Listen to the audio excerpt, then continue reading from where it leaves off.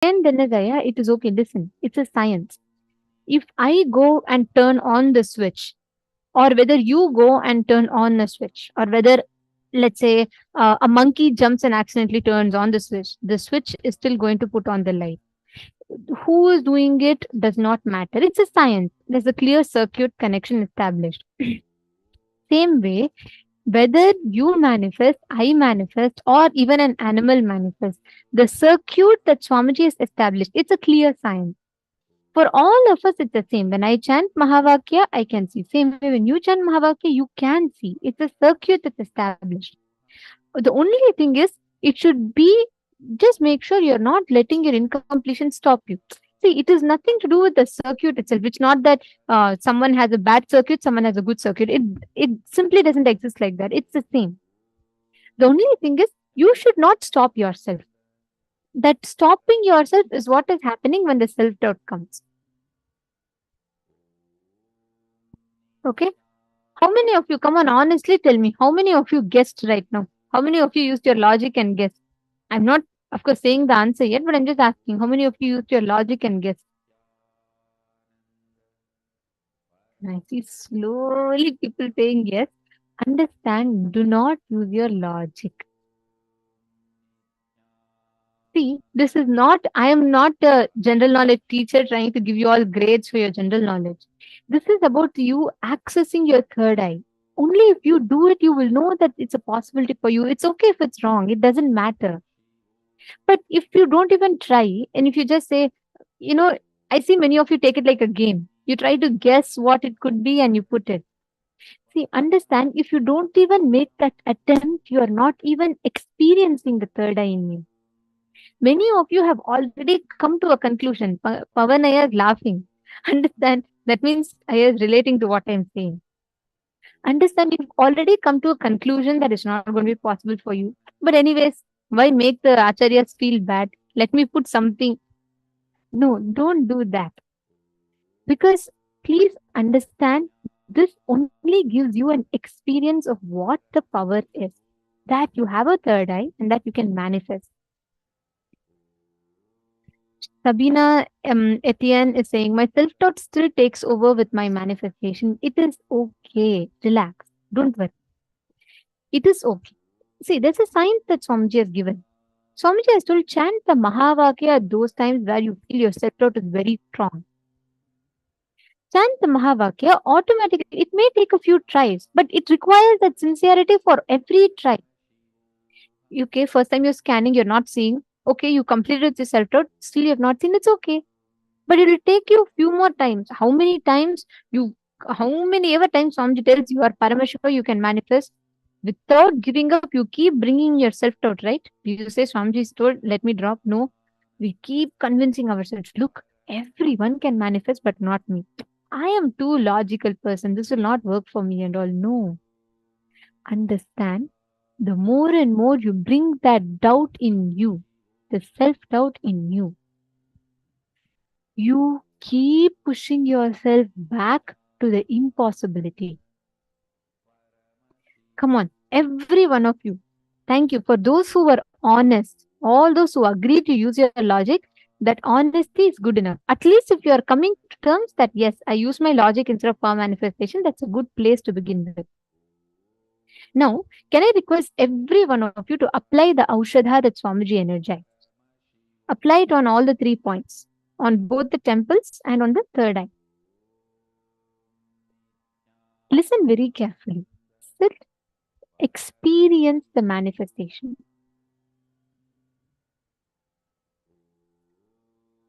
Ma Chandrama Bhairavadu, please understand, when you sit and when you manifest, you will start, first it may be very different for you. It may be even strange for that matter. You may feel like, oh, it's not coming for me.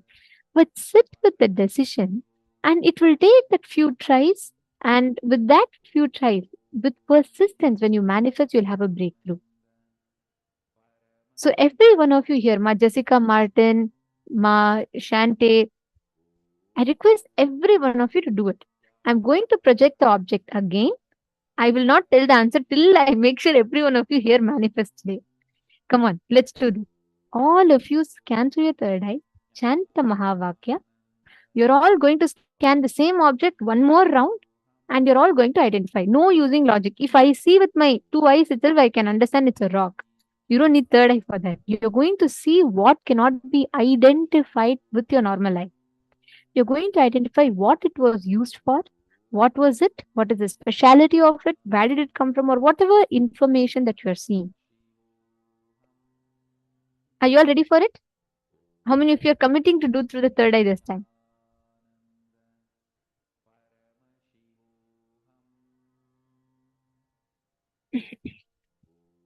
Great. Now, sit straight again. Shanta Mahavakya.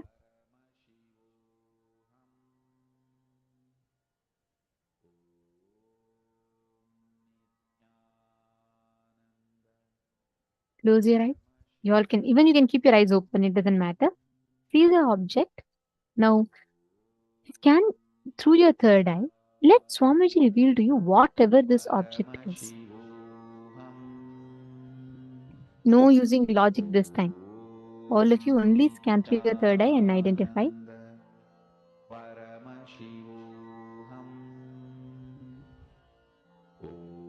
Sunilji, just chant the Mahavakya continuously. Sit straight. When you close your eyes or open your eyes, anything you're comfortable with, but chant the Mahavakya. There are a lot, and I see many others who think power manifestation is not for me. And you're all sitting in the side quietly. Can I request every one of you to manifest?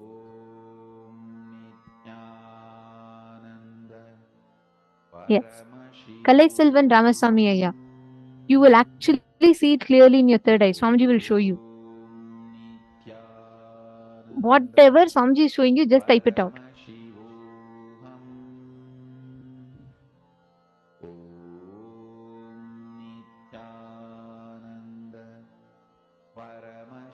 Yes. Chant the Mahavakya.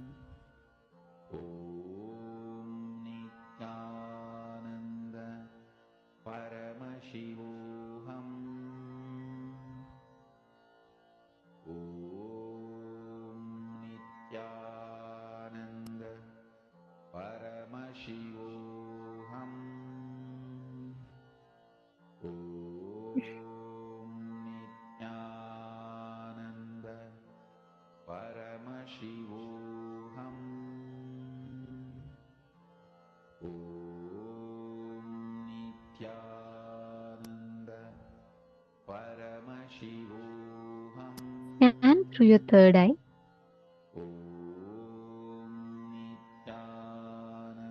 It could reveal any different things. It's okay. But just see, chant the Mahavakya. If the thought is coming and distracting you, go back again to manifesting.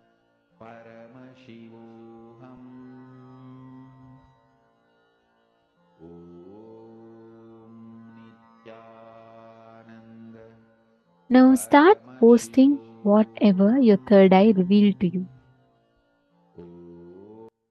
Please start posting whatever answers your third eye revealed to you.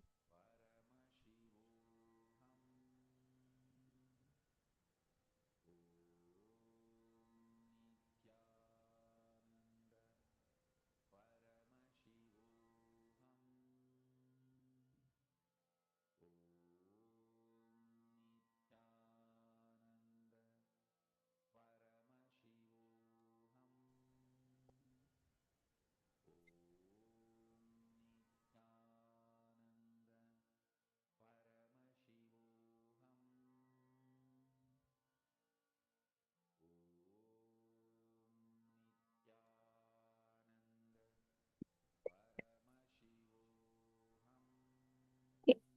Now let's see. I request every one of you to post.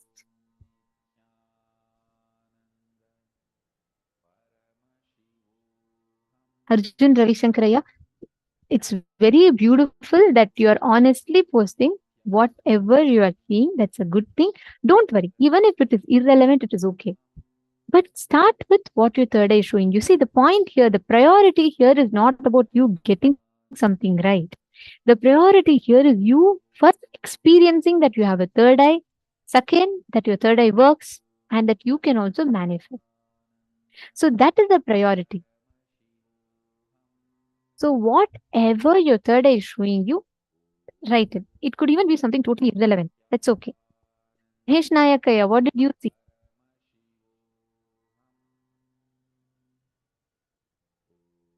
Come on, all of you post. Suddenly people are getting surprised.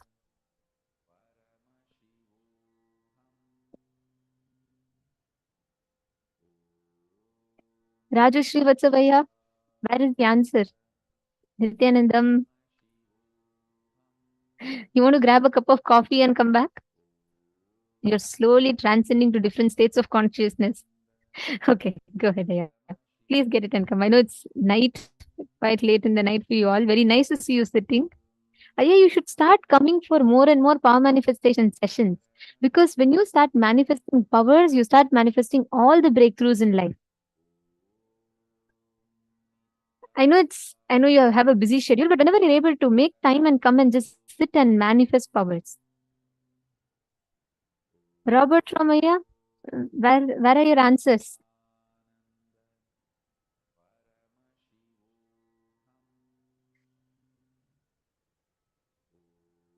Okay. All right. Now I see a lot of answers being posted. I see in the female room also, a lot of you have posted answers. Great. Okay. Now I'll tell you all the answer. I appreciate that all of you took the time again to scan through your third eye and not through your logic. That's wonderful. Now let's verify the answer. So this was probe. This was a particular kind of a probe made in like a certain material. On 4th of July 2004, NASA crashed a washing machine sized probe into a comet that was the size of Manhattan, and the probe was released from NASA's Deep Impact captured images of Comet Temple 1 before, during, and after the collision. This particular image was taken from that probe, and this is this is a particular image photograph by that taken by that probe. So this is the answer. Now I want to tell you all one thing. It doesn't matter whether you manifested it or not. The first step, appreciate the fact that you're seeing through your third eye. As you see, it only requires you to keep manifesting it a number of times to experience that breakthrough. Understanding? So it is okay if you didn't get it, but don't give up. Okay? Great. Now let us all enter into the next session. We're going to be manifesting further and further. We'll be manifesting more rounds in the further sessions of the day. Now we'll be entering into the next session of the program where we will be understanding about what is simple integrity and what is simple obedience.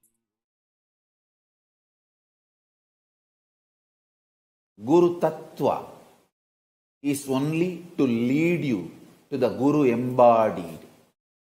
Vedanta, principles, great philosophies, Guru Tattvas, practice, everything is only just to reach you to the embodied Guru. Only embodied Guru can give you enlightenment. No Tattva principle can give you enlightenment directly. Even an incarnation like me, I needed an embodied Guru. Directly, Paramashiva has to come as Arunagiri Yogishwara, embodied form. And has to liberate me. Understand? Arunagiri Yogishwara manifesting in my life as embodied form is a great statement given to the world. Embodied Guru is mandatory even for incarnations. Understand? All the teachings, essence, Guru Tattva is to inspire you, to reach you to the embodied Guru. Once you reach the embodied Guru, Guru Gita is the only book where he talks to her about him. He talks to her about him. Paramashiva talks to Parashakti about Guru. Understand? Guru Tattva, teachings, essence, imbibing all of it. All this is great to inspire you, to push you, to make you reach the embodied Guru. Once you reach the embodied Guru, once you recognize him, once you understand him, whole life is simple. Exactly, I'll tell you the essence of teachings I learnt from my Guru, Arunagiri Yogeshwara.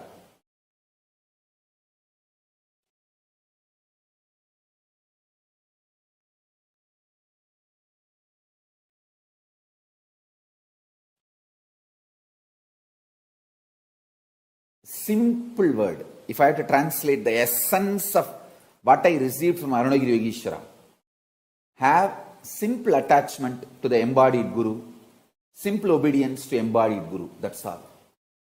That simple attachment will become beautifully initial level love, then next level love, then it will become pure prema bhakti, then it will become atma bhakti, then it will become oneness and enlightenment. Simple obedience will start the dialogue, then the instructions, teachings will be given, then solutions will be given, then initiation will happen, then process will happen, then powers will be transmitted, then oneness will manifest, enlightenment is achieved. Simple attachment, simple obedience, that's all.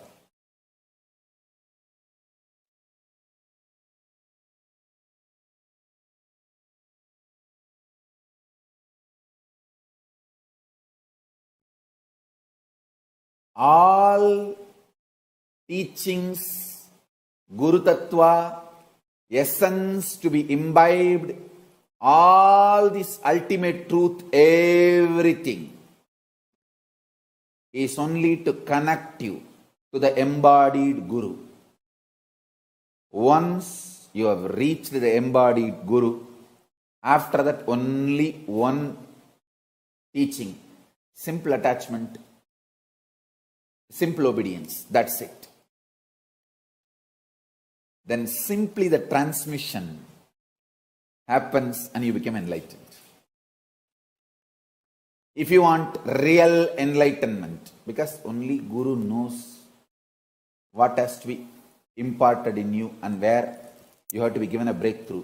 No teaching, no tattva can, because tattva and teachings, all that your mind can digest and make a very cunning structure for you to continue to flourish, thrive in your delusion. Most of the time, when people keep only the teachings and leave the embodied Guru, they become so cunning to make the structure for themselves internally, mentally, to thrive in their delusion and continue to feel that they are great spiritual seekers or enlightened beings. If your Vedanta, Guru Tattva, all the ideas you learnt, after reaching Guru, if they are trying to stop you, divert you or obstacle, drop the ideas and concepts and philosophies you learnt, not the Guru. Guru is living real being. Drop the teachings, not the Guru.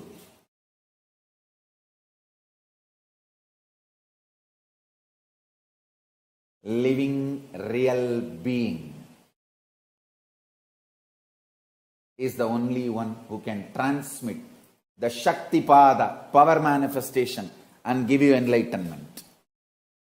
If you are a real seeker, seeking real enlightenment, simple attachment, simple obedience to the Guru, that's it. Embodied Guru, that's it. And anything else comes in between you and your embodied Guru, drop all of it. Do tyaga of everything else. Simple attachment, simple obedience is the only truth do tyaga of everything else other than this one. That's the essence of what I received from my Guru Arunagiri Yogeshwara. This is a big statement Paramashiva is giving. Hey, when I incarnate, I assume the body of the Guru, I become embodied Guru and initiate myself and get enlightened. This is a statement he is making to the world. Embodied Guru is the essence of all Guru Tattva ideas, philosophies, principles. Only embodied Guru can give you enlightenment and make you manifest the next higher level consciousness. Only embodied Guru can give you the breakthrough. Without embodied Guru, with just a philosophy, you only become more cunning. And you create your own structure and justify your delusion. All just philosophy, principle, teachings, ideas, concepts without embodied living Guru only makes you more deluded, and your delusion becomes justified delusion. When you learn to justify your delusion, you become arrogant and absolutely nothing good can happen to you. Doomed.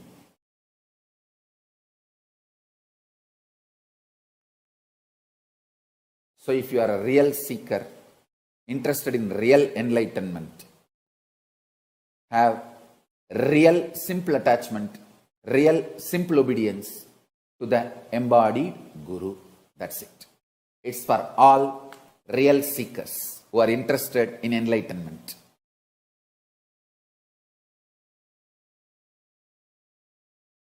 Especially if you are my disciple, you have a special conclusion inside you. Even when your mind goes through mood swings, ups and downs, you know, Swamiji has said, it means it is true. Let me connect to Ganapati. Because Swamiji said, I know it is truth. That gives you the whole strength, like not only your strength, my strength becomes your strength. That is the power of integrity to Guru. Understand? Whenever you declare your integrity to Guru, all the strength of the Guru becomes your strength.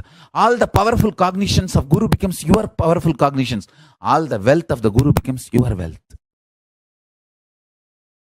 Declaring integrity to Guru makes you one and equal with Guru. You can confidently walk into Kailasa and say, hey, my Guru said, Ganapati is here. I came to see him. He gave me the password, Om Gam Ganapatiye Namaha. Please inform Ganapati that I have come to see him. Want to have his darshan. My Guru told he exists. My Guru has seen. I tell you, really he exists. And he responds. Fools are those who say God is one. I tell you, in reality, God is oneness, not one. The oneness is God. I tell you, when you experience the higher consciousness, decide to be integrated to higher consciousness. In my case, I decided I'll be integrated to my Guru, Arunagiri Yogeshwara. That's all. Just my integrity to my Guru, Arunagiri Yogeshwara. He makes sure I am protected. He strategizes properly. The right door will be opened and the right door will be closed. And if all doors are closed, he opens the roof and airlifts me. He does what needs to be done. He protects. All I know is simple attachment to my Guru and simple obedience.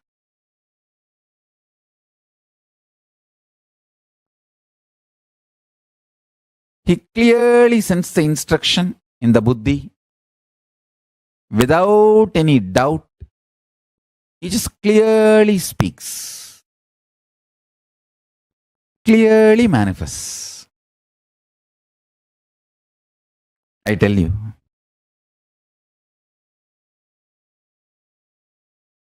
I entered into Kailasa just with this simple Guru Pass, Master Card. My Guru Arunagiri Yogeshwara told me Paramashiva exists and he has given me this mantra. Please allow me to see Paramashiva. That's all. The doors of Kailasa opened and I saw Paramashiva was there. When I saw, I realized my Guru only is Paramashiva. There's no other surprise. Paramashiva came as Guru and gave me the initiation and password and MasterCard and showed me. That's it. He has to come as a Guru because he need to talk to me in the language I understand and he need to give me the confidence in the form I can connect with. So he assumed the form of my Guru, Arunagiri Yogeshwara, and initiation. That's it. One powerful cognition. Master is Master Card. Master is Master Key. Simple integrity to Guru's words. My Guru has said Ganesha exists. He is alive. He exists. Ganesha is there. He is there. Let me connect with him.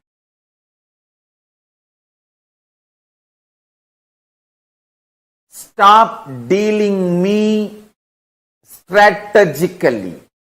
Start dealing me with simple integrity. Simple integrity and simple, straightforward Tyaga. What you can give, that last thing, sacrifice that. Kannappa, whose eyes still I am having. Ilayangudi Maranar, whose food still I am eating. Understand, all these people gave the last push and gave what they can give. Sacrifice. Kannappa's first eye I am not having. Second eye I am having. His first eye is Tyaga. Second eye is ultimate Tyaga.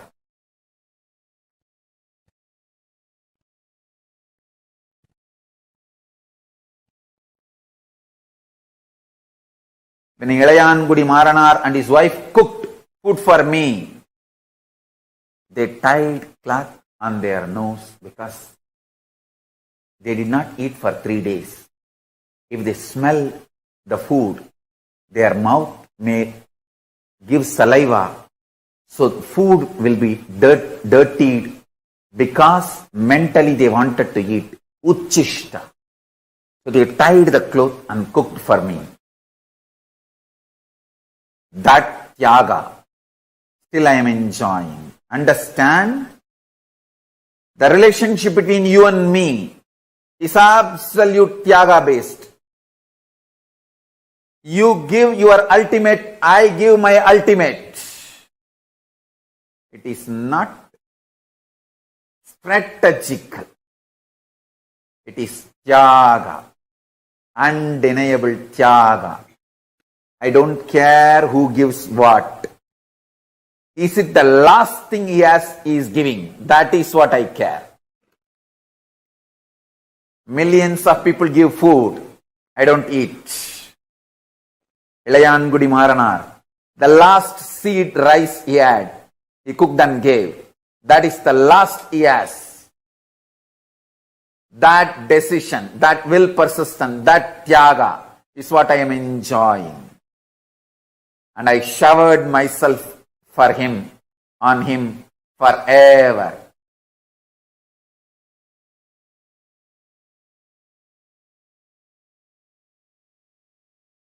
Tyaga is the bridge between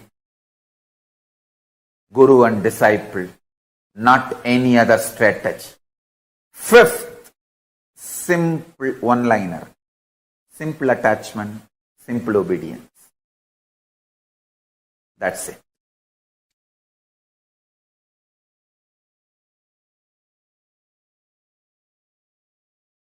Understand? Sankhya, multi-dimensional logic of your inner space, you need to understand. When you declare simple integrity to the Guru, you do not lose anything but you gain everything. The benefits you will get by declaring your simple integrity. Simple integrity. Why I use the word simple integrity? No, you don't need to give money.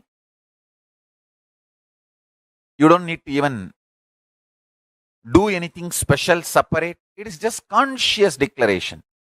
I allow Paramashiva, the ultimate power of the cosmos, to manifest in me as he manifested as my Guru. Sankhya of declaring your integrity. Multi-dimensional logic of declaring your integrity. I will reveal it to you. See, the conscious decision, conscious declaration gives Paramashiva to enter into you. Your individual identity is borderline by your decision of your idea of freedom. If you consciously declare, I declare my integrity to Paramashiva component in Swamiji, in my Guru. If you declare even that much, that's enough. See, now I have given a very insured declaration. Very secured and insured declaration. You can make a clear disclaimer. I declare my integrity only to Paramashiva component of my Guru Nithyananda Paramashivam. And non-Paramashiva component, I am not declaring my integrity. You can clearly make it. I don't have a problem. So you feel very secured and insured.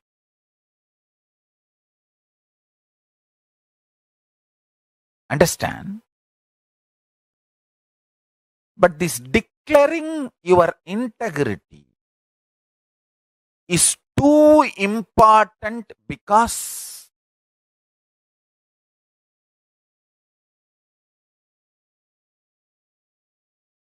this is the Sankhya multidimensional logic of consciousness. Only then consciousness can enter into your being and awaken you. This Navaratri, let us make as many people as possible declare their simple integrity to Paramashiva and celebrate themselves as consciousness. Celebrate themselves because they are consciousness, not because of their money, their power, their positions, their social power, political power, or anything, their beauty, age, health. Celebrating themselves because they are consciousness.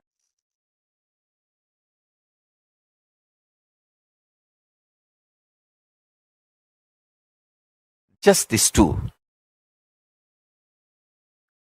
declaring simple integrity to Paramashiva component of your Guru. When you declare your simple integrity to the Paramashiva component of your Guru, and you decide to celebrate yourself because your consciousness, this too is a, I tell you, most successful recipe for power manifestation. Deadly combination. Nothing can kill you after that. Deadly combination for destroying all the ignorance and powerlessness and impossibility.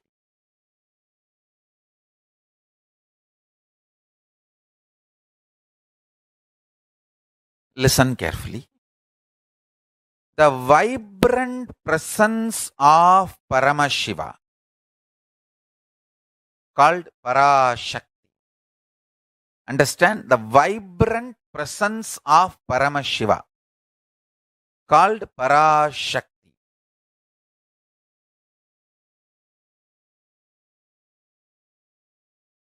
manifests as life in you. Listen carefully. The vibrant presence of Parashakti manifests as life in you. Vibrant presence of Paramashiva manifests in you as Parashakti, as your life, even beyond your SDHD, as long as you have simple integrity with your Guru. Listen carefully.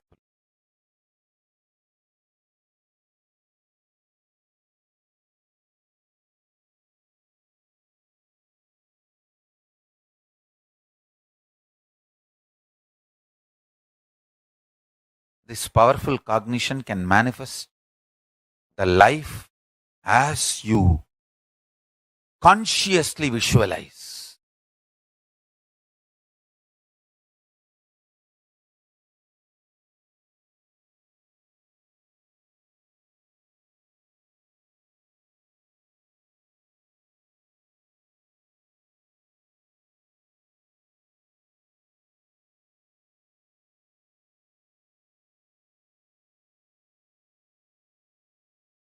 Listen intensely.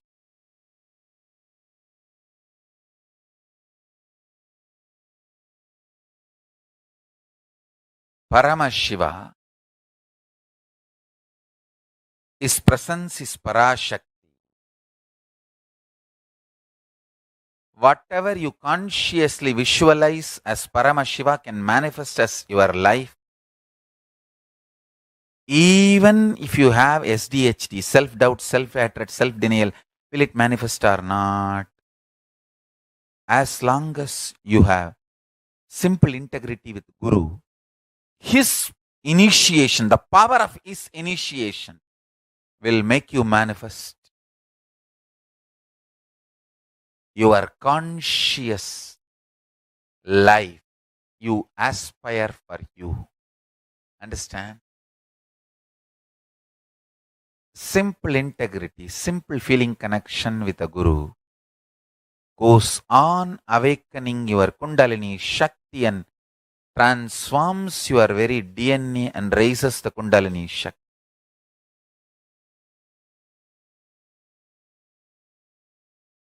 More and more power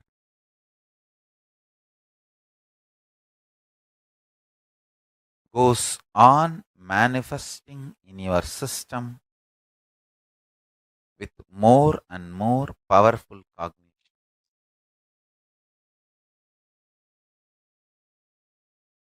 The amount of time you spent to build each powerful cognition is your tapas. Every time when I surrendered to my Guru, I felt my surrender to my Guru empowered me, not him. He did not get empowered, or he did not get any power over me. I got empowered. Actually, I got the power over him and I got empowered. When I became his puppet, I became the most powerful Parameshwara. I did not lose anything. I only gained everything. I tell you, when I started realizing this, my surrender became intense. My surrender became intense.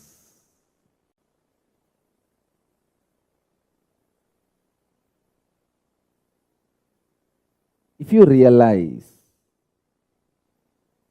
your surrender empowers you, I tell you,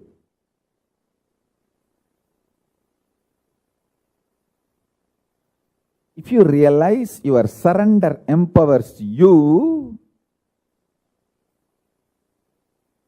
your surrender gets more and more intense, and the higher realities opens for you.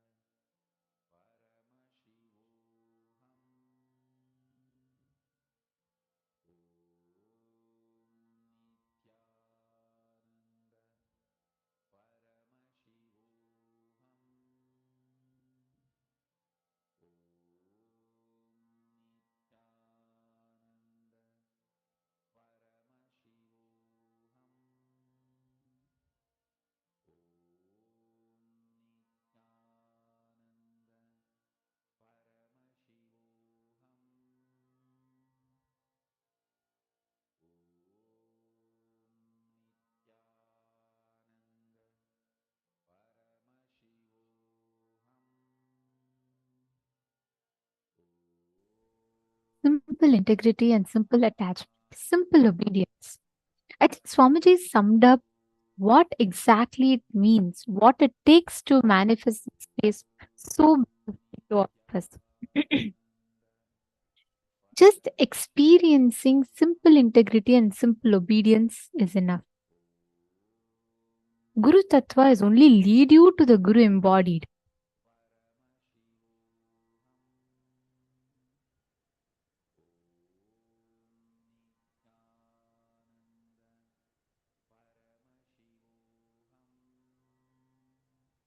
All the philosophies, Vedanta, principles, philosophers, everything in the world is just to reach the embodied Guru.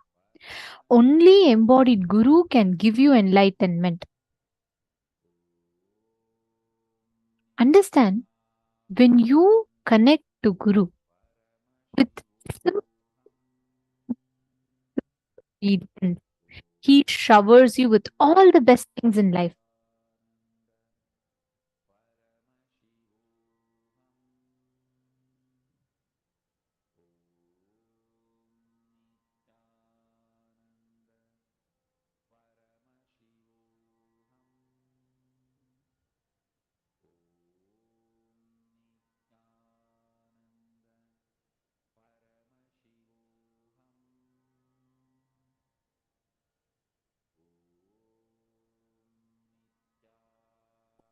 Just Guru gives the best things in life as a reality to you. This very beautiful verse from Guru Gita. Yes, Shravana Matrena Dukadimuchyate Yena Margena Munaya Sarvajñatvam Prapayadire. Just by listening to which an embodied soul becomes free from all suffering. In completion, by living with path of great sages have attained the state of Sarvagnya, the all-knowing, by attaining which man never again gets tied back to the bondage of samsara, the cycle of birth and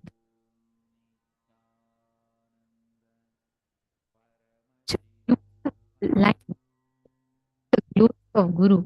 What is what space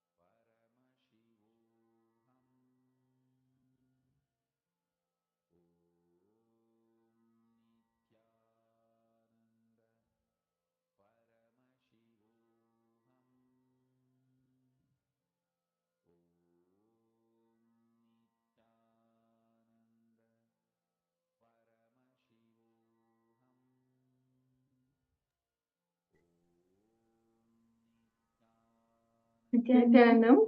So now we had. So now we had. So now we had. So now we had.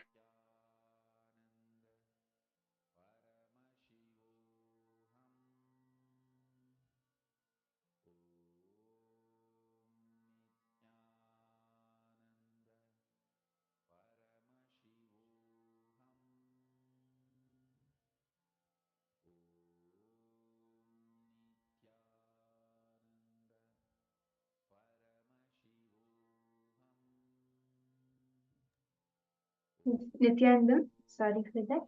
So now we had a very powerful satsang by Swamiji, where Swamiji explained about simple integrity and simple attachment to the Guru. How when you have simple integrity to the Guru's power becomes your power, the Guru's strength becomes your strength. So now let us all start the power manifestation. Just hold the same cognition Swamiji said. Sacrifice the last thing which you have, right? Whether it was Kanappa or whoever it was, they just sacrificed the last thing which they had. The Tyaga of the last thing which they had. And Paramashiva, Swamiji told that I am always with them, with giving my blessings till today. So let us all sacrifice our doubts, our incompletions, or whatever is blocking us from power manifestation. And let us just decide to have the simple integrity to Swamiji and simple obedience. If Swamiji said that we can manifest, means yes, I can manifest. That's all. So let's just hold that powerful cognition and start the power manifestation. So now we are going to manifest the power of scanning objects. So I am going to hold an object and all of you will have to scan what that is. Okay. So I request all the participants to get ready and just sit in that space of oneness with Swamiji. Yes, please understand, as we decide, as Swamiji said, it's just a decision. So I request all of us here, just decide. Decide to have that simple integrity to Swamiji and drop all your SDHD. Once you drop all your SDHD, you will see Swamiji will simply flow through you and you will be able to manifest. Yes, so now I'm holding an object. I request all the participants to connect to Swamiji and chant the Mahabhakya. Just hold your Atmalinga or your Kantamala, or however you connect to Swamiji and declare that Swamiji, I am dropping all my thoughts, all my incompletions, everything at your feet. Just manifest through me. Have that simple integrity to Swamiji. You'll see that the image or the word or whatever Swamiji is showing will just appear in your third eye. So I request all the participants to chant the Mahavakya and connect to Swamiji.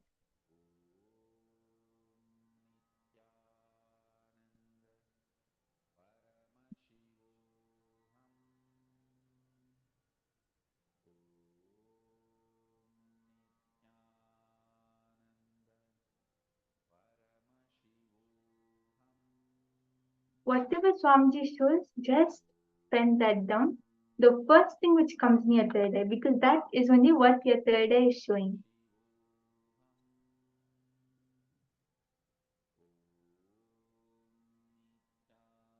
Chant the Mahavakya and connect to Swamiji.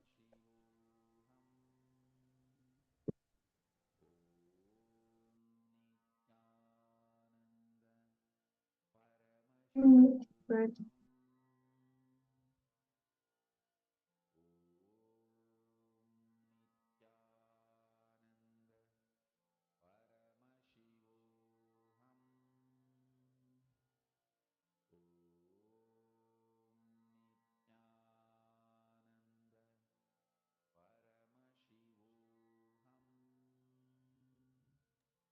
Yes, so I can see that a few participants have started posting. So I request all of you for just 2 minutes, 2 or 3 minutes, connect to Swamiji. Just visualize Swamiji in your third eye. Have the darshan of Swamiji and drop everything at his feet. Just sit for 2 minutes and chant the Mahavakya. After that, the first thing which you see in your third eye, you can post that. Okay?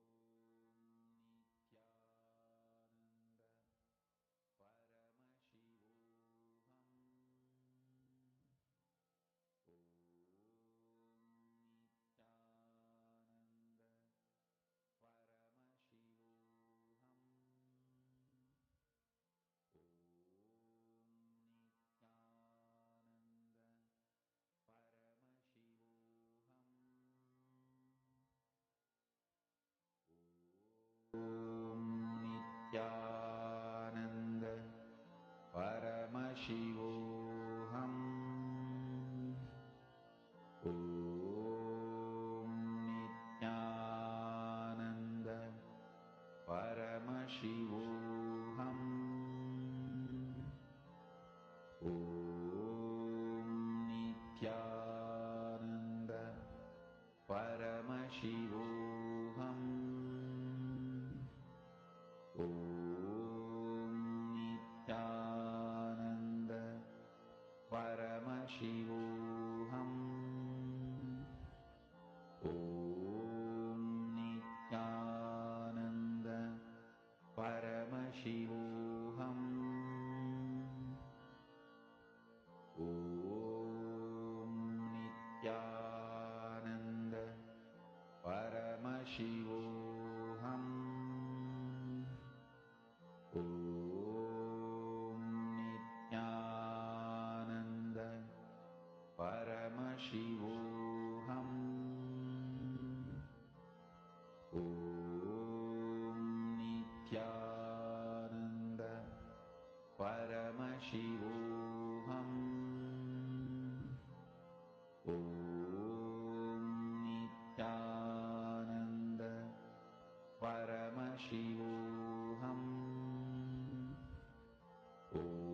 Om Nithyananda Paramashivoham. Om Nithyananda Paramashivoham. Om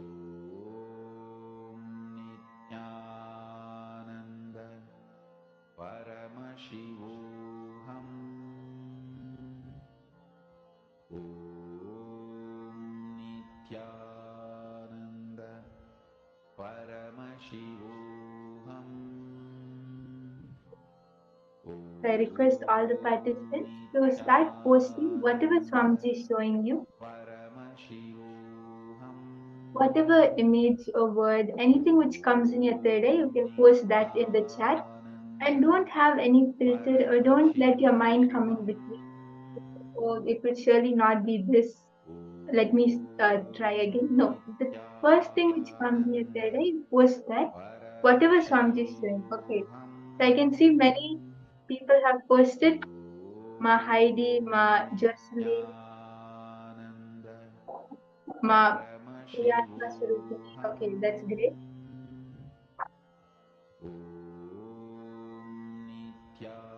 I request all the participants who have not posted yet to also post. Ma Sharmini, Ma Weeping, Ma Isti, Ma Yili. All of you can post whatever songs you show. Okay, what if you're able to see a color, a number, an object, anything which comes in your third eye, even if you're able to see Swamiji, you can post that. Anything which comes, just post that, but involve and manifest. As with the power manifestation, you'll see that you'll be able to manifest it after a few rounds. even if not in the first Yes. round. And please understand, I request all of you, for sure, all of us have something in our inner space. It can be even a thought. Please don't discard that. Please don't brush it aside. Please don't post it. Please understand when you do it sincerely, you will start enjoying the power manifestation. And that interest and involvement itself takes Swamiji to flow through us. So each one of us are interested in for Swamiji to flow through us, right? So let us show it in action. I request all of you to please put their answers in the chat. Okay, yes. So now I'm going to be telling the answer. If anyone else, if any one of you want to post, you can quickly post your answer.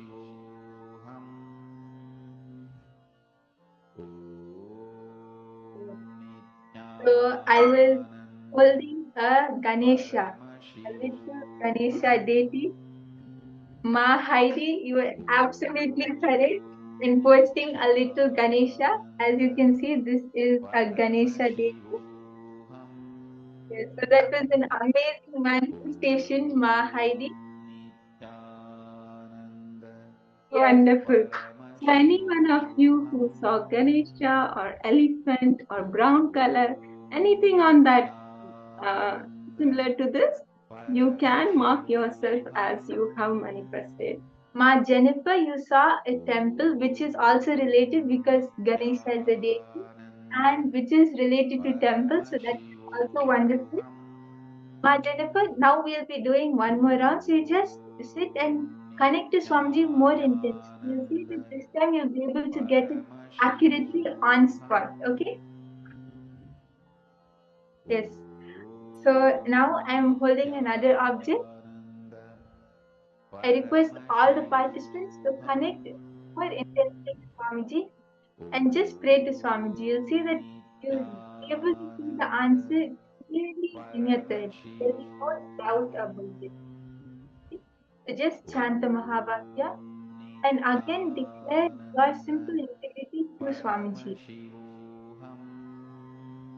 Let us hold the cognition. I am. Let Swamiji flow through you. Let us all sit straight. Keep your head, neck, and spine in straight line. And chant Mahavakya. And look through your body. Whatever appears, do not focus. Please center.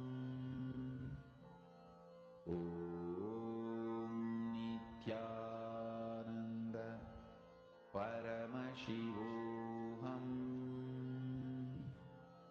Om Nithyananda Paramashivoham Om Nithyananda Paramashivoham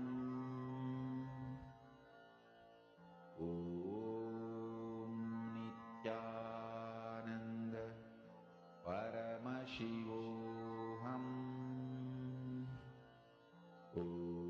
Om Nithyananda Paramashivoham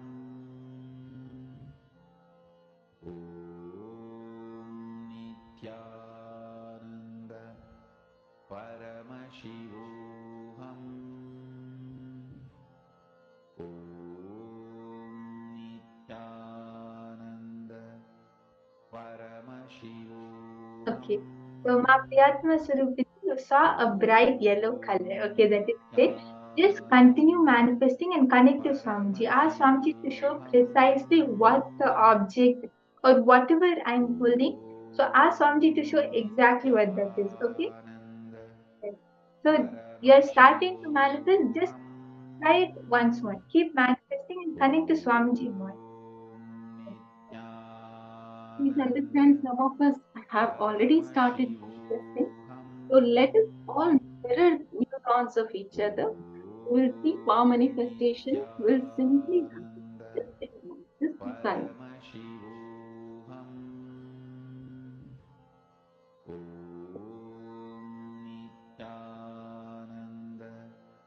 Paramashivoham Om Nithyananda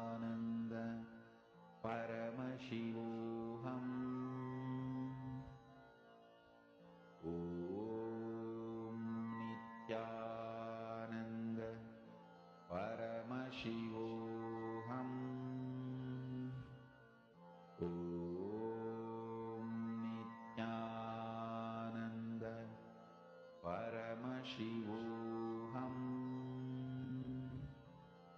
Om Nithyananda Paramashivoham. Om Nithyananda Paramashivoham. Om Nithyananda Paramashivoham. Om Nithyananda Paramashivoham. So we have 1 more minute. I request whoever has not posted to quickly post their answers. I can see many participants have already posted, which is great. Nithyananda Paramashivoham. Om Nithyananda Paramashivoham. Om Nithyananda Paramashivoham. Om Nithyananda Paramashivoham. Om Nithyananda Paramashivoham. Om Nithyananda Paramashivoham. Om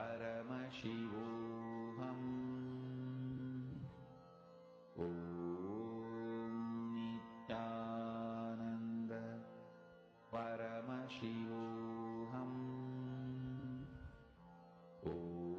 Om Nithyananda Yes. Paramashivoham. So I can see many participants have posted. So I am going to be telling the answer now.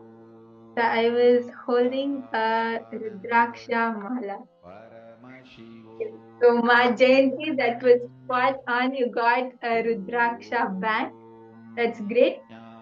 And so Ma Priyatma Surupini, you even saw a bracelet, which was also close because this is a Rudraksha. It's a string Rudraksha Mala. That is great.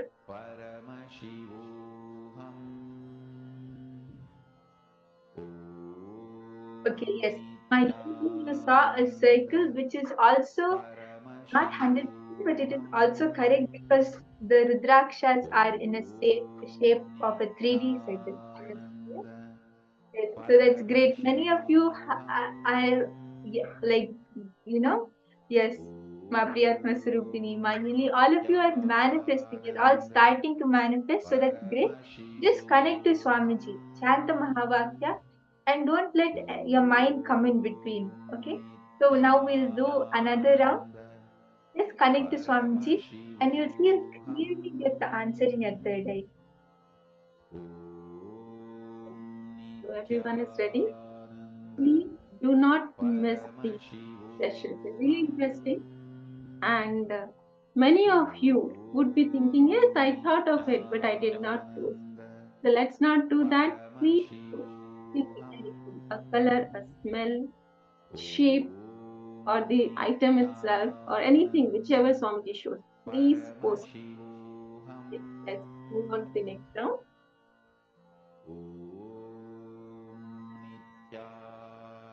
I request all of you to chant the Mahavakya and connect to Swamiji. Nithyananda Paramashivoham. Om Nithyananda Paramashivoham. Om Nithyananda Paramashivoham.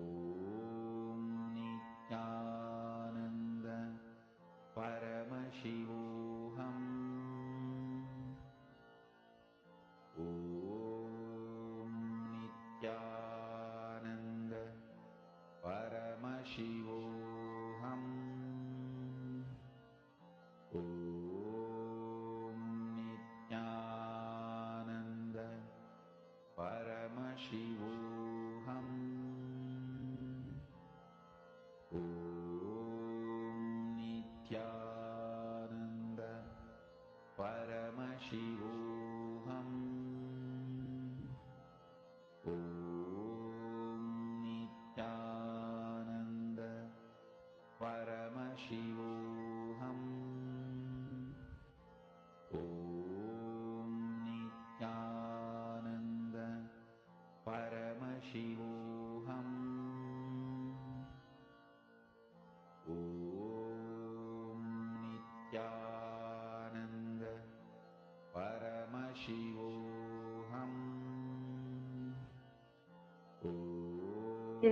all the participants can start posting what Swamiji is showing you, whatever you're able to see.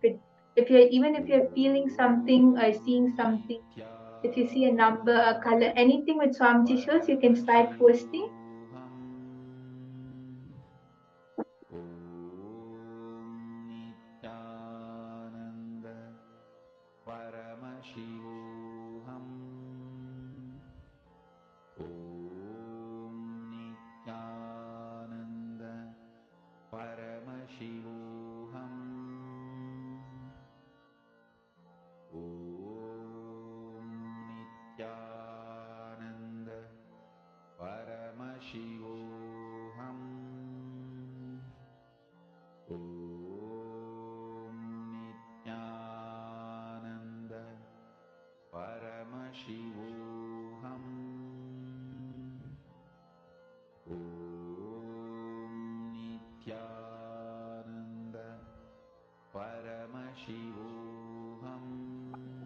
Okay, yes. So I can see many of the participants have posted their answers.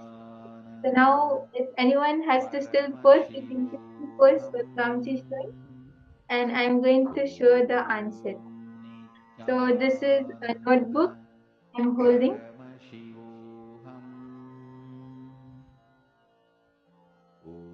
an orange notebook. Yes.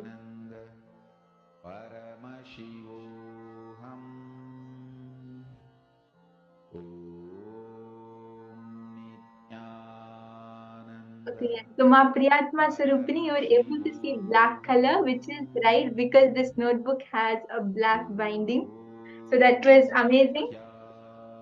And many of the participants, many of you were able to see. This is great.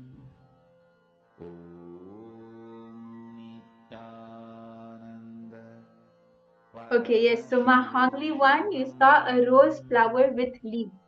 So this notebook does have that design. It has the design of leaves on it. And Ma Hongzu, you saw white color, which is also right because there's white color on this book. So that's great. Many of you were able to manifest. Yes, it is fun, Ma Priyatma. It is really fun to manifest. So now we'll do one last round. And if any of you we're doing power manifestation for ourselves to feel that yes, I'm able to manifest. I'm able to manifest Swamiji through me. So even if you don't feel like that yet, just connect to Swamiji and you'll easily be able to get it now. Okay? So I'm holding one last object now.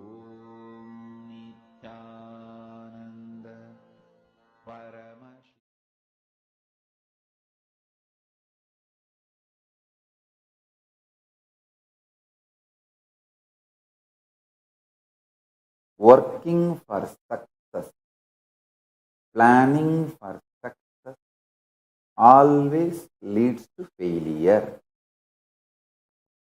Working for excellence always makes you successful.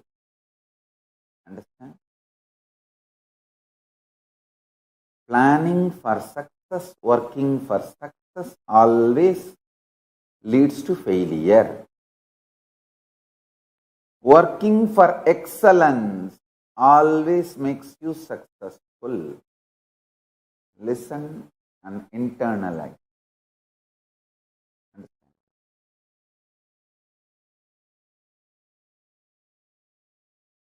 Person who works for success will be very shallow. He will be working dependent on others' opinion about success, because success is always about others' opinion. What others feel you are successful. All idea of success derived from others, sustained by others, changed by others. All truth about the excellence evolved from you, substantiated, supported by you, and manifested by you. Understand? Excellence is integrity based, reality based, present moment based. Success is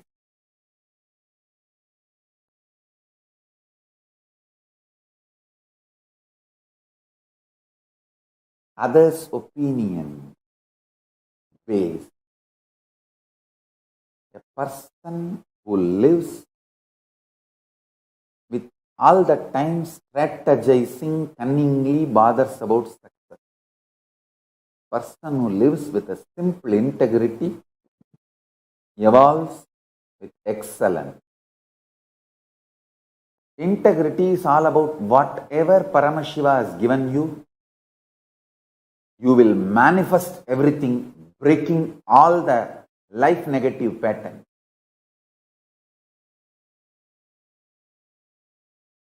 Even in your sleep, you know how to be in tune with Paramashiva and manifest state, space, powers, being, super consciousness of Paramashiva. Excellence is all about from where you are, raising yourself to the next. Success is all about others and how things go with others. I tell you,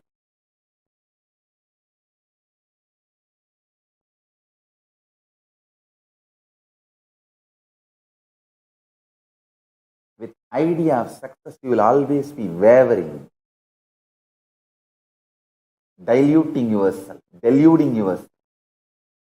With idea of excellence, you will always be grounded. If you see the earliest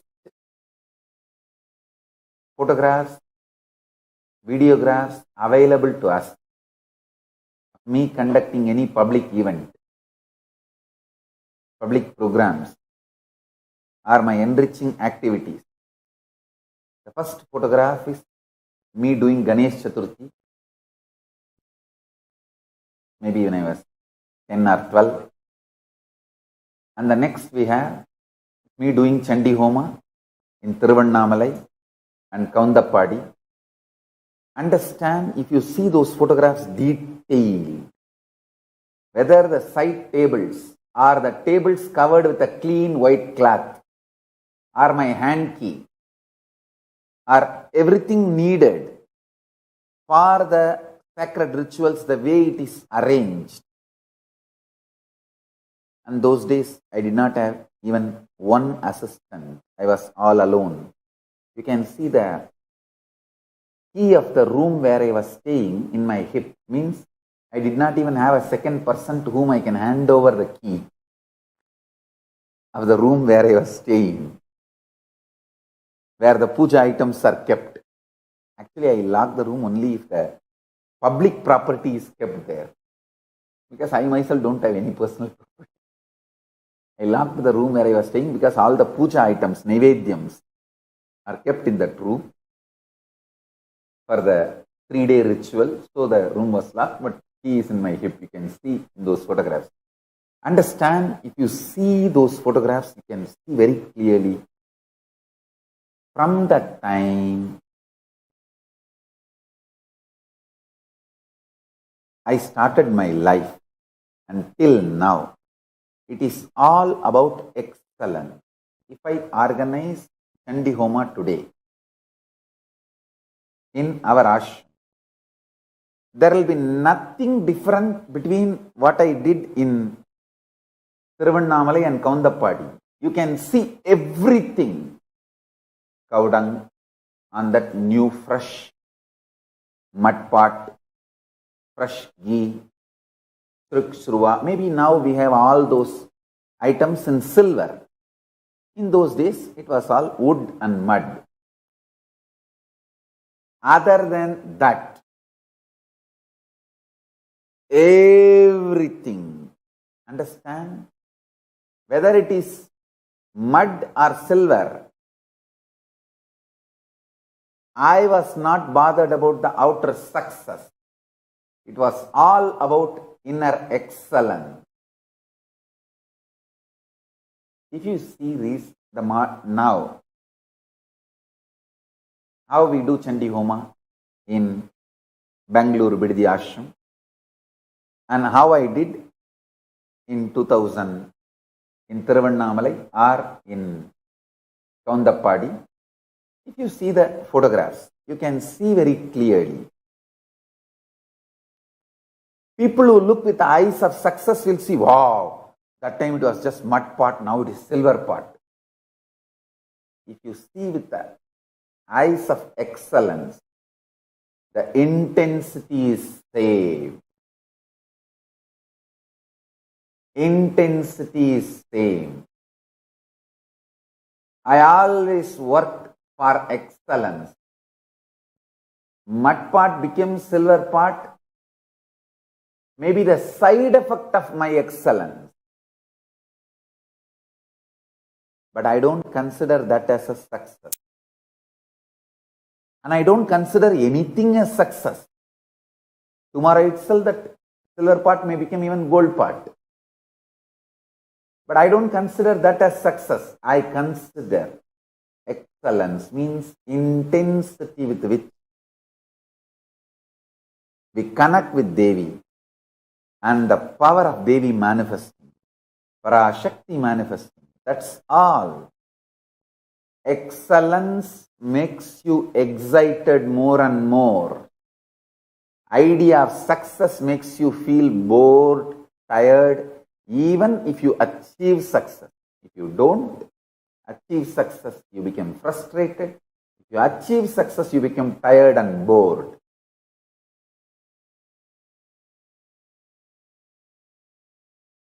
Understand, as on now, you will have confidence only about the things repetitively lived in your life. Like example, if you go to the same office every day, and end of the month receive the same salary, at least for 10 years, you feel that office is stable and trustworthy. And you get grounded, trusting that office. A repetitive actions and results only gives you the grounding and the trust. I tell you, experience of the awakened state and alive state will give you tremendous grounding and trust on very life, your life, that you are not going to die forever. Understand that grounding is a fundamental right of every human being. I know for sure I am not going to die. When this body is not functioning as I want, I will only be sitting and planning what kind of a body shall we take next time, what should be the size of the beard and what should be the size of the biceps, and that's what I will be sitting and planning. And that is what I will be sitting and planning, nothing else. What kind of a Rudraksha I should be wearing next time. Understand, I am grounded. How much you trust your office, boss, your salary, if you are working in that company for 30-40 years and receiving the salary, how much you are grounded, your very cognition trusts it. Yes, my office exists, I go there and I do this. Every end of every month I receive this salary.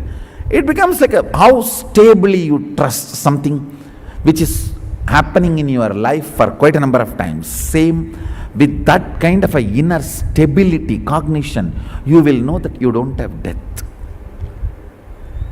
Taste of awakened state, alive state, Turiya and Turyadita. Even the tip of the tongue, that nectar is tasted. You get grounded about reality of the life's existence. Wow, I don't have death. That is fundamental right of every human being. Fundamentally, you have a right to taste that freedom and joy. I don't have death.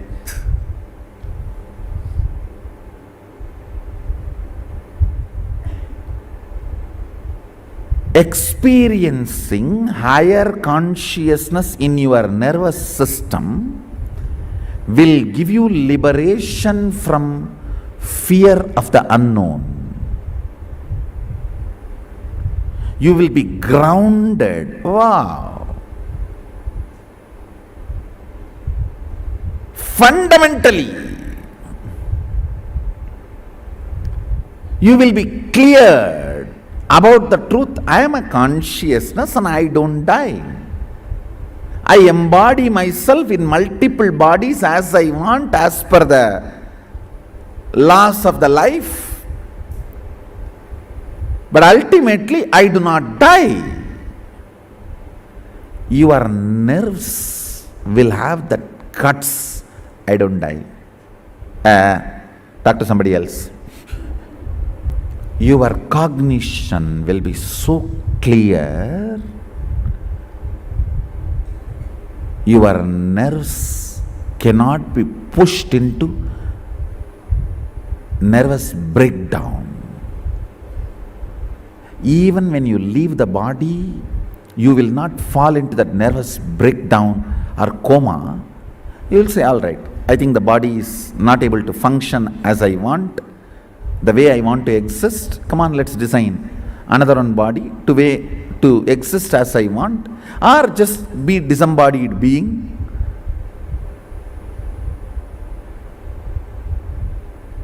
That guts in your nervous system happens when you taste Turiya or Turyadita, the alive or awakened state.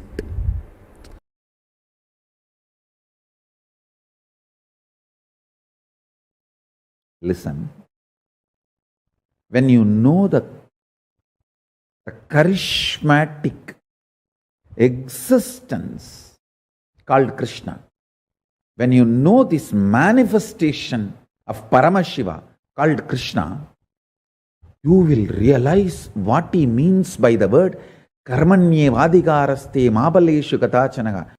Listen, I tell you, royal secret.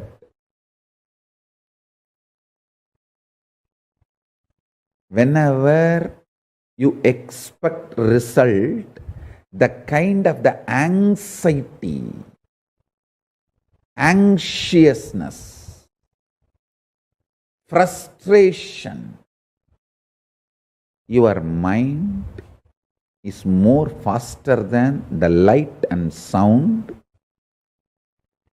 It can visualize, imagine the goal of your life now itself before even you begin, and already feel frustrated,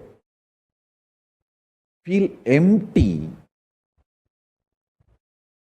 with your goal, one side. The other side, feel tired and bored and terrorized about the effort you need to put to achieve that goal.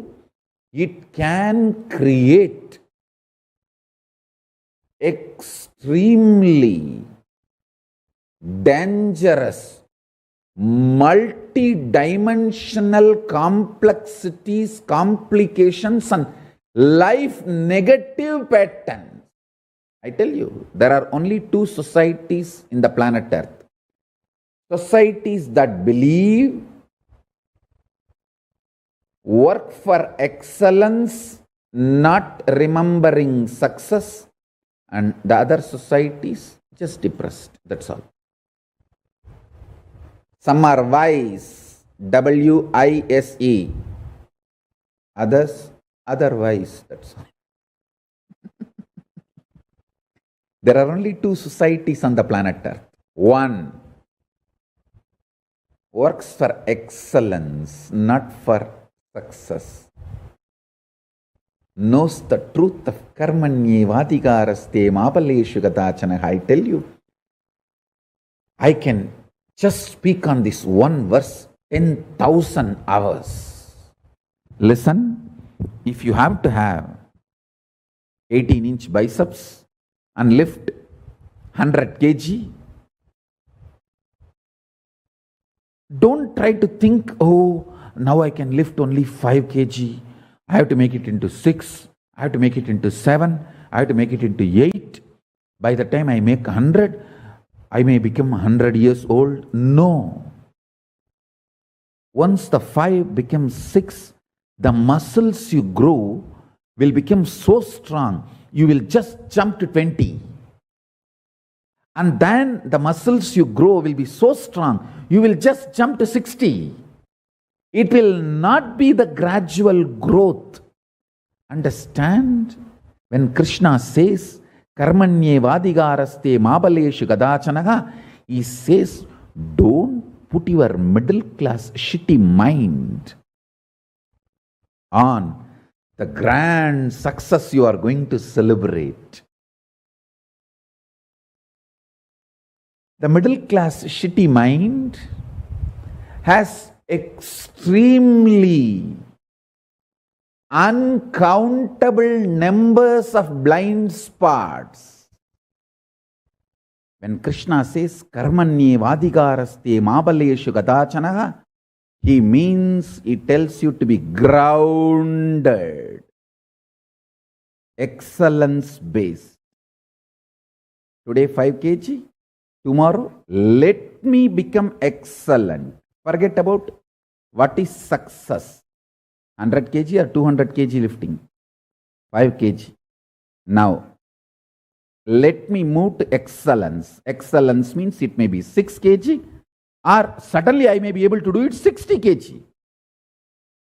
Excellence is all I need to focus, not success. Having success in the mind, you will cause multiple blind spots. All the diseases described in psychoanalysis and psychiatric, I think both are different way of robbing you. So, all the disease they describe, everything will come to you. If you look for success, leaving the excellence. People who look for excellence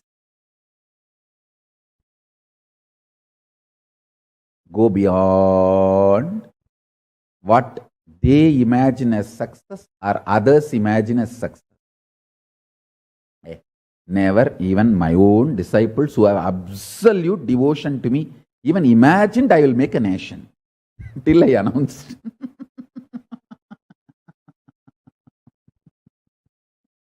And they said, oh God, whether Swamiji makes it or not is different. Even he has a guts to digest this idea. Listen to this truth.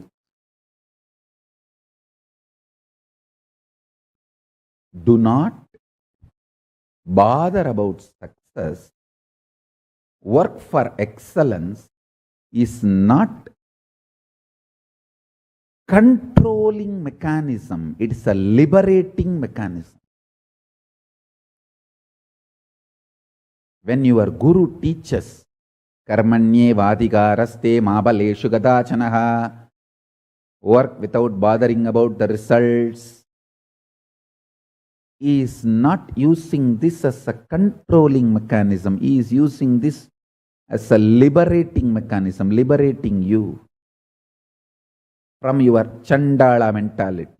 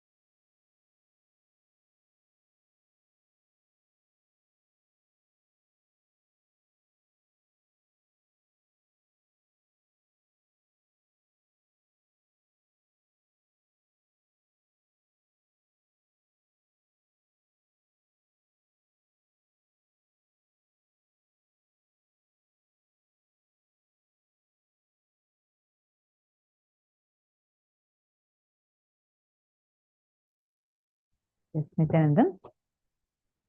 Now, Swamiji very, very beautifully. Sorry.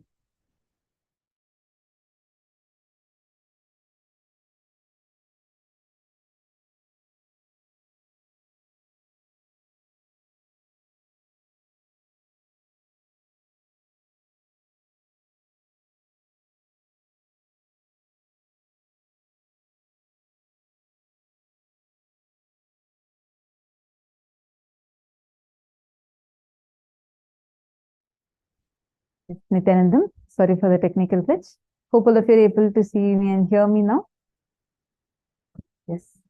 Now, very beautifully, Swamiji just revealed to all of us about the most important difference between working for excellence versus working for success. Swamiji explained with his own example, starting from how Swamiji was doing the Chandi Homa and how till this day, the same details, without changing the details, without moving away from even a single piece, Swamiji only kept on focusing on excellence, excellence, and excellence. Now, all of us are going to be learning that very thing in our lives, how to implement that in our lives. Now, planning for success, working for success always leads to failure. Working for excellence always makes you successful. So focus on working for excellence, not working for success. Now, what do you understand by this? When Swamiji is saying that you should work only for excellence, can I request all the participants to please post? What do you understand by it? Come on. What did each of you understand? Ma Mahima,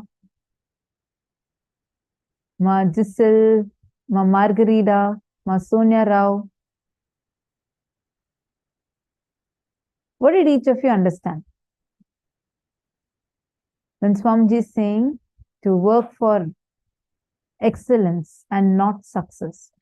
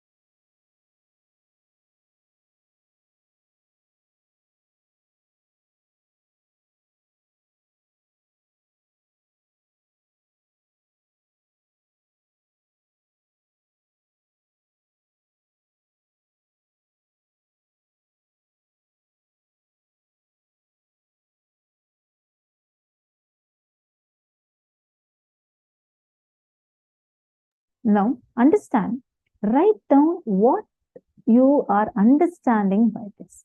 See, when Swamiji is saying, right, work for excellence and not success, what does that even mean? How do you map it in our life? Come on, each of you please post. What did you understand? Mananda Premini, Salishan, what did each one of you understand by this?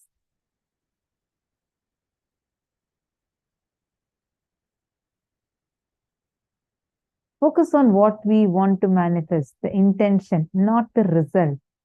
Okay, very good, Mahongzu. So what does that mean? More and more. Come on.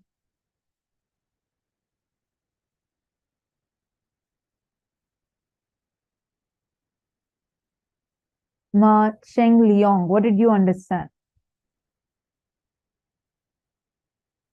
Doing what you like is success, and doing it well and doing the ultimate is success and excellence. When you work for excellence, it is coming from within, from integrity and authenticity. And when we work for success, it's dependent on others' opinions and always fails. Very good. Very good, Ma Susan. That's absolutely right. So now all of you take a few minutes. I request everyone, I see some of you very intensely participating. I request now everyone that are here to take a few minutes to post. What did you understand as working for excellence versus working for success? Kema Marva has posted, working on getting projects done in best ways possible and perfecting it. That's what I understood. Okay. Now, okay, I'm going to give you an example, right?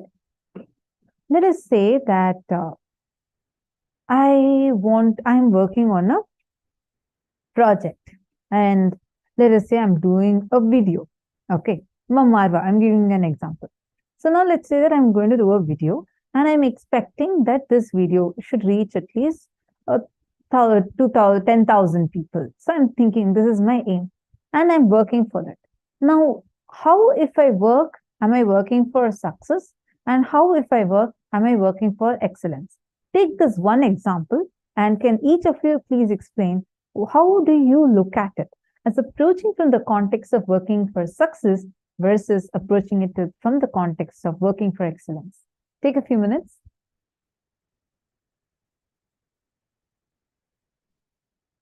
The project is, I want to do a video. Okay, I'm thinking, I'm just giving an example. So let's say I'm creating a new YouTube channel, and I'm saying that, okay, this, I want to achieve 10,000 subscribers for this YouTube channel. Now, how will I approach this project from the context of working for success versus how will I approach this project when I'm working for excellence? Please give an example related to this, and I request every one of you to spend a few minutes to explain. Come on. All the male participants, all of you take a few minutes and explain.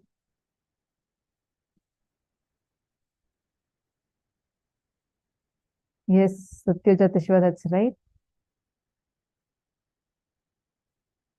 Einar Savotans, success is doing a particular task and not more than that. Like passing exam. Excellence would be scoring 100 mark in exam. Although for passing, you need 40 marks. That's an example. Okay. Success is a result which can be disappointing. Excellence is the quality of being, which is the root of success. Wonderful. Keon Lemessy. Very nice definition. Keon Lemessy. It actually shows the beautiful way how we have cognized it. So wonderful. See the definitions, when each one posts the definition, it directly reflects the kind of cognition you have, taken inside. So that's a very good definition. Working for excellence leads to clear vision and insights. Meanwhile, working for success leads to failure because the mental setup itself has too many blind spots. If you're working for success, you're focused on the fruits and results you're going to get from it. Working on excellence, you're going to work to achieve your peak potential in everything you're doing, not the result of the quality of the work you're doing. Very good. Daria, that's right. Can I request all of you now to take this one example of creating a YouTube channel? I just thought this might be like a easy one to understand. So I'm giving you an example of creating a YouTube channel. How do I approach this? Like, let's say that I'm taking this up as a project. How will I approach this when I'm working from the cognition context of working for success versus working for excellence?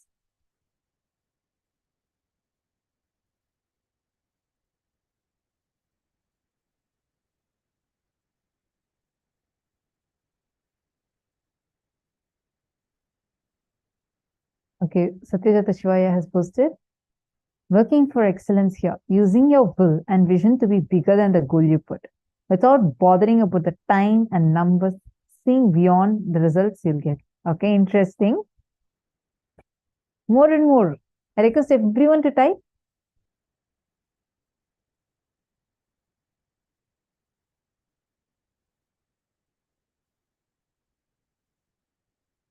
Mark Phoenix has posted, excellence equals inwards, not external validation, something universal. The best I can be with the resources that are available to me. an element of compassion involved. Excellence could mean that you have targeted the video at a specific customers, not just random customers. Interesting. That's very nice example. Mark, that's right. I'm just requesting everyone else also to please post. Okay, let's see what other answers have come. Female side. Outstanding. Benefit mankind. Can do something that can achieve better or unexpected results.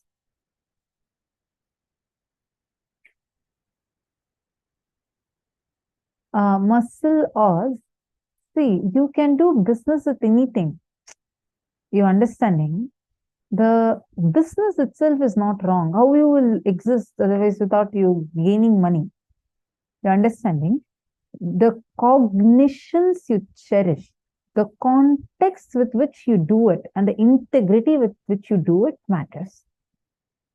So it's not about you have to work and gain money, right? Otherwise, how you will live in the outer world? You can't live without earning money. You can't live without working and earning money. But how you are working, like what Swamiji gave a very powerful definition. This was in this wealth and abundance workshop. No, be your own boss workshop.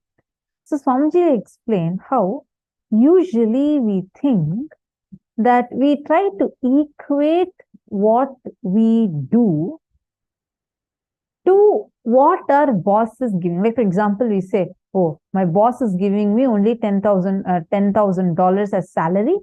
So I don't think for that $10,000 of salary, this much work is enough. We start getting into a cognition where we start defining that, okay, so the money that is being paid as our salary is equal to who we are. No. You becoming more and more, you working more and more for excellence will only lead to more and more success for you. It will do good to your consciousness. You being, it's not the task you do, it is the excellence with which you do any task. Take Swamiji, for instance. Oh my God, like when Swamiji was just in his 20s, he goes into forest with panthers and bears walking around, jackals running around. It was filled with so many snakes. It was a snake park. It used to be a snake park. And the devotee got a vision. One of the people, one of the persons who owned that place, he got a vision of Dakshinamurti, and the vision revealed that Swamiji this land should be given to Swamiji.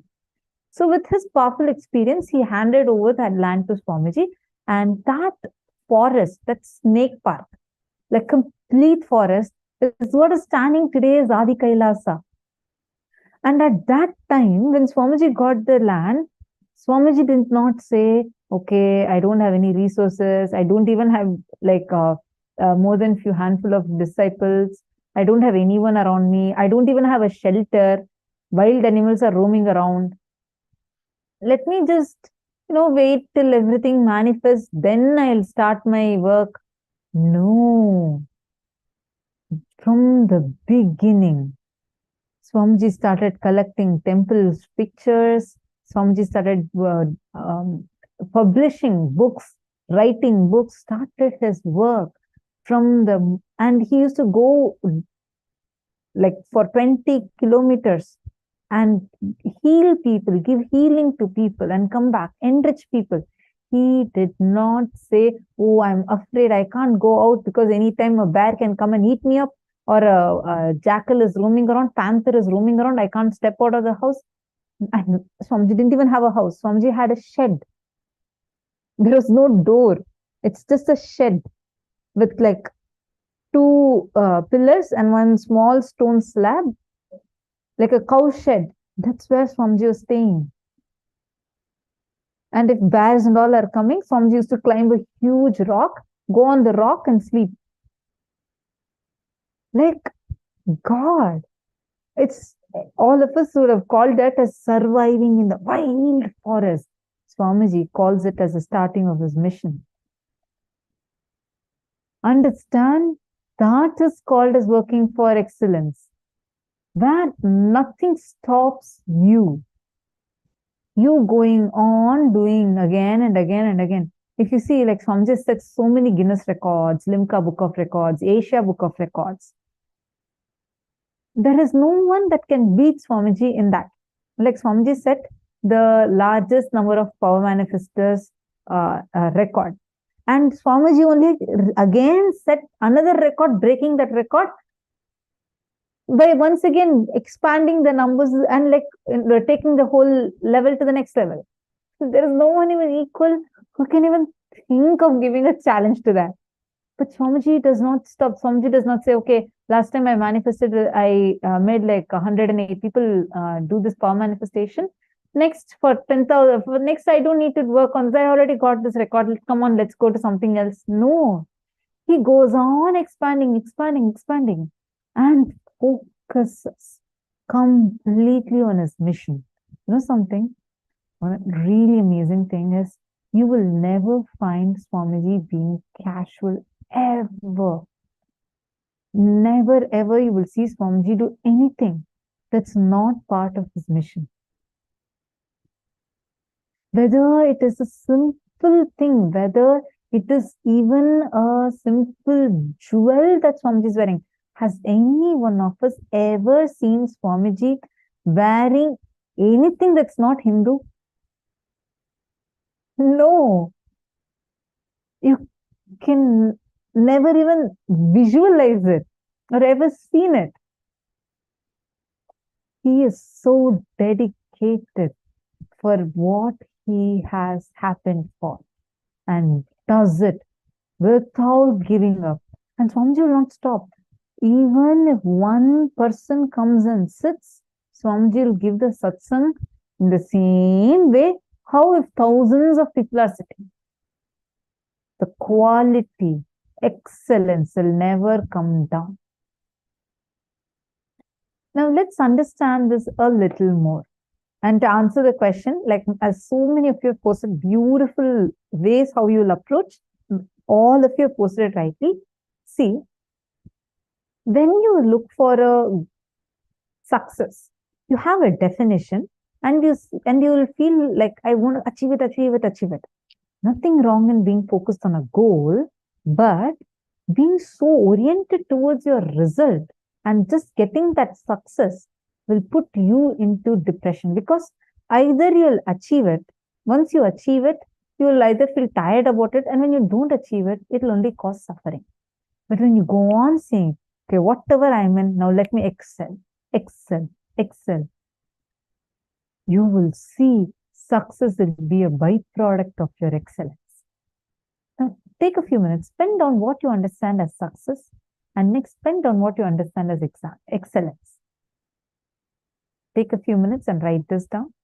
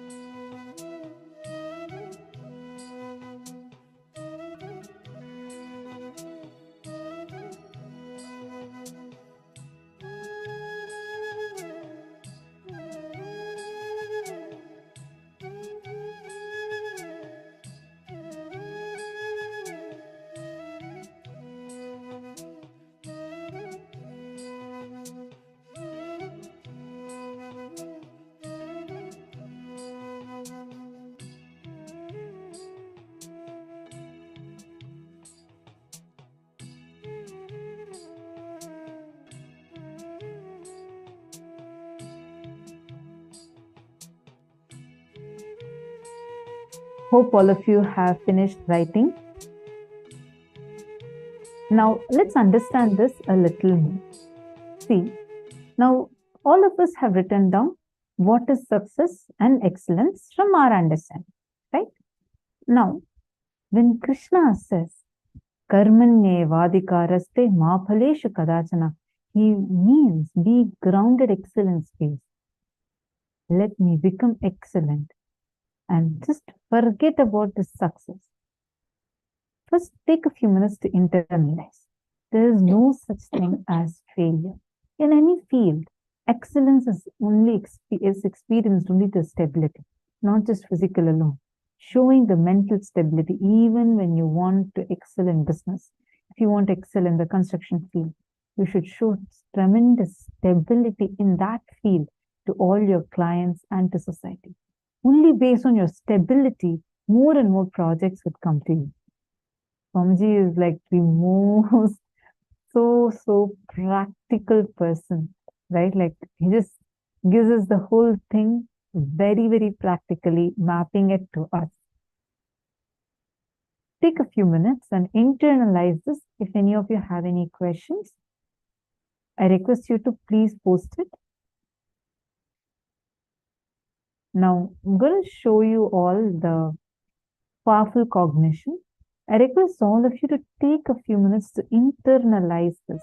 Read this once again fully.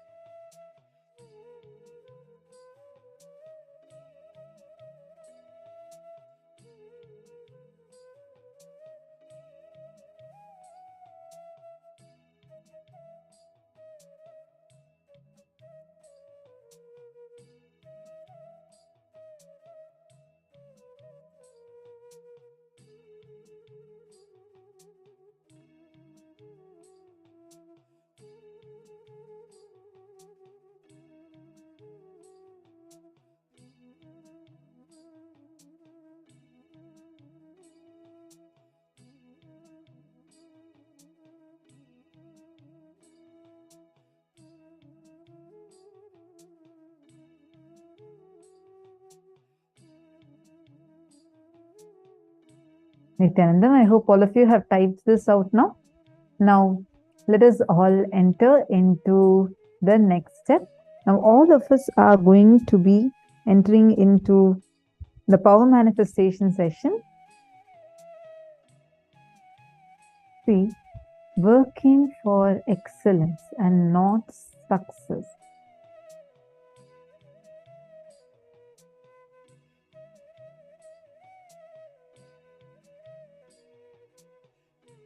Whenever we run behind this term success, we already have a very limited understanding of what potentially can turn out from that situation, and we run behind that.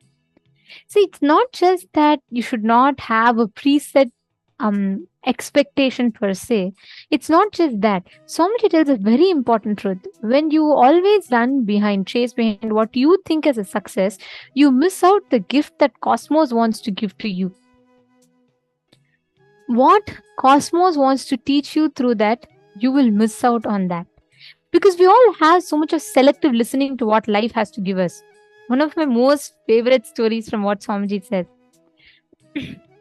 One day, a preacher, a great teacher, he goes to a village and he is preaching the story of Raja Harishchandra.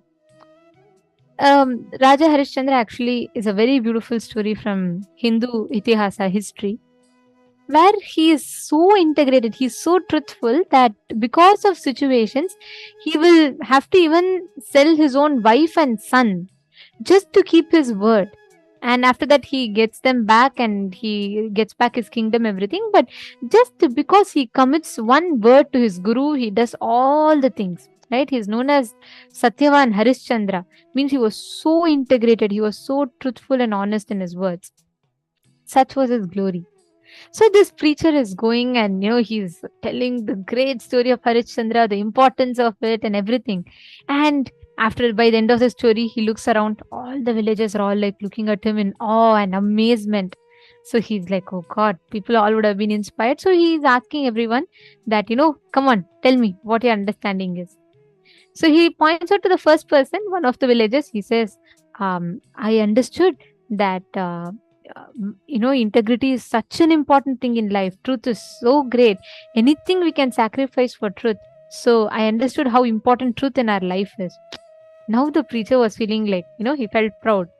So he looks at the other guy and he asks, okay, come on, you tell me. The other guy had even more excitement in his eyes and he said, I also understood, sir. So he said, okay, go ahead, tell what did you understand. He said, if situation requires, even you selling your wife is not wrong. See, understand, same story. What conclusion you draw?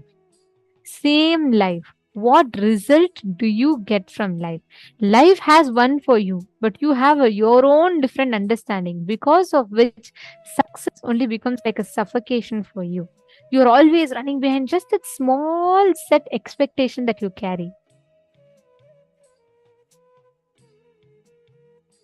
Please understand, excellence is every moment of your life expanding, expanding, and expanding. Not shrinking, not letting the powerless cognitions take over you is excellence. Success is you constantly run behind incompletions, you constantly let the powerlessness takes over you, and you're always on that, right? How many of you are noticing that when you all wrote down in the exercise?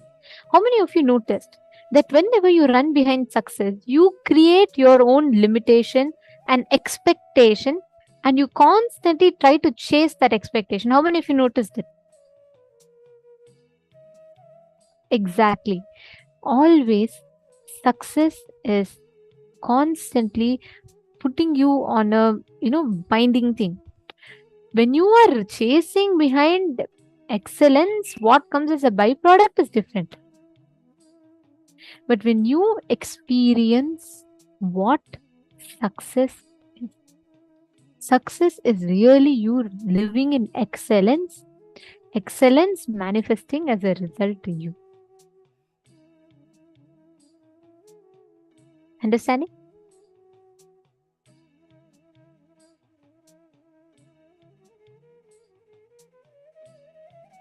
Beautiful. Okay, now with this powerful cognition, let us all enter the power manifestation session. Just one request to every one of you here. When we are sitting today for manifesting the powers, please understand, sit with this decision. You may not be successful right away, but excellence, aim for excellence. Aim to have the next breakthroughs to these powers. Understanding? Decide to walk yourself to the breakthrough with these powers. Now, very simple. Let's all start with this very, very simple, easy thing, right? I request every one of you to decide and sit with a clear decision inside of you. You are going to make sure you're excelling. It doesn't matter if you're just seeing one letter now and you're going to see, like, just one more letter next in the next round. That's okay. But just focus your cognition, your context inside you should be, let me aim for excellence. That's all. Just aim for excellence. Okay? Shall we enter? Okay. Now, in this round, what we're going to be doing is you're going to be manifesting the power of being able to identify or being able to see in the mirror or in the Kristashila. Listen very carefully. How many of you here have the energized mirrors? How many of you here have the energized mirrors?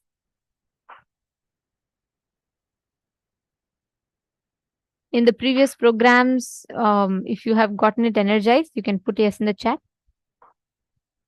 Okay. Can I request all of you to get your mirrors? And if you do not have an energized mirror, do not worry. In the program, you all will be getting an opportunity to get your mirror energized.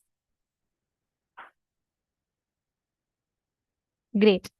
So now we are going to be manifesting the power with the alchemy products. See, when you are manifesting this power, please listen very carefully. This power will give you the ability for you to manifest the experience of like literally experiencing the cosmic alchemy. It will make you experience that you can transcend the space beyond time and you can manifest, you can see anything that you want. So sit now. What all of you are going to be doing is on the mirror, you're going to be connecting to Swamiji. Please have the darshan of Swamiji on the mirror and connect to a partner. Let that partner give you any one place to scan. You're going to be scanning and identifying the details of that place and describing it to your partner. Let us start. Please connect to a partner. They can give you any place. They can say, for example, Ma Virupaksha, you can connect to another participant here. And she can tell you, for example, scan my office or scan my aunt's house. And you're going to be identifying the exact detail. What is exactly there and what are the exact details. You're going to be identifying that and you're going to be sharing it.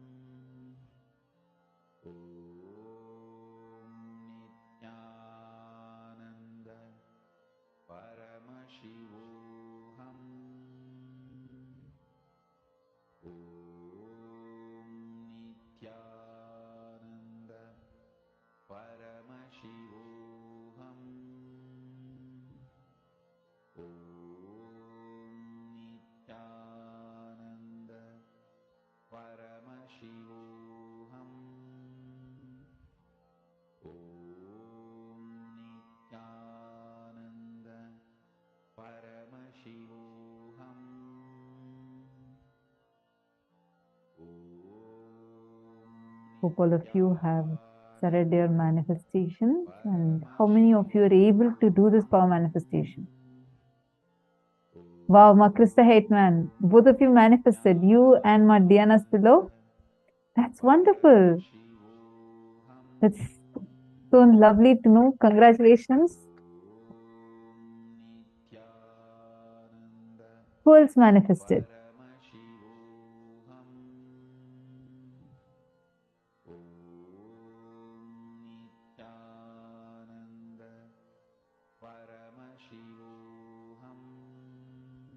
Okay, now we all are going to be moving to the next segment.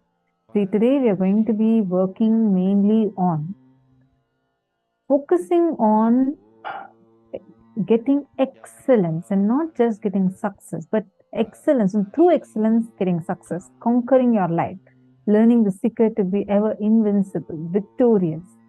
So this is what exactly all of us have been learning, and we have been understanding, and we are going to be continuing to work upon. Right. Now I request all of you to sit and continue the manifestation. Finish the power manifestation now.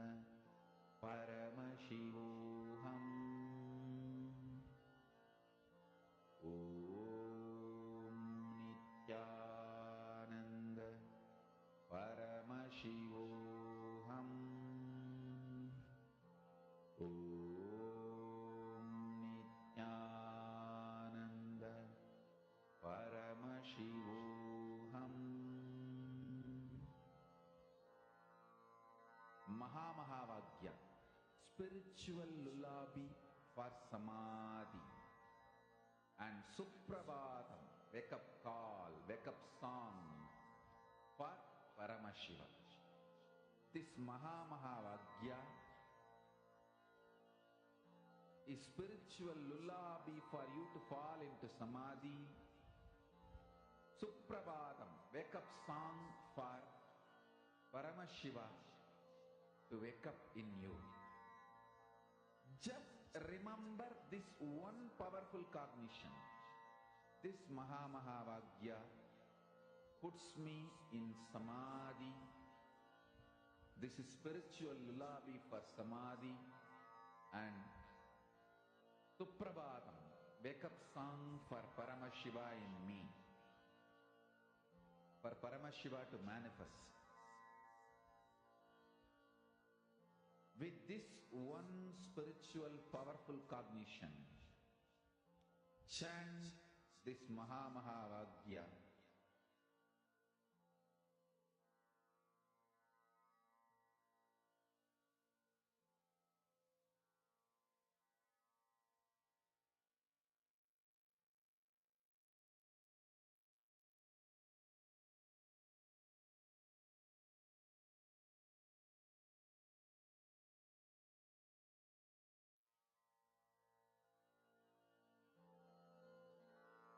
Mahamagya, spiritual lullaby for Samadhi, and Suprabhatam, wake up call, wake up song for Paramashiva. For Paramashiva to manifest. With this one spiritual powerful cognition. Chant this Mahavagya. Om Nithyananda Paramashivoham. Om Nithyananda Paramashivoham. Om Nithyananda Paramashivoham. Om Nithyananda Paramashivoham. Om Nithyananda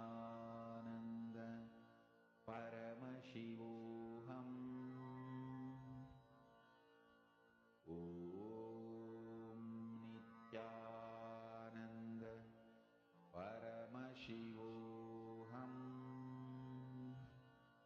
Om Nithyananda Paramashivoham. Om Nithyananda Paramashivoham. Om Nithyananda Paramashivoham. Om Nithyananda Paramashivoham. Om Nithyananda Paramashivoham. Om Nithyananda Paramashivoham. Om Nithyananda Paramashivoham. Om Nithyananda Paramashivoham. Om Nithyananda Paramashivoham. Om Nithyananda Paramashivoham. Yes, Nithyanandam, I hope all of you have finished your power manifestation rounds. If you all have finished, please can all of you post.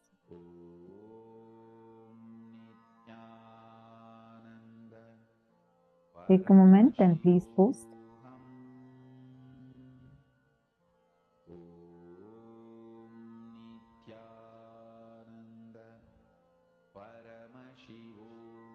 All right. So now we are going to be entering into the next part of the segment. Actually, we have yet another important news to share with all of you today. And joining with us in this session, we have Manitya Bhaktikananda also to share with us further updates on what's happening in Kailasa Trishulam and how has the situation been right now, what's going on there right now. We are going to be learning about all of these. So let's now enter into that session.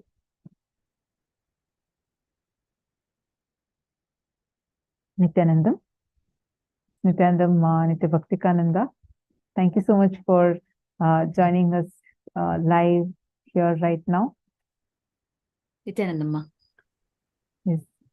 Nithyanandamma, so we have been seeing, especially last time in the last season onwards, from 15th of August onwards, we have been having these regular sessions where you have also been coming, and like many other Adinavasis who have been on ground and have been seeing about, have been part of this huge persecution that's happening right now for all of us, what we all have been faced with right now.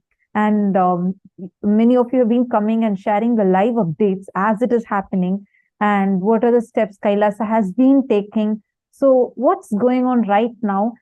Yesterday we had shared about how the deep state elements and Hindu mystic forces had actually come into the campus and excavated parts of the temple in order to destroy the temple, and even inserted electrical poles within the temple campus. Now, what's happening right now, and what is it that you want to share with us?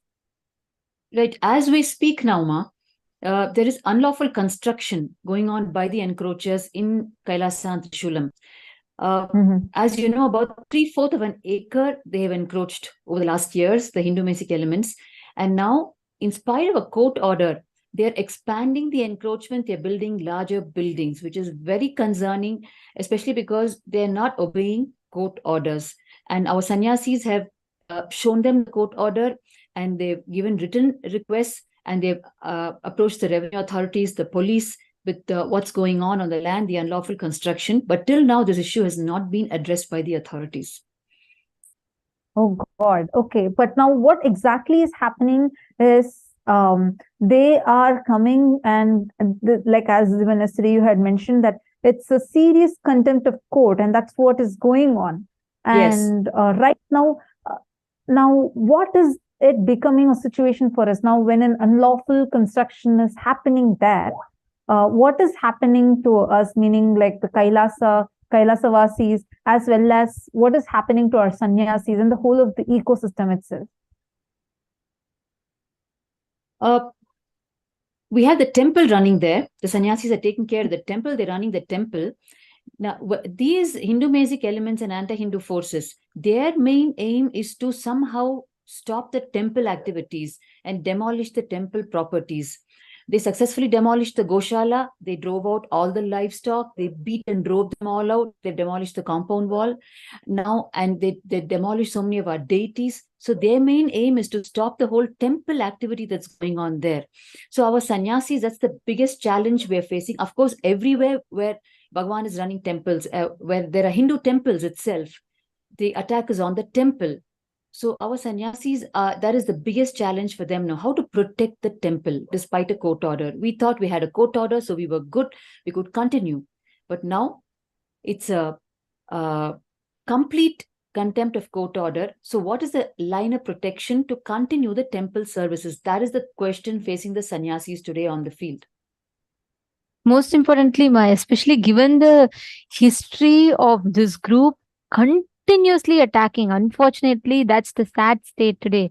In a so-called where Hindus live, there's so many temples. Akhanda Bharata has a history of all our great incarnations that have walked that very land. And today, in that same place, like all the great temples that are there, they are being demolished. And like you said, the most unfortunate thing here, and I should say rather the most ironic thing here is, these temples are older than even the whole modern civilization that exists. These temples have been ancient, have been from time immemorial, have existed there. Even Kailasa Trishulam, it's not just temple that was constructed today, yesterday. The Trishulanatha temple has been standing there with its big prakarams, ecosystem that existed from hundreds of years. And today, that deep state elements are calling this temple is encroaching their land. That's the most ridiculous thing. And all of you should know, what all the viewers watching us, please understand, hundreds and 200 or many times even 1,000 and 400 years old temples are being destroyed under the pretext of them encroaching the land. This is happening in broad daylight. There are hundreds of people protesting, but yet nobody is able to stop. This is what is happening in Kailasa Trishulam also right now as we talk. Out of all Kailasa the Trishulam is a very classic. Go ahead. Sorry, go ahead, Ma. It's Kailasa Trishulam is a very classic example for people to understand how things are being manipulated to destroy. Because here I am sitting. It's my own pre-monastic family that has placed the land at Swamiji's feet. And we have all the original documents and court orders to date. Whereas the people, the Hindu mystic elements who are accusing us of encroaching the land today don't have a shred of paper. They know that, and all the revenue police authorities know that. In spite of that, they're able to prevail. That is the whole thing that's going on. And since we are now firsthand involved, we can explain to the people firsthand exactly how things are working to destroy Hinduism. Very true. Very true, Ma. And most importantly, one thing, all the viewers that are watching here, how many of you have any one of you ever heard in a religious place of worship, garbage being thrown? In a religious place of worship, where if monks in your country, is it legal for the place where monks are staying, your, let's say in your whichever local religious leaders are staying, and when there's a place of worship, is it normal, is it legal, is it okay in the places that you are staying for people to just walk in, throw garbage, to just take over that land? But this is exactly what is happening with Kailasa Trishulam. Despite a clear order from the High Court, the deep state elements are literally, it's a clear contempt of court, and yet no media is speaking about this. It's not just the media alone. It's much more than that, because it's why is there no action being taken upon it? It's not just why the news alone is not coming, but it's as if there's a huge force which is going consciously against even the judicial system that's established. I request each of the participants here. I know each of you, we have people from 85, 86 different countries that are here watching us live right now. Can each of you say, in your country, is it even humanitarian? Let us say that you are sitting and doing your puja, and you're doing it in your house.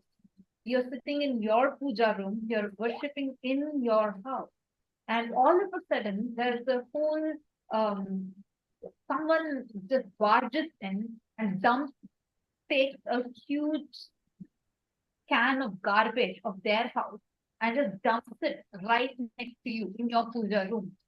What would you call it as? Would you be tolerant to it? And what do you think would be an action that would be done or taken against it?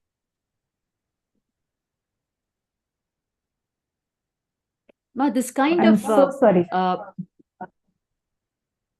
Sorry, I think I'm just going to repeat. My volume was low. I hope now you're able to hear me better. Sorry, what I was asking is, now, see, if I know we have participants from 86 different countries.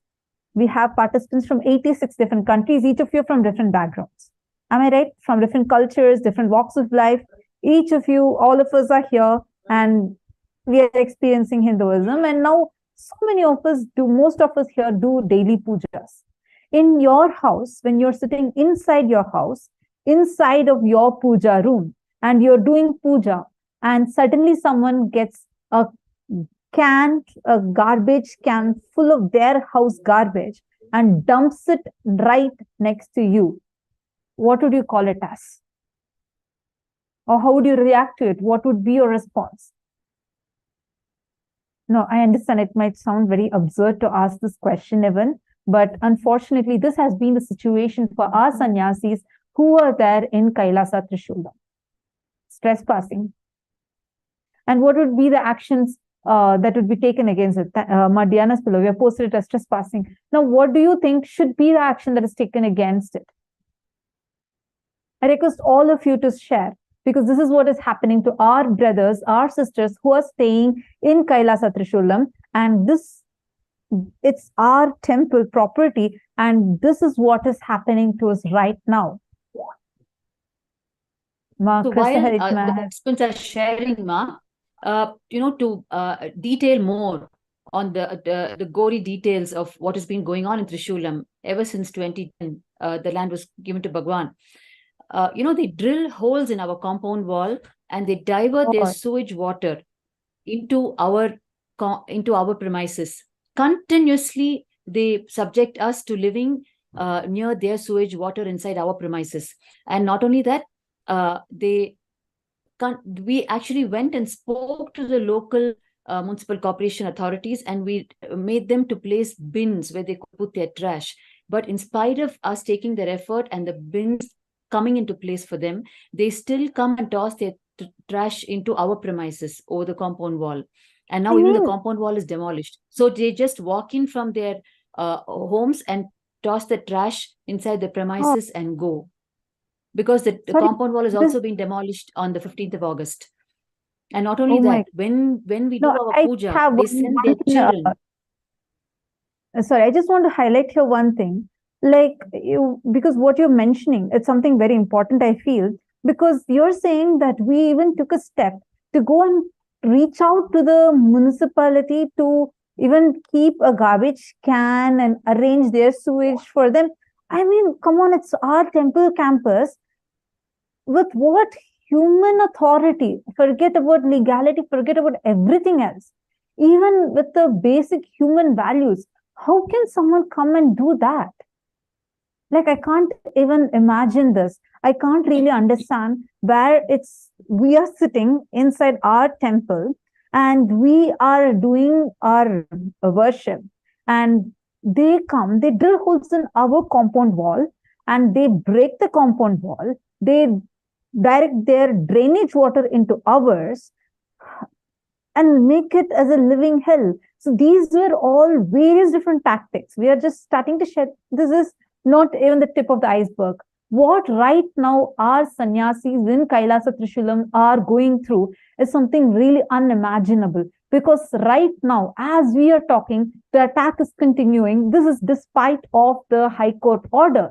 Says High Court has ordered, saying that they cannot enter, they cannot come and do any of their illegal activities in our campus.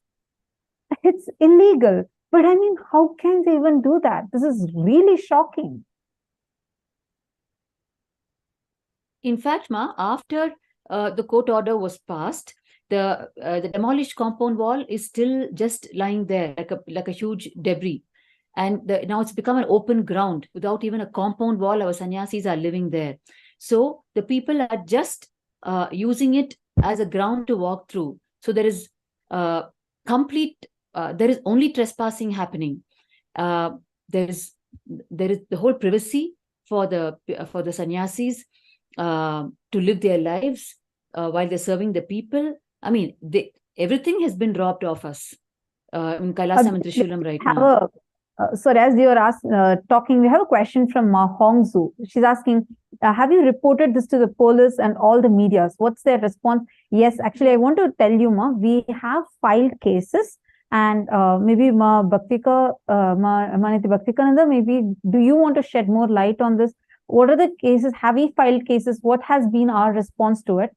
And how has the police or media, everyone responded to us so far? Ma, you'll be shocked to hear details of it. Just to give you a small example, in 2017, when one of the largest attacks happened in Trishulam, in June, hundreds of the Hindu Mesic elements actually entered our campus and in the night, and they attacked us with rods, chains, rock stones, and they thrashed down the entire property. And when we approached the police and requested them to register a complaint and asked them to give us protection, they said, all you guys are fine. So what is the problem? So we told them, sir, if we're dead, then there would be no one to complain. Is that what you're waiting for? Sir, we are sure they're going to attack again. Can you please take action against them and give us protection? Again, the response was, we are there. We will take care if it happens again. So we said, so what if we die when it happens again? I won't even be here to give you the complaint. But they never gave, and we challenged them, the attack is going to happen again. Ma, within 48 hours, the same attack they launched in broad daylight 2 days later. And at that time, it was such a huge news that they were forced to at least come to the ground and be there and inquire what was going on after the entire attack was over. And for every attack that we have faced, including throwing meat in our pujas, like you asked, Hong Zu, we have only taken legal recourse. We have only gone to the police because we don't pick up weapon. We don't pick weapon. So we've only gone to police. We have such a fat file of complaints for just Kailasa Trishulam. So every Oh. single attack we have gone and filed, even to get our complaint registered, we need to work for it and fight for it. And we need to show photographic evidence, videographic evidence. We literally live with our mobile cameras on continuously because we don't know when what attack is going to come. And unless we show them so vividly, they're not willing to even register a complaint. That is the And situation, let Ma, of Hinduism even today. now, even now, Ma, if that it is so evident, let alone saying evident, there's a clear, the anti-Hindu elements, the deep state elements are in right, just barging into our campus and erecting their structures within the campus in our land, the very place where government has ordered a clear status quo. And Ma Hongs, you should know, when our sannyasis are going to this day, they are struggling. They have given. We showed you all the letters that sannyasis have submitted to the police, and despite that, there is nobody is stopping. It's all happening in broad daylight in front of everyone's eyes. That's the power that deep state has. Strong connections, and they just go beyond. There is, let alone police, Ma, they are going directly against the court order. And we can see, despite court ordering clearly, they're all building the structure. So see, you need to know, the kind of people that are attacking us are not dharmic people. They are not the type of people who will say, oh, if it is there, if this is order, we will follow it. No, No, this but is a very clear strategy. They plan, they target, and they attack. Knowing that the court has ordered, they come and take over. so, but one very important thing is we have been taking the legal recourses. That's something I want to really highlight here. We have been taking, like how Ma Bhaktikama also mentioned, we have a huge, thick file of complaints after complaints after complaints. We have been filing to the police station. We have been taking all possible legal resources. We have been taking all possible legal resources, yet we have no justice whatsoever. We have not been able to receive justice. We have not been able to even get our complaints registered. Yesterday we were playing a video for you, which shows how our women were beaten up. I'm going to play the video once again so that all of you can see how our women were raped, assaulted. I even now I feel so, I just can't see it. You see the violence in that entire Hindu music group and how they're attacking, toppling our cars, breaking every single CCTV camera. They are breaking, despite us providing all these evidences. Till now, all those fellows are roaming. And how many years it's been? This attack happened from 2017. This attack has been happening. 2017, now we are in 2023. And even to this day, this attack is continuing.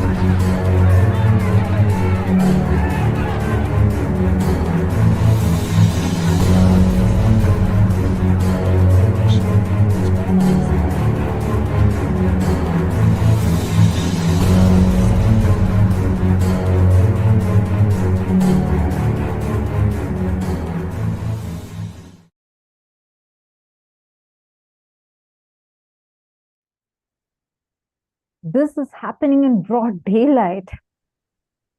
This is crime against humanity. Forget about anything else. This is crime against humanity. Actually, I just want to highlight once again, this is not just, it is not just a thing about, like I saw someone had posted saying this is Kali Yuga, so this is happening. No, in nowhere we can tolerate. Why should we suffer this? What for we as human beings forget about every other thing, forget even about being a Hindu, even as a human being, what for we need to suffer and go through this? We all claim proudly that we are in a time right now, that we are in our modern times where communication has become so easy. Everyone knows everything. We all are living in such freedom. In a place where we say freedom is existing, where we say it's secular, even now, why should our sister sannyasis be beaten up like this? You all saw how they're building, which Swamiji out of his hard work, pouring his blood and sweat, built the temples over there. How as a whole group, they're coming and pulling, thrashing the temple, crushing down the temple, getting bulldozers. You all saw the deep state elements were just right over there. The powerful people were there in the ground when this situation is happening. And this is despite of us telling them that this is contempt of court. We have our sannyasis who have been pleading. Our sannyasis have literally going and being begging them, showing them the court order, saying, please, here is the court's order. This is what the court had said. He said, you cannot be doing this. They are being made homeless. How is this tolerable? And not only that, Ma, Hongzo, your other question was to report this to the media. You need to know the media actually spread the news hand in glove with the Hindu-Mesic elements that we have actually grabbed the property, that Bhagavan has grabbed the property to run a Hindu temple there. That is what the media reported and made the people believe. And here we're presenting the original documents, and here we are saying who gave the land, the history of the land, right from 1958, the possession of the land, and we're talking about the chain of custody of the land right up to the feet of Bhagavan. And they're able to spread false news that Bhagavan has grabbed the land. That is the state of Hinduism today, Ma. The kind of false accusations and charges against the Hindu gurus. And I in fact, in 2010, the attack. Yeah, sorry, I just wanted to also add, Ma Hongzo had posted saying that she's asking these questions so that even viewers can know the information better. Thank you so much for that. I really appreciate your participation. I know you've been asking questions just so that all this information is told clear. And also, most importantly, even just Hindus becoming aware of this is important. Today, there is no one to speak about all this injustice that is happening. There is everywhere, there is no respect to law. What is the point? What will you do in a place right now? The situation is such that there's no respect for law, there's no respect for the court orders, and there's a direct, blatant attack on Hinduism. For what? What is the reason? If you see under all of these attacks, what is the reason? Just because we are Hindus practicing Hinduism and sharing the sciences of Hinduism to the world. That's all. There is no other reason. That's the only reason we're all being attacked. And today, Bhagavan, in spite of over 70 assassination attempts on his life, he has decided to survive, sustain, so that he can continue to transmit the knowledge, the secret, the initiation that only he can, as an incarnation, do for the whole of humanity, for us. Like this, the Guru Parampara of Hinduism has sustained continued Hindu Holocaust, risked their very lives just to transmit this amazing living science of enlightenment, which Hinduism has to the whole of humanity. And very Bhagavan true. is the last burning lamp of Hinduism and the only hope for humanity to imbibe this science. And Ma Meda Slatia has commented on YouTube. She says there's no more humanity left in the people. They have completely lost their consciousness, and it is shocking. It it has become so insecure for all female bodies to live in such open ground. Who are these people? Are they some gangsters or politicians? These This is a huge nexus of anti-Hindu elements. Their only goal is to destroy. Ma Meda Slatia, why don't you Google and find out how politicians, renowned politicians, you can just Google right now. This is on news all over the last 3-4 days. A very renowned politician comes on the public platform in a speech that he's giving. He stands next to another important person, a minister who's supposed to take care of temples, and he is able to make a statement saying, eradicate Sanatana Hindu Dharma, like how we got rid of COVID, dengue, and malaria. We need to get rid of Sanatana Hindu Dharma. This was his exact words. And do you know, just in the last 2-3 years, we have lost almost most of the almost 80 to 90% of centuries old temples. I'm not talking about Mughal invasion. I'm not talking about British invasion. I'm talking about right now what's happening. As we are sitting and right here discussing this, we are having many of our thousands of years old temples already demolished and brought to grounds. Understand the reason. Some of you might have this question: why are they attacking the Swamiji so much? Why are they attacking the sannyasis so much? Because that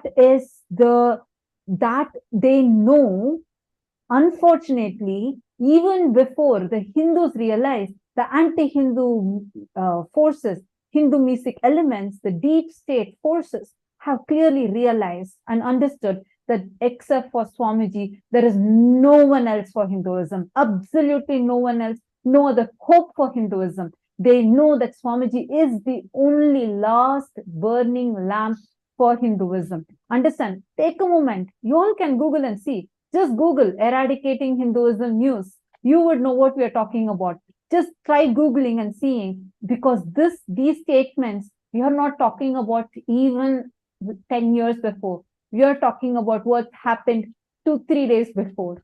What's happening right now. We are having a huge wave of politicians, deep state elements, Hindu mystic forces, and the people that are making these statements were the exact same people who launched this attack on Kailasa Trishulam. There's the exact same group that caused the persecution starting from 2010 and even now. It is one network. It is the same network. And now you need to understand, to map it further for you to understand, the statement that the deep state element have passed in a public meeting is eradicate Hinduism, meaning take it out and throw it. And what they're doing in Kailasa Trishulam is exactly that. Through various means, like how we shared with you, divert the sewage, throw the garbage, drive away the livestock, demolish the compound wall, make encroachments larger inside the property, slap false cases of land grabbing back on them, on the very owners of the land. Do all this so that you can eradicate them from the property somehow, eliminate Swamiji and sannyasis from the property. So they're actually walking their talk. The public statement they've made so audaciously just 48 hours ago, they're actually walking their talk in Trishulam. They're just showing it practically in broad daylight. Nobody's able to stop them, not even a court order. So you can see how closely you can map this and see what's going on. I mean, this is like really shocking.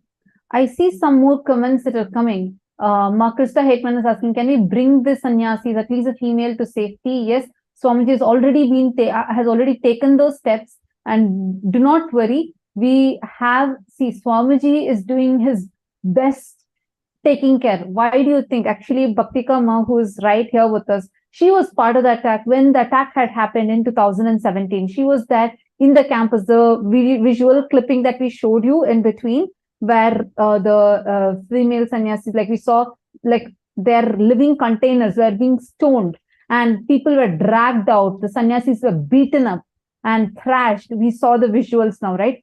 Those are few of the clippings from 2017.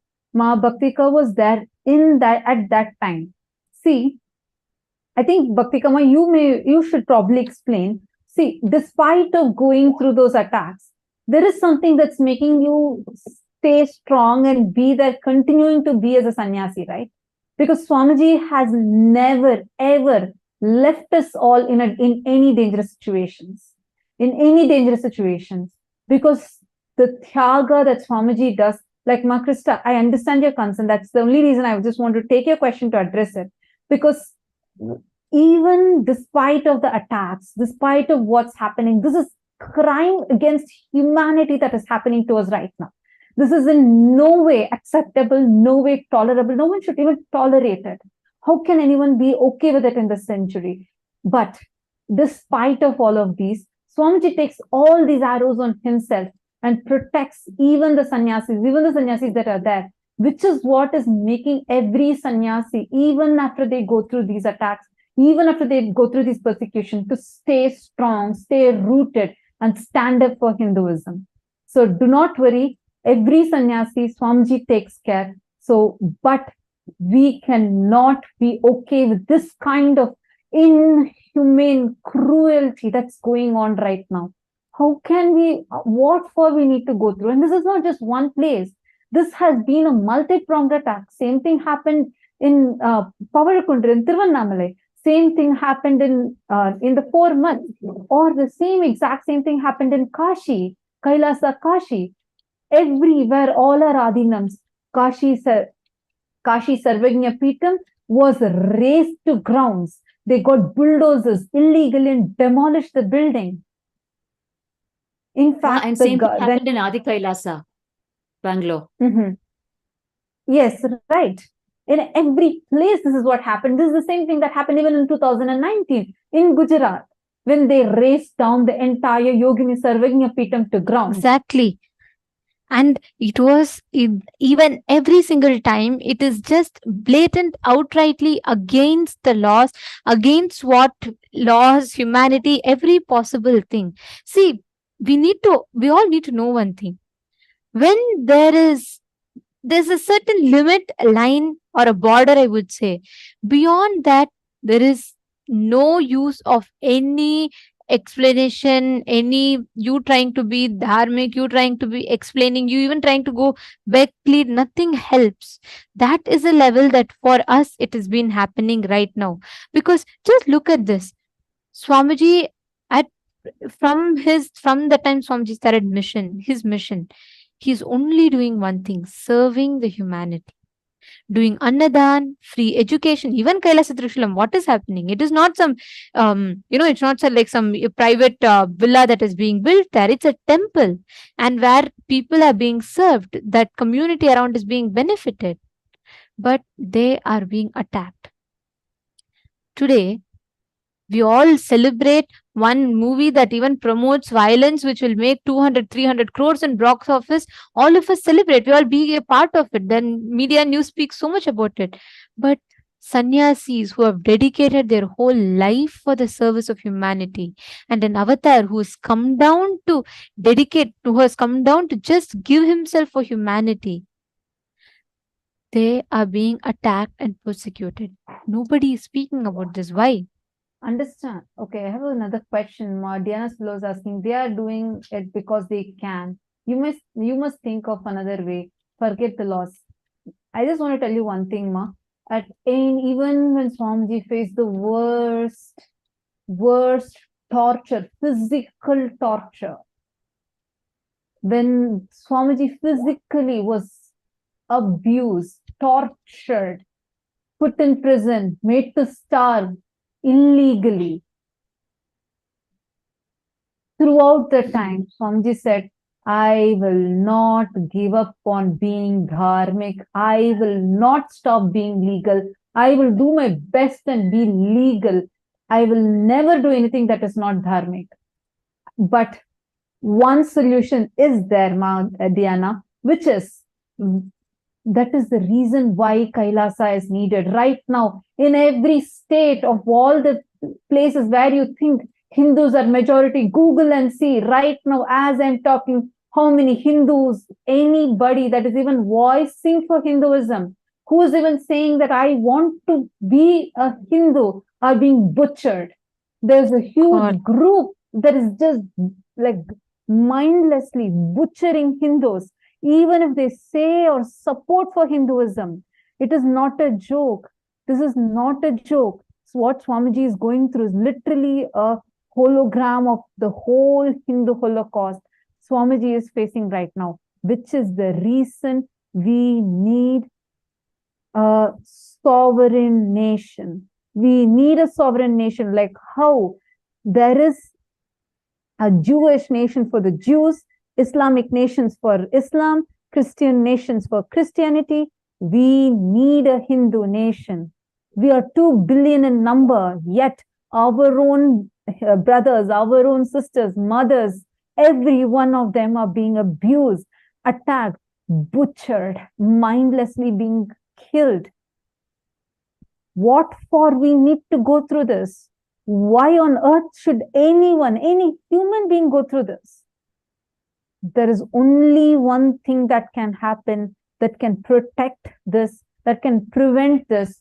Swamiji said, Swamiji told us, even when the Hindu mystic elements had forced Swamiji out of his own hard, like what Swamiji built as Adi Kailasa, pouring his blood, pouring his sweat, what he built for 23 years of his hard work, the Hindu mystic elements had done a huge assassination attempt and forced Swamiji out. At that time, Swamiji's response was, it's time to build a Hindu nation, which is what now Swamiji has done. Swamiji has built Kailasa. This is the only way Hinduism can be protected. There is no other nation ever in any history. Go and see which nation has just been built with few years. Swamiji has built it in the shortest span of time and continuing it. He has not given up on this, no matter what, come what may. The only way right now, we all spend hundreds of dollars, so sometimes thousands of dollars to go and visit some concert or go for movies, even movies that promote violence, and they get billions of dollars as their box office. Swamiji, an avatar, has come down for us. He is doing this entire Kailasa for us, Hindus, and humanity at large. It is most importantly, it's humanity at large. As much, it is not just limited for Hindus, because like Swamiji said, I want to revive the best of Hinduism and give all the fruits to humanity. It is for us, our next generations, to enjoy. And if at all we should do something about it, it is stand up for Kailasa. That's the only thing required from our side. And I see Krista Hetman has also posted saying that I really want to help. I'm ready to help. What can we do? For all those who feel like I really want to do something, there are few things that you can take up, that you can actually do. Understand, we really need everyone to first spread awareness. Unfortunately, Hindus are living in a delusion. Sonia, I did see your comments also. I saw that you have also been posting information. I'm just picking few questions. Sorry, we have a lot of people from different Zoom rooms. I'm just choosing a few questions and answering. Understand, for everyone that is there right now with us, listen carefully. We need this information. Though we are 2 billion in number, Hindus are being criminally negligent. And if you go and ask Hindus, 90% of them would even deny that a genocide is happening. We are blinded, we are brainwashed to believe that nothing like that is even happening, where in front of our eyes, Hinduism is being attacked. Hindus are being butchered mindlessly. Understand, there are a few steps that you can do. First and foremost is each of you can actually reach out to your governments. You can reach out to them and tell them, spread awareness about this. You can become a part of the team that goes and reaches to the international community and spreads awareness about this. Each of you that who has any contacts right now with what you can help to spread this awareness. Understand, even the Jewish nation, Israel, did not get built overnight. It was when all the Jews came together. We have a huge strength. We have 2 billion in number. If all of us come together, there is a huge possibility. We humbly request each one of you to do what you can. There are a few ways. First is you reaching out to government officials, or you reaching out to your local governments, people, to spread awareness about this. Our team can help you, educate you, give you the right information that is needed. Please let us know who all want to take this up. And there's also another option. One more is, let us say that you don't have the time or you don't have the way to reach out to your government officials. Become part of the founding fathers, founding mothers of Kailasa. That is really, really needed. Right now, only when we have the seed money for Kailasa can we expand. Swamiji has been working hard day and night and making this Kailasa nation happen.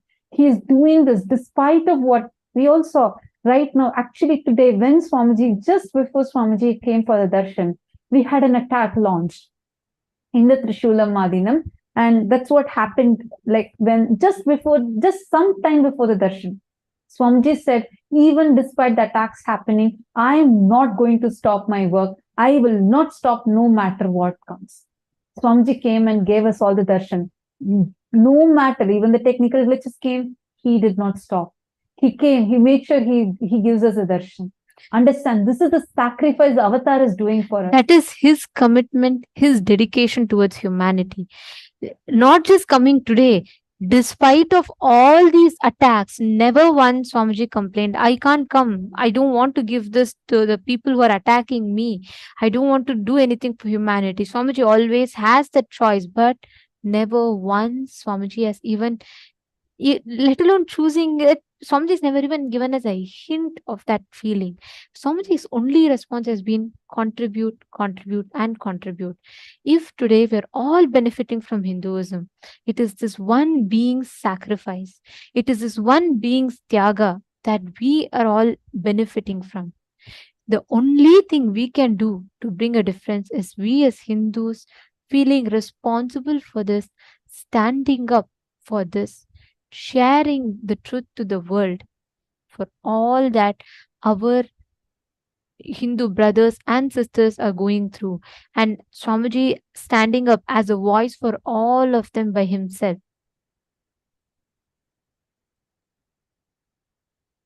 Every one of us are responsible. We are responsible to create we are responsible to bring Kailasa. We are responsible to make Kailasa happen. As Hindu, it's a responsibility for us.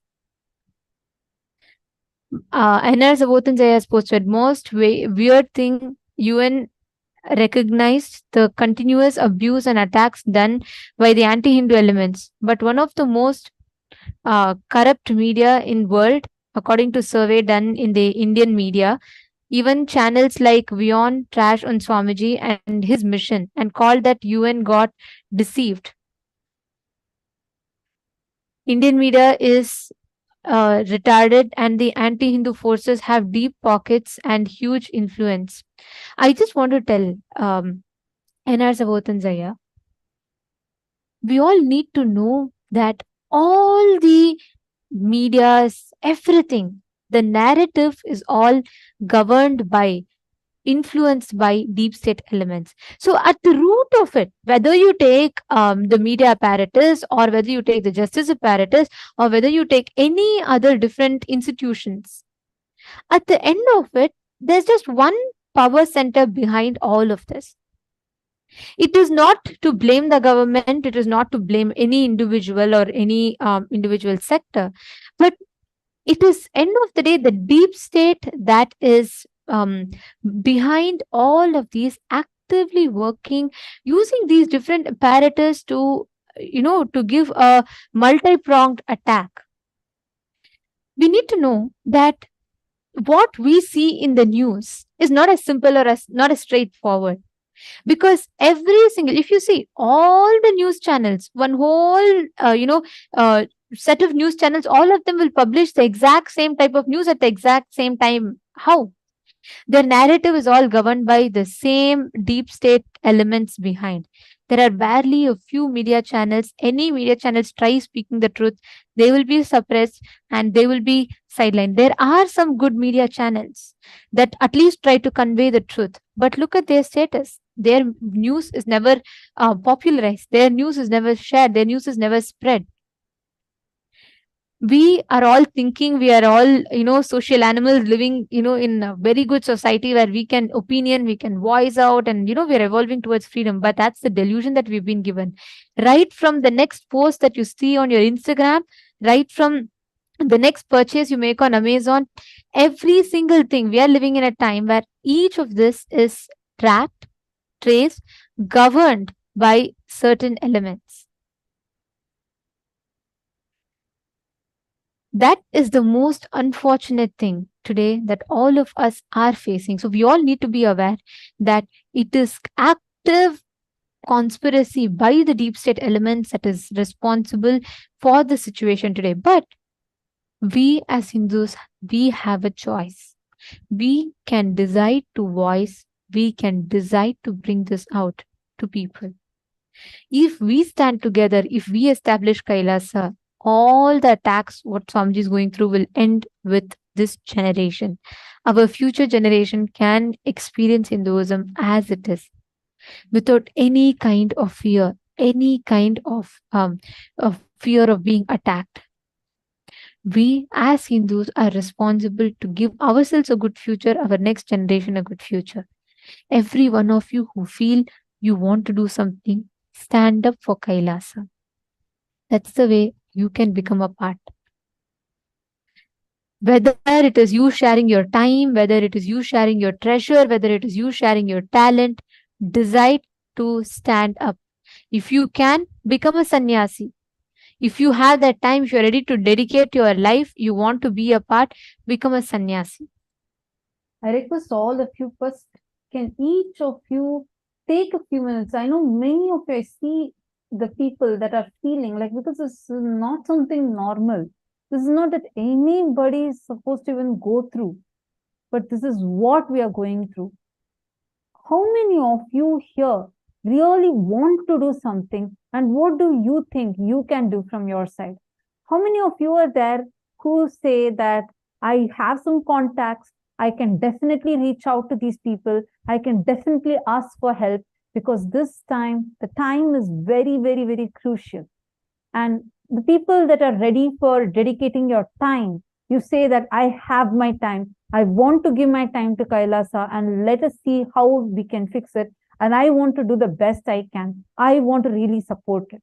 Or the people that say that I want Kailasa to be established. I want to provide as much as possible. I want to be a part of the core family of Kailasa and building Kailasa, and provide and offer your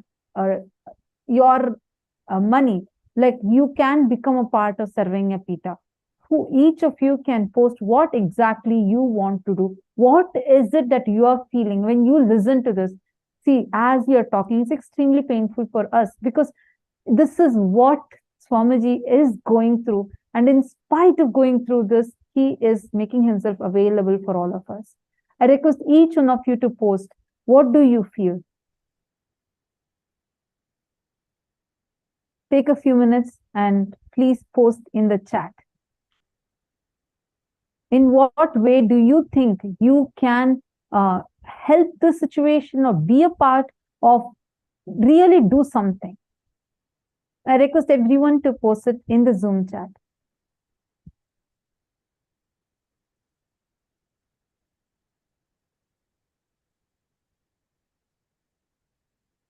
Darling have posted, should like to become part of the Yajaman. What ever, right now, from your side, what is it that you can do? How is it that you can take a step to become part? Ma Ayana Skimit, I see your post. You're saying that you want to reach out to officials and need information, which I can share. Definitely, we will let you know, Ma. You can actually sign up. We'll send you the diplomatic corps form. You can sign up in that.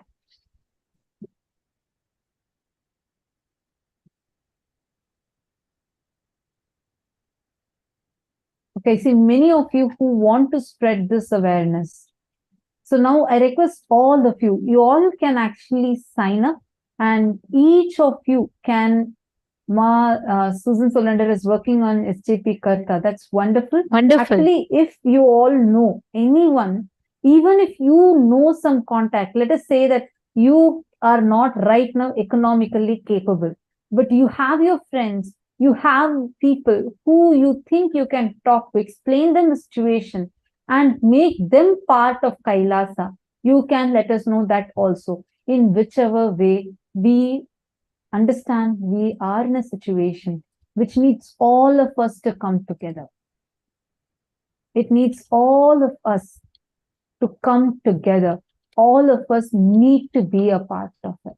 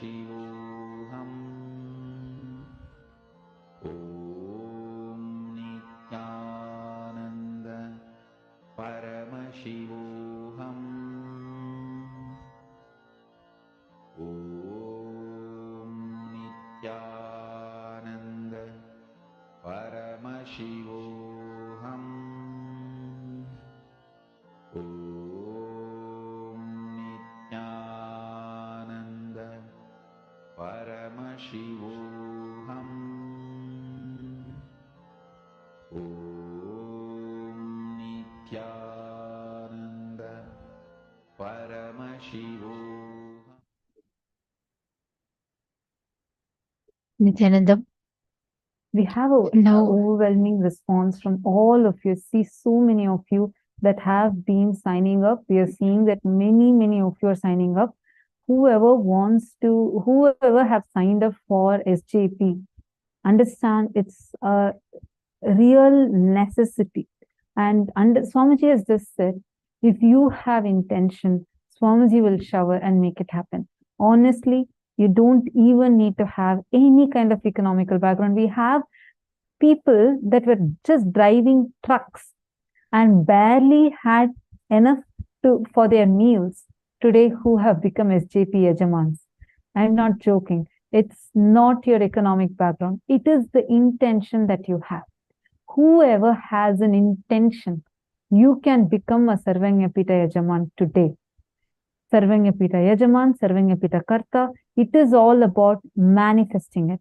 No one can earn, so you will never hear Swamiji bless you saying that you will earn for Sarvanyapita Yajaman. No, you can only manifest it. So Swamiji will bless you, and your intention, just if you have intention, whoever has real intention, but you feel like I have obstacles. I feel I can't do it. Like I don't have economic background. I don't have the money for it. I don't, even though I really want to be a part of Swamiji's mission, I really want to support this, I don't have enough resources for it. Anyone like that, take a moment, go to sksjp.org. That is a place where you can put your intention. Our team, we have a specialized team who can help you in you first manifesting that wealth that is needed, the consciousness for it, and the wealth manifestation needed for it, and Swamiji will bless your intention and shower you with wealth. So whoever wants to be a part of it, I request all of you to take a few minutes and sign up. Post your intention. You can first put here in the chat. I just want to say I'm seeing Ma Gokila Devi, Ma Parameshwari, Ma Ananda Mahapurna, Ma Irene Lemos, Ma Susan Soledar. Wow. Nice to see so many of you who are willing to become Sarvanyapita Yajamans. one important thing is, even let's say I saw Ma Gokila Devi's message. See, Ma, you can definitely, the moment you have intention, you will manifest. Only because you can manifest it, you have the intention. But one thing is, let us take every step from our side, because this is the need of the hour. Let us take every step possible from our side to reach this information to the people. Unless you make your next generation aware of this truth, unless we make our not just Hindus, unless we make our future generations aware of this, they will not know the value of the sacrifice of beings like Swamiji, they will not know the value of their history. Swamiji tells, a nation which does not know its history loses its geography. A nation which forgets its history, a nation which does not bother to know its history, loses its geography. That's why Swamiji tells, even before revealing the geography, Swamiji is building the history. Because any nation, any successful nation in the world, it is important that they know the history. Because when our future generations does not remember the sacrifice that other Hindus had to make, today, if you're all standing here, if you're all enjoying Hinduism, it is sacrifice of great leaders like Chhatrapati Shivaji Maharaj, Ahilyabai Holkar, all these kings and queens who protected from invaders. But again, there is attack. Now, an avatar himself has to come down to revive Hinduism.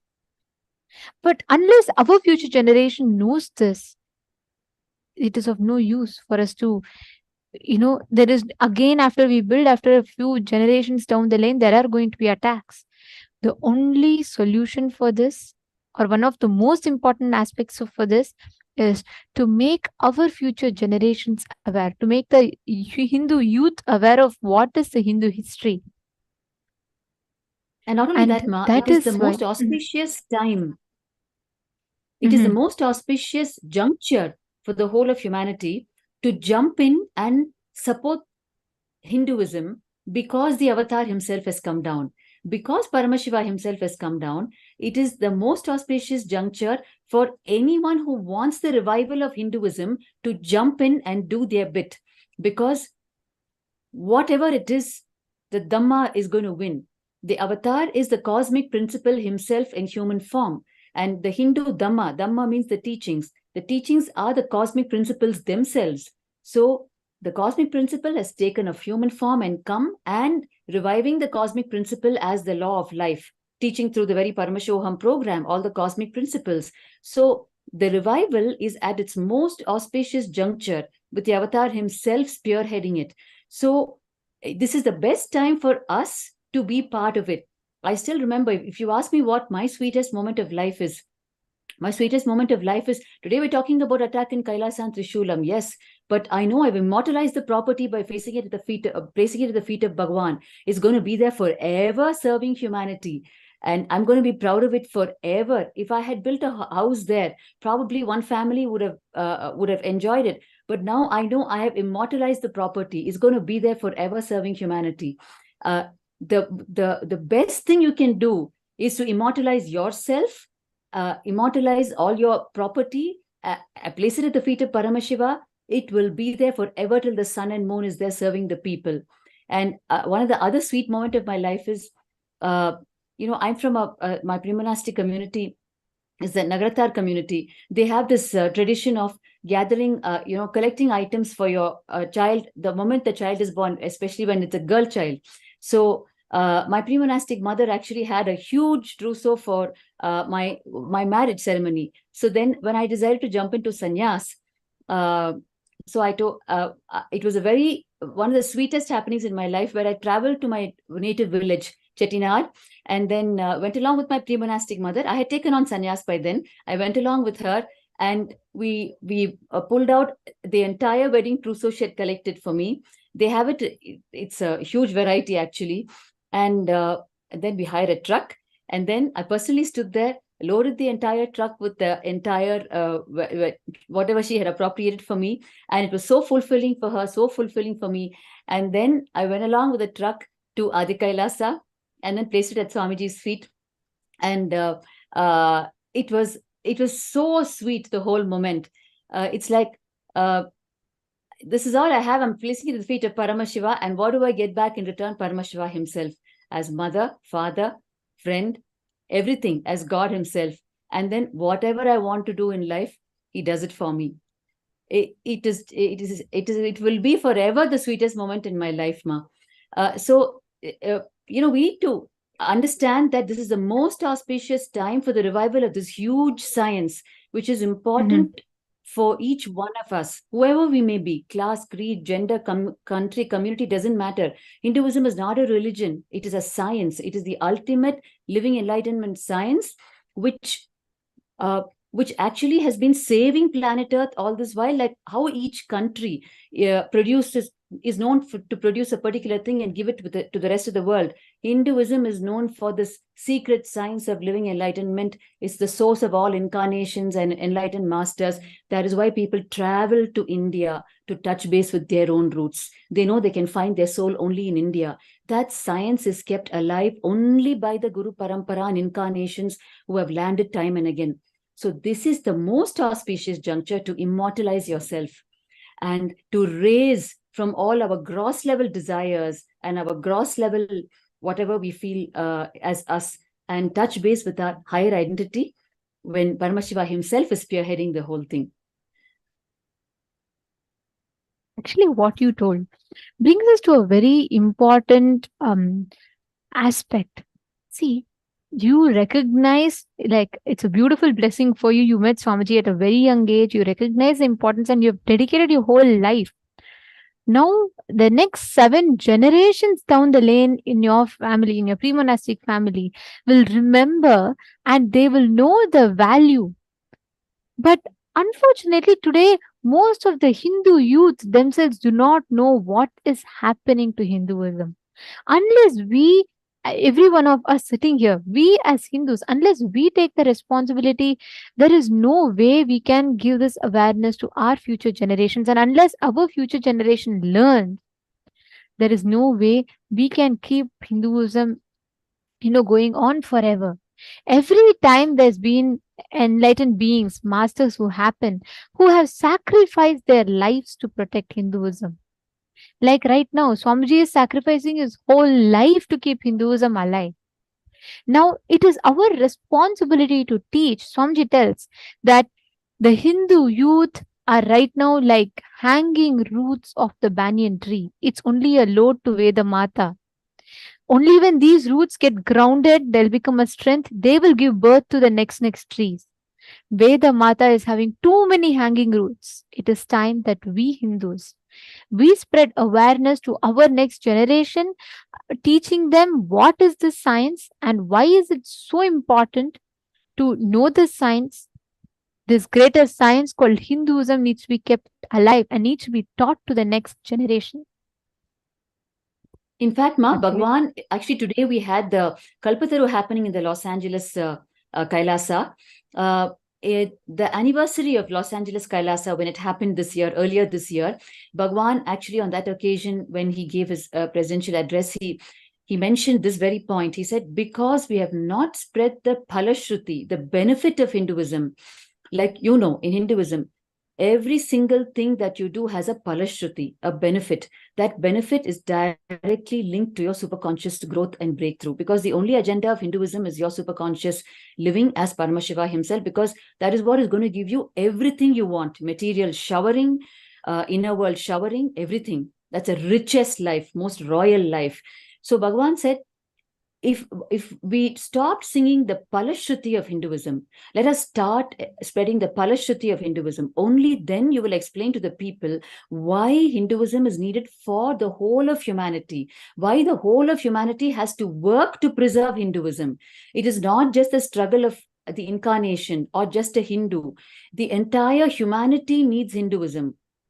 That is why the entire humanity has to work to preserve it, because Hinduism itself existed across 56 nations across the world, and they kept the enlightened civilization alive across the globe. And at one point in time, people were either enlightened or working towards enlightenment. That's the hallmark of Hinduism. That is what it did for the whole world. That has been reduced to what it is today, localized to one region, and it's become the mighty battle of one incarnation. It doesn't have to be like that. If we understand what Hinduism is about, if we know the Phalashruti, the benefit of Hinduism, we will automatically take it up as our cause. Because when we say Bhagavan is the last burning lamp to transmit to every single person in humanity, not just Hindus. It is a science for the whole of humanity. That is the contribution of Bharat. Like how each country specializes in one product, gives it to the whole world. Japanese technology, German automobiles, whatever. Hinduism, Bharat produces incarnations, the science of living enlightenment, it preserves it and gives it to the whole world. Therefore, it is not the battle of only Paramashiva, it is the whole of humanity. The context is too large in Hinduism. Very beautifully said, Ma. And most importantly, this what Akhanda Bharata has gifted to humanity, the incarnations, the science of consciousness is consciously empowering. It is not something that can be destroyed, eradicated. It is not something that can be gone today, removed. That is why Hinduism is called as Sanatana Hindu Dharma. How many invasions, how many attacks, but like Swamiji says, there's a small stream of living enlightened masters who are continuously available, alive, who are giving their life, sacrificing their life to keep this alive. The only thing we as Hindus need to do, Swamiji always tells, you don't need to do anything to protect me or protect Kailasa. You need to do something to protect yourself from these adharmic, anti-Hindu elements. Today it is one place, tomorrow it will be your house. Everywhere Hindus are being attacked. And it has become so okay that even politicians or lawmakers, opinion makers are able to come in public platform and they're able to tell that we have to eradicate Hinduism. So it is time that we give awareness to our next generations. And on this, we wanted to make this as an use as an opportunity, as a platform to hear your opinion. We would like to hear each of you voice your opinion on this. Actually, Swamiji has opened up, like I see many of you, like Subramanya Tyagaraja and Anurag Verma, many of you who have posted saying that we have to actually unite Hindus, and everyone has to come together for it. People need to know about this. And Swamiji, like as we're mentioning, Swamiji has left no stone unturned in this process of reviving Hinduism. Swamiji has organized a voting avenue where all Hindus can come together, voice out your opinions, voice out, come together and make the choice. Actually, today there are multiple sabhas that Swamiji has established. One being the Chit Sabha, which comprises of all the founding fathers, founding mothers of Kailasa, the Sarvajñapita Yajamans, Sarvajñapita Kartas, who are a core part of Kailasa, who are literally part of the decision-making government body. So there are separate voting elections that happen for Kailasa's Chit Sabha, and that is called as the Chit Sabha voting. And we also have the Rajya Sabha voting, where all the Hindus from across the globe can be a part of it. Today, we are having one such voting that is taking place. All of you can right now head to Twitter and you can be a part of this. Today's subject is whether the Hindu genocide, the awareness about Hindu history, the awareness about Hindu genocide, should this be taught to the next generation? We have three options for which each of you can cast your vote. Take a few minutes now, and all of you can head to Twitter and you can use the hashtag Kailasa votes and post on Twitter tagging Swamiji for the answering for this question. Should the history of Hindu genocide be educated to the next generation? If yes, the first option is yes, it should be made as a curriculum for all the kids. Parents should teach and schools should teach this as a part of the syllabus. Second option, yes, but it should be only an optional education. Option C, I don't think we need to teach this to our children. Take a few minutes. Each of you, please head to Twitter now and you all can post why you think, which choice do you want to choose. And to cast your vote officially, you all can head to the link that is projected, events.kailasa.org/Hindu-votes, and you all can cast your votes. The link to the page will be posted on all of your chats. Please head to events.kailasa.org/Hindu-votes. Your voice matters. We request every one of you to share. Let us know what is your opinion. What do you think of? Do you think we need to make this as a must do curriculum for all the children, or do you think it needs to be optional? We request every one of you to please share. Please head, all the participants watching us on YouTube, you all can see the link projected, events.kailasa.org/Hindu-votes. The support desk will be posting this link in the chat for all of you. We request every one of you to please head to the link.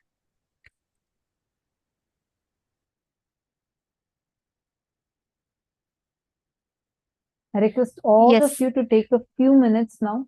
And I see so many of you who want to spread this awareness. Take a few minutes now and go to this link, and you will be coming to a page like this. Go to events.kailasa.org/Hindu-votes and cast your vote. Take a few minutes. There are 3 options.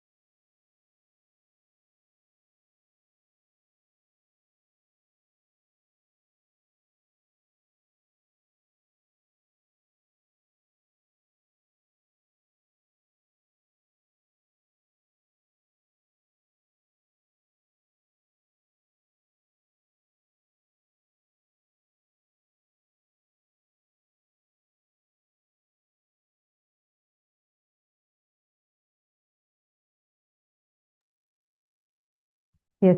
Now we see so many participants, many of you who have been putting. Okay, some of you are having some technical glitch. Yes, we will check and immediately fix it. Take a few minutes now, and I request all the participants to please head to Twitter and use the hashtag Kailasa votes and voice out why do you think, whatever choice you are making, why do you think that should be the way? Why do you think if you're choosing that this education needs to be given for the next generation, what is the reason? Why do you think so? Please take a few minutes. I request everyone to take a few minutes and do it right away.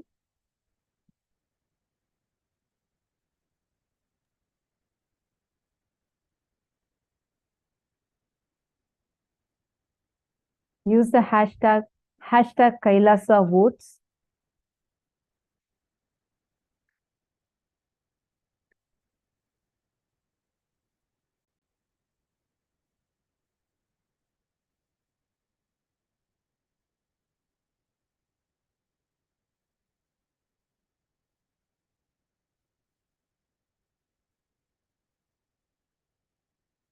You see now slowly people have started. I request everyone please head to Twitter, and here you can use this hashtag Kailasa votes, and you can post why you feel the choice you're making, like what is the reason you're choosing that. Take a few minutes, use this hashtag Kailasa votes, and you can tweet it. Make sure you're tagging Swamiji's official Twitter handle, and cast your vote. Take a few minutes, understand your voice matters. Oh, Hindus, it is too important that all of us come together. Your voice can make a change. It can make a difference. Imagine if 2 billion of us come together, it can affect the way that we are existing and transform the way Sanatana Hindu Dharma is. Yes. Okay. Please take a few minutes.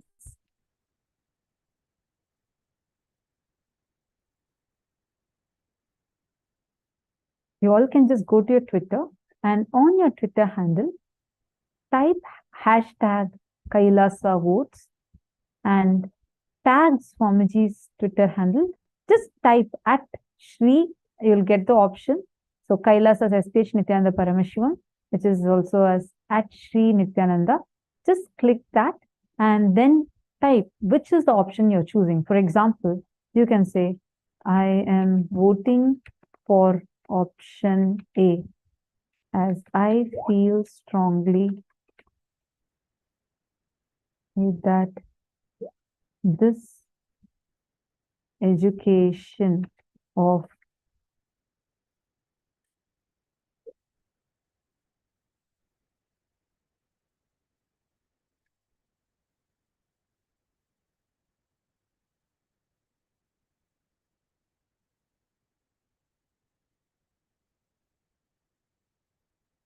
like you can type exactly why you're choosing which option and tweet it. Take a few minutes. Your voice can definitely make Every one of you to do this, because if just each of you do it, we one by one we are 2 billion in number, and we can make a difference. Use this platform as a beautiful platform for you to voice out your thoughts. Let the world know, let people hear the importance, and let us as Hindus unite together to make this. Request everyone to do it. All the participants, please take a few minutes and help it with them.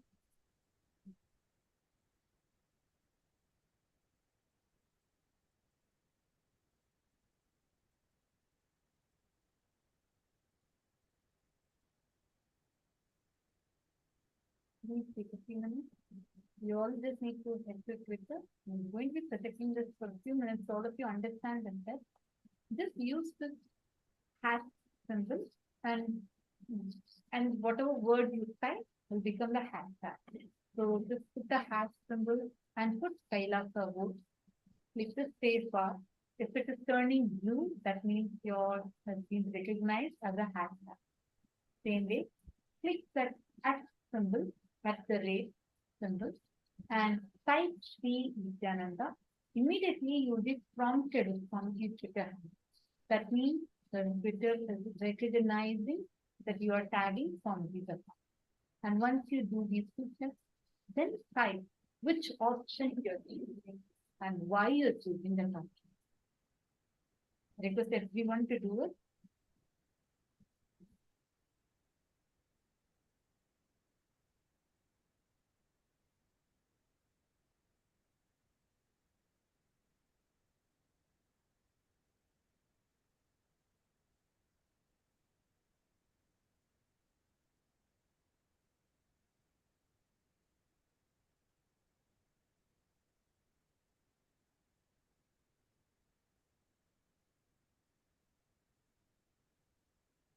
Sorry, I think my voice was low. I hope now all of you are able to hear me. Use the hashtag, use the hash symbol, hash, and then whatever you type, if it is turning blue, it means Twitter is recognizing it as a hashtag. So type hashtag KAILASA votes and click the space bar. After you click the space bar, then use the symbol at the rate, like what you're seeing in front of you, and type Sri Nithyananda. Do not leave a gap between the symbol and the word. So once it turns blue, it means Twitter has recognized that you are tagging. And you will be prompted with Swamiji's official Twitter handle. Click on that and then put why you're voting and what is it that you're voting for. Please take a few minutes and requesting everyone to do it right away. Understand, your vote can make a difference. Hindus, it is not a joke. We are 2 billion in number. We are 2 billion in number. And all of us together can definitely make a huge impact for this. I'm already saying many of you have started tweeting. Hiranmai has posted, I'm voting for option A, as I feel strongly that this education of Hindu history needs to be given to the next generation. Okay, very good. You can also voice your own thing. You can, yeah. And each of you can also post, everyone else also can post. As you're all posting, you all can tell what you think is the reason. Like you all can also give the reasoning of why you think. And see, when you post and when you tweet, when people start reading, they will start becoming aware. We can make Hindus aware of what is happening. Okay, Mareka Pai has posted, I'm voting for option A. It's necessary that next generation should know about Hindu history. Beautiful. And Carrie ECLM has posted, I'm voting for option A as I feel strongly that this education of Hindu history needs to be given to the next generation. Thank you so much for each of you that are voting. Understand? Now, all of you also type why you feel so. Please understand, these are all the ways, mechanisms through which all of us together can voice out, spread awareness. Understand, it's really unfortunate that we all have been brainwashed to believe that Hinduism is not under attack, while in front of our eyes, this injustice is going on. So I humbly request every one of you, please take a few minutes, use these hashtags and tweet, put along with why, so that people, when they read, when your friends, when Hindus read your tweet, they understand that this is not just a few people talking, but it is something really, really real. What is happening right now? It's beautiful to see the overwhelming response from all the participants. If we take this step, we can definitely make the difference. And the most beautiful thing about Hinduism is when you stand up for the Hindu Dharma, Dharma stands up for you. It is a science because the Hindu Dharma is the cosmic principles itself. So when you decide to live the cosmic principles in your life and you decide to support the cosmic principles reaching people, the cosmic principles will shower in your life as abundance. It is a science and proven over generations, for eons. It's timeless. And today we heard Swamiji Bhagavan so beautifully saying, anything happens, any attack happens, the only thing he says is, oh Paramashiva, let me flare up and understand what is the next level of responsibility I need to take this to the next level, to take the contribution to humanity to the next level. That is what you're showing me. So that was a beautiful revelation today. So what each one of us can do at our level to ensure the science doesn't die, to ensure the science is continuing to be transmitted, and the awareness is being spread about the science, and the awareness about the persecution, and the awareness about the availability of an incarnation on the planet who's continuously transmitting the science, the awareness of both. So that step, what do we each one need to take so that we are doing the same thing, what we learned from Swamiji today. So what you're doing now is really a small step in that direction.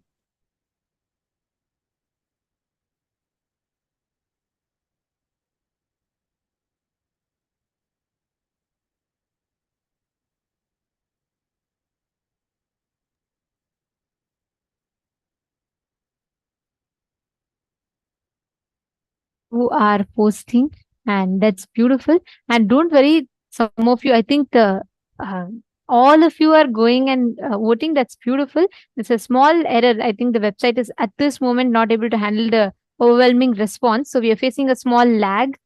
So this was unexpected. We are trying to work around, so we'll let you all know how you can register your vote. So give us about a few minutes. But right now, immediately what you can do is head to Twitter and cast your vote. Just use these hashtags and go to Twitter. I see Mareka Pai, Punidan Naya, who all have posted on Twitter. I request all others also understand it is not the people that are actively attacking Hinduism alone at fault, but the real crime is we, the good people, each one of you, the really good people, the good Hindus, not doing anything for it. It's our inactivism. We all are satisfied, happy that we are getting this good, amazing experiences. But understand at what cost? At what cost? Why should Bhagavan face this? What for Swamiji needs to go through this? He's taking all. They're only blackmailers. Swamiji can just stop. If they said, if you can just stop these KAILASA activities, we will not let you, we will not further persecute you. We don't want Hinduism. That is why they're so ruthless. You just Google and see, eradicate Hinduism news. Just put it in Google, you'll get the exact news. It's happening right now. It's trending on Twitter. It's trending on every social media platform. Because this is what is happening right now. If the deep state elements, people in power, are able to come and openly call out for a Hindu genocide, understand it is happening at a very alarming rate. The next generation will not forgive us for this crime, for our criminal negligence. But you have a choice. It's at your fingertips. You can do it right now. You do have a choice to take. Go ahead and you spread awareness. Don't just stop with one tweet. Go on, spread awareness, post everything that you understood in the session. Unless we have so many of you, educated people. Each of you is so educated in Hinduism now. Don't be a reluctant warrior. Reluctant warriors are the main reason why Hinduism is going through what it is going through. Each of us are endowed with a power. You can stand up right now. I request every one of you, head to Twitter and cast your vote on Twitter right now. Post what exactly you feel. What is it that why you want to make a particular choice? Nithyananda Jnana Yogini, Ma, again, Ma, Hiranmayi Mulukutla, wow, thank you so much for all of your sincere participation, Ma. Ananda Bala Subramanyam. It's really nice to see so many of you coming together for this cause.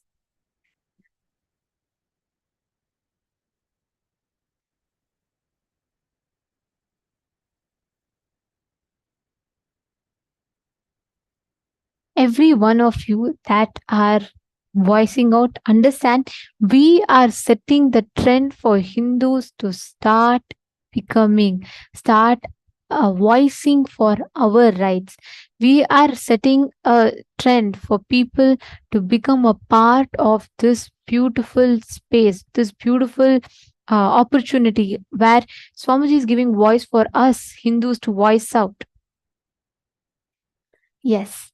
So we request every one of you to also share, and you all can continue letting people know. You all can continue sharing with people. You all can continue making other Hindus in your vicinity, your kith and kin. You can make all of them aware, and you can share this with them so they also understand. Now, as we thank all of you for your listening and for providing your listening and providing your time, this brings us all to the conclusion of this segment. And we will now be entering into the next session where we understand about one secret, or I should say, one principle that Swamiji used throughout all these attacks, persecutions. There is one factor which made Swamiji so, I will say, like, invincible. There's one thing that never makes, like, Swamiji never deters from his commitment is because of this one reason. And let us know what is that principle. Let us listen to that revelations from Swamiji now.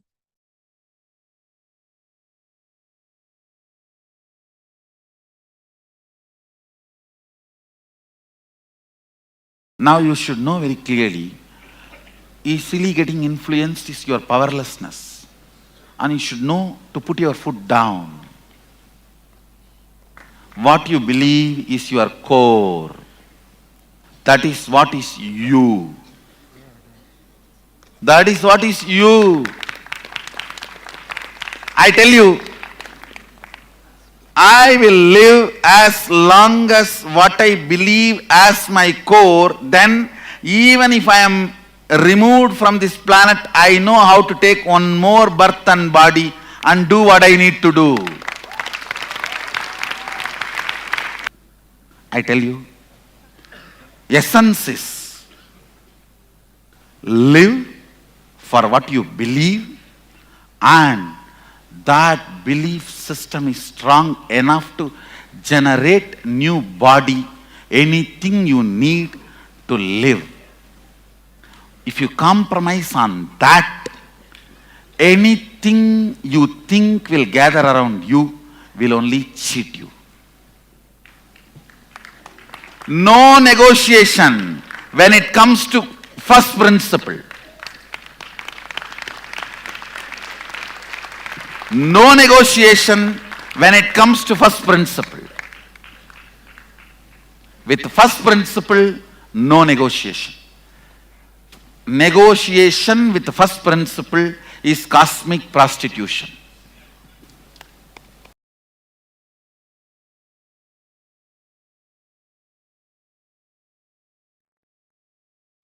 Understand, Paramashiva himself manifesting his own breathing space, manifesting is Guru, and more you align to Guru, get integrated to Guru and Guru walk, you become enlightened. Not only you become enlightened, all the side effects of the beautiful auspicious side effects of Paramashiva, his state, his space, his being, his superconsciousness, his KAILASA, all that starts manifesting around you. All that starts manifesting around you. Understand? He inhaling and exhaling.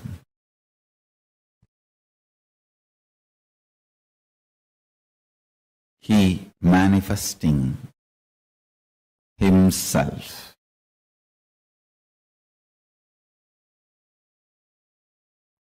Sweetly entering into your life, sometime very swiftly, not just sweetly alone.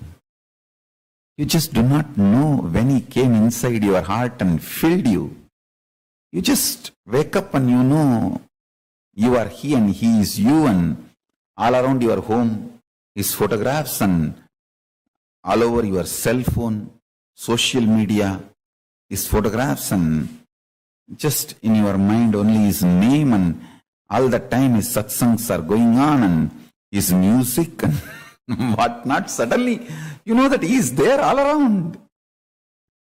You have now new jata getting done for you, and from your head to toe, the whole hairstyle, lifestyle, everything has changed.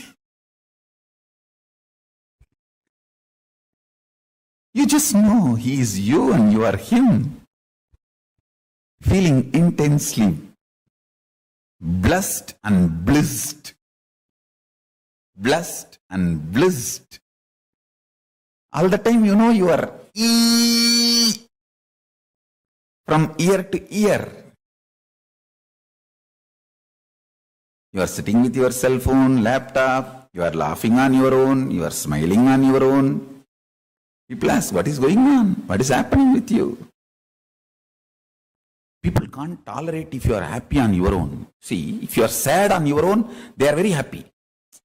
If you are happy on your own, then it means you are making a statement that you don't need others to be happy. That is too much. They feel insecure. If husband is happy on his own, wife can't handle. And wife is happy on her own, husband can't handle. Then what for I am here? I should make sure at least your happiness is dependent on me.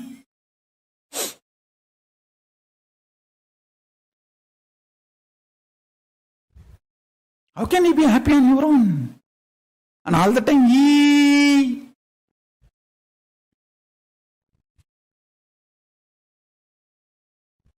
one of the greatest side effect, beautiful side effect of Paramashiva happening in your life is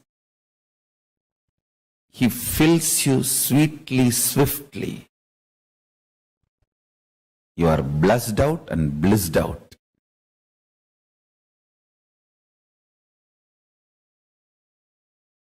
You are blessed out and blissed out.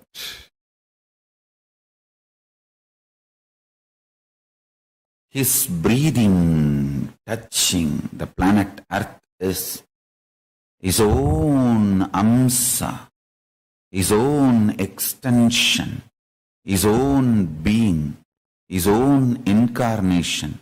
He himself manifesting as Guru.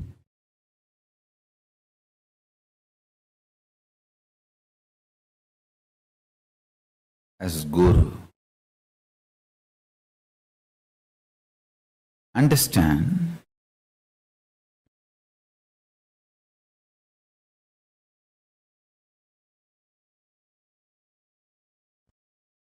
Hinduism is the living religion because it is kept alive continuously by incarnations.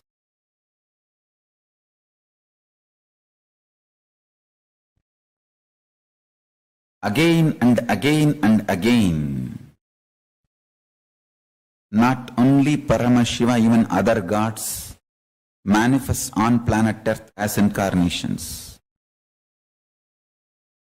Without any second thought, I can name Shirdi Sai Baba, Puttaparthi Sai Baba. Both of them are incarnations manifested on planet Earth. Many times people ask me, Swamiji, can you name some more people who are still in the body as incarnations?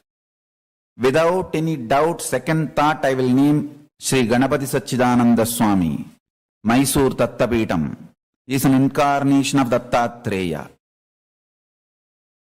Without any second thought, second idea, I will straight name him.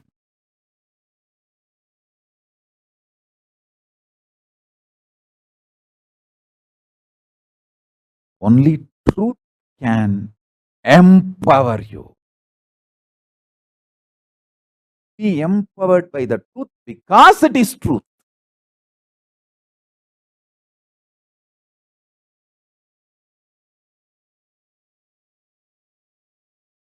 Not because of any utility value, utility reasons. Many uses you will find because of this truth is great. See, just now I said this 26 years of untiring, without boredom, tiredness, frustration, intense, excited, active, working, manifesting this truth. But even this I don't consider as the scale. I feel this as a great blessing. But tomorrow itself, if this is there or not, I won't bother. I will hold on to the truth. I am Paramashiva. Because that is truth.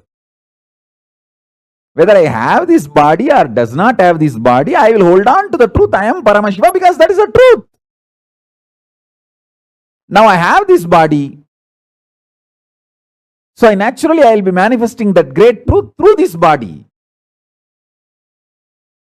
As I said, I have plans to keep this body alive, active, working, serving all of you, at least for next 150 years. And after that, when I rest this body in Paramashiva, in Nirvikalpa Samadhi, in the Videha Samadhi, Mahasamadhi, I'll just be there as Paramashiva because that is the truth. That's the highest truth.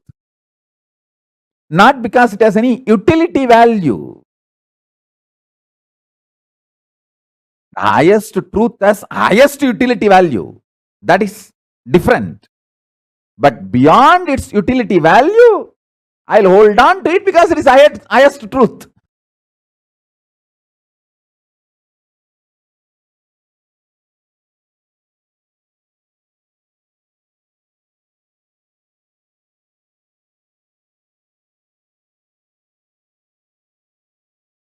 I am chaste to my Guru. I am obedient to my Guru because he is my Guru. I am his disciple. That's all. I will never have a negotiation. If you provide this, if you can do that, if you can, if we come to some via media understanding, if we can have some kind of an agreement, then I will obey you, I will listen to you. Nothing, there is no negotiation with my Guru. That's the most cheapest relationship you can have, negotiating with the Guru. Disobedience and negotiation with the Guru, non-listening with the Guru is the cheapest relationship. I can never even think of that. I am absolutely chaste to my Guru.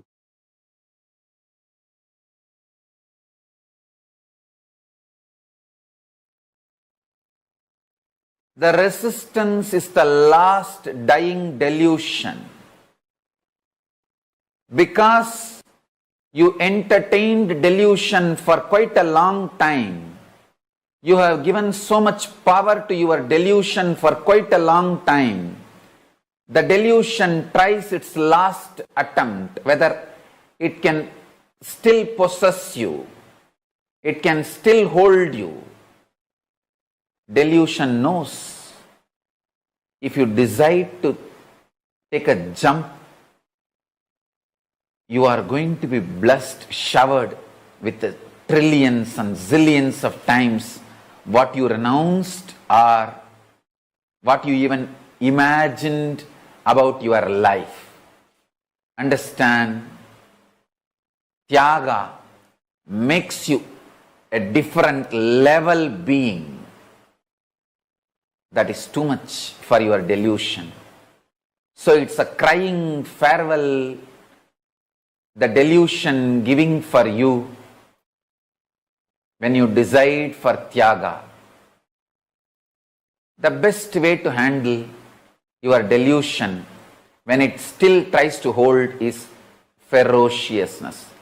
Raise your hand and slap the delusion, if not your own face.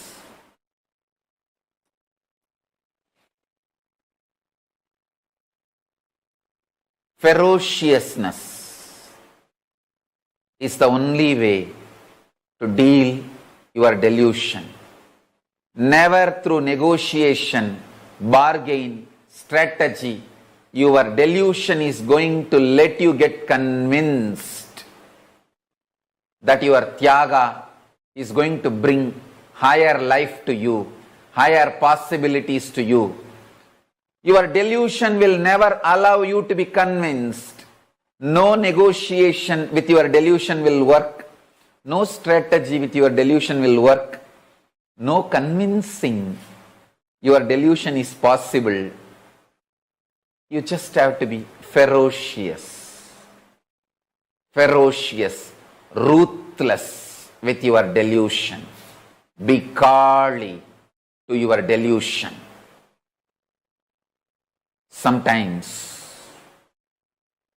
being Kali with your delusion is the only way you will achieve Paramashiva.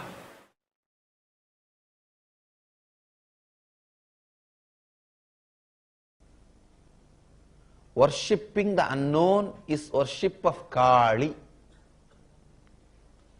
Worshipping the unknown is worship of Vishnu. Vishnu means what? Unknown Vyakti. The Avyakta who fills the Vyakta and Avyakta is Vishnu.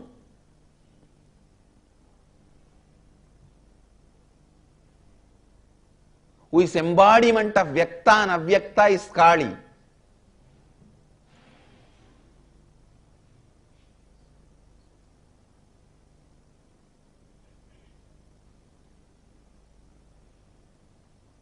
If you just complete with your fear of unknown, you will have the courage to enrich the whole world. You will have the courage to complete with your all problems. Courage to enrich the whole world and courage to complete with all problems is one and the same. If you don't have the courage to complete with all components of you, you will have the same fear outside to reach out to people. That is why I tell you, the person who completes will be the real enricher. The person who enriches will be the real completer. Enriching and completion goes hand in hand intensely. Enriching and completion are like a anga, not step by step. Patanjali says Ashtanga Yoga means 8 parts of yoga. He doesn't say Ashtapatha Yoga means 8 steps of yoga. No, Ashtanga Yoga. Yama, Niyama, Asana, Pranayama, all of them are different components of yoga, anga of yoga. Same way, completion, enriching, causing, integrity, authenticity. Integrity, authenticity, responsibility, enriching and causing, completion. All the 6 are Shashtanga Yoga, not Shashtapatha Yoga. Shashtanga Yoga. Complete, enrich, cause, everything together. Your completion will cause enriching and enriching will cause completion. When you are afraid of handling some questions from others, some doubts from others, you are afraid of handling some incompletions of you. If you handle that incompletions of you, you will have the answer to enrich others, cause others.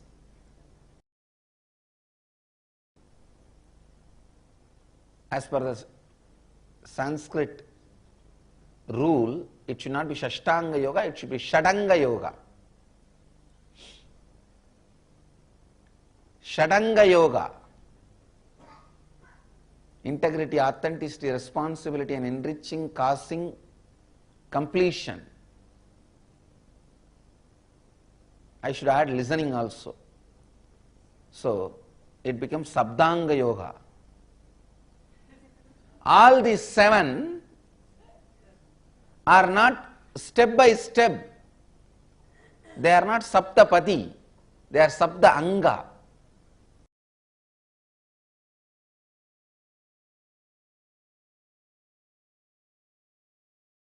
If you feel I am your puppet, be assured you have a relationship which I had with my Guru Arunagiri Yogeshwara. The Guru Sishya Parampara is going to continue through you. You are going to be my successor. Because that is the way I felt with my Guru. It's not logical. Logically, only Guru is supposed to feel the disciple is puppet. But in reality, it doesn't happen that way. A disciple feels Guru is his puppet. And suddenly, in that feeling, he loses himself into Guru without even disciple's knowledge. Disciple has become a puppet in the hands of Guru. That's the way exactly it happened in me. I am telling you the secret as it is because today is my Guru's day and I want to be integrated to him and integrated to you. It looks very illogical. It may even be very difficult for people to digest. But I am not talking to maintain a pseudo dignity. I am talking to maintain and keep my integrity. My integrity to my Guru. And what happened between me and him? How it happened? I have to tell my disciples so that that can start happening between you and me.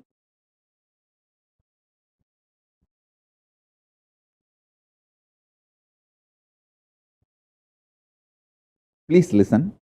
If you read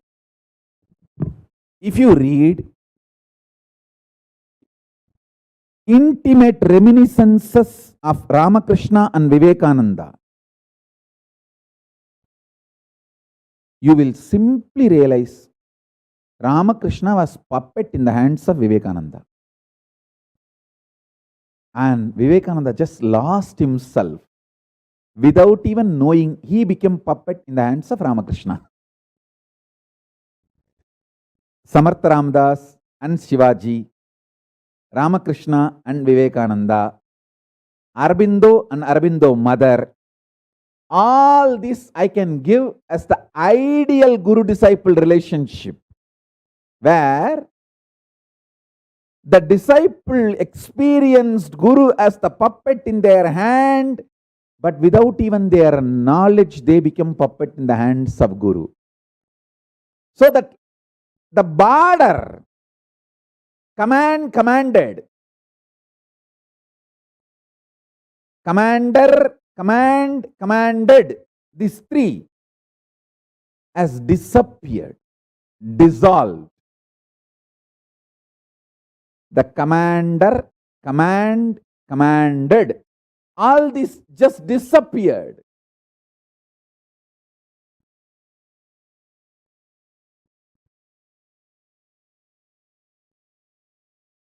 I can give you some of the most powerful examples of this Guru-disciple relationship in Hindu tradition. Nandi and Paramashiva.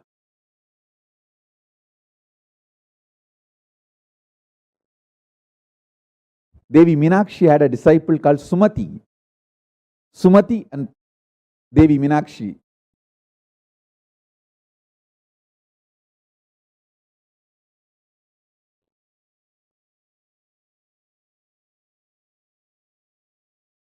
Even Krishna and Arjuna, Naranarayana.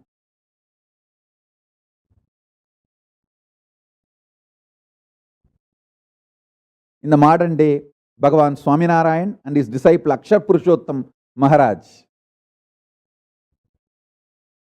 And Aurobindo mother.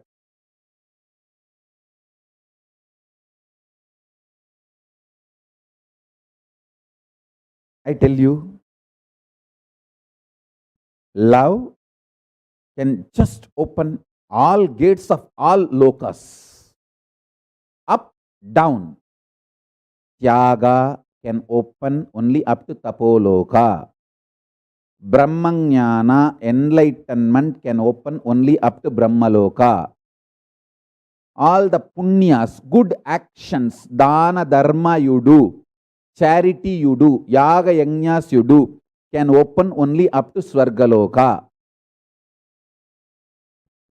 But consciously developed love, consciously decided love, can open all 14 and beyond. That's the beauty and power of conscious love. See, I am giving you cosmic secrets. I tell you, inside your heart, deeply, secretly, if you are cherishing, I am your puppet, be assured you are my disciple, and through you, the Guru Sishya Parampara is going to continue. You are going to be the living stream of me. Whoever feels I am your puppet, you can be rest assured you are inheritor of Paramashiva. And what I got from my Guru, Arunagiri Yogishwara, you are going to receive through me. And you are going to continue this Guru Sishya Parampara. Not just getting enlightenment, not just getting powers. You are just going to be inheritor of everything, of me. What I got from my Guru, Arunagiri Yogishwara, everything. Because I felt Arunagiri Yogishwara is my puppy love and puppet love.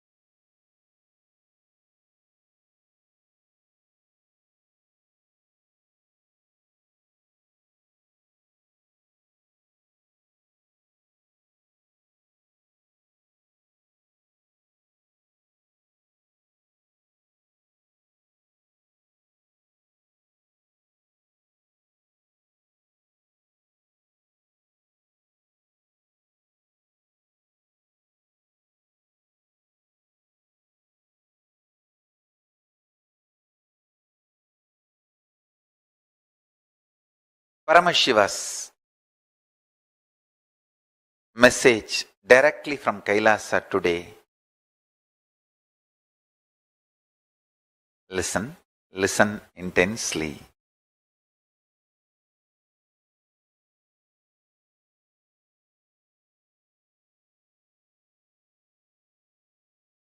Having broad space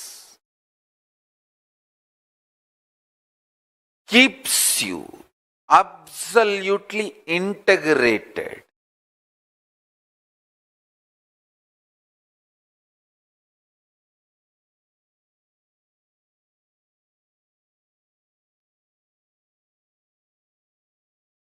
Continuously manifesting life.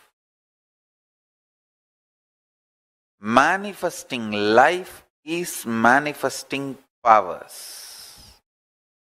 Powers are nothing but life into the power of 3. Life into the power of 2, like a life square, is bliss. Life cube, life into the power of 3 is powers.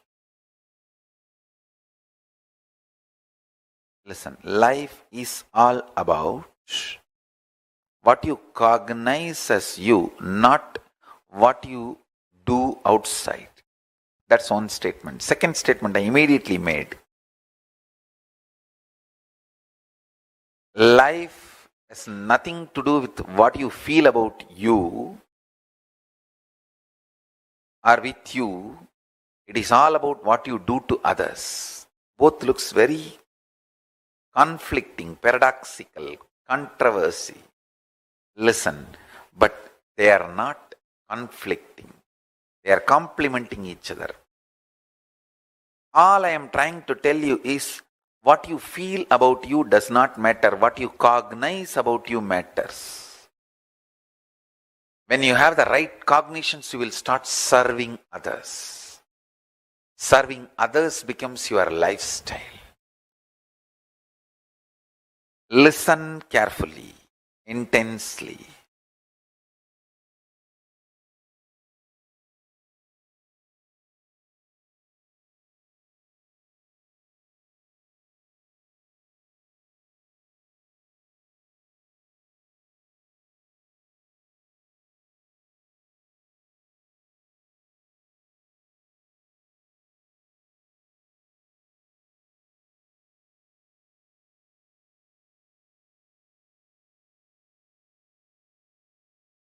What you are going to powerfully cognize about you decisively, that matters.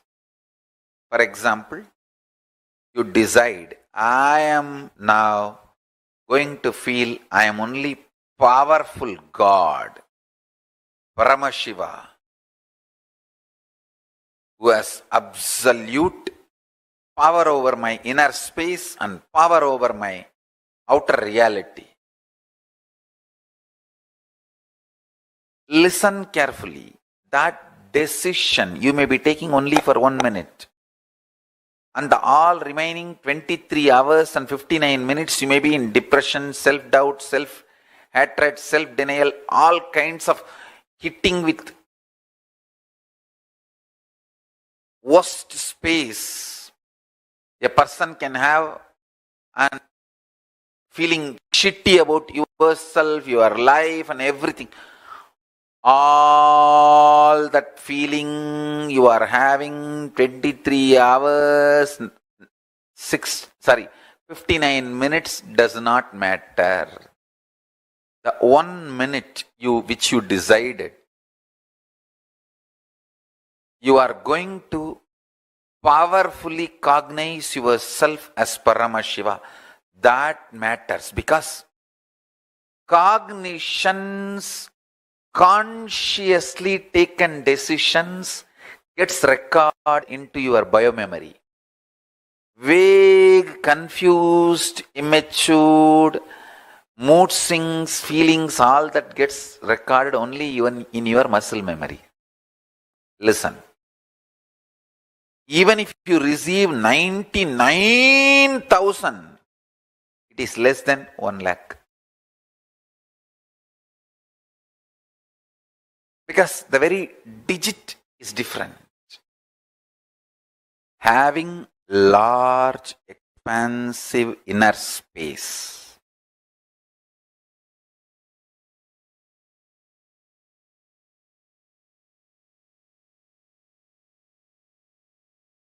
makes you manifest life in tremendous depth, maturity. I'll give you one simple.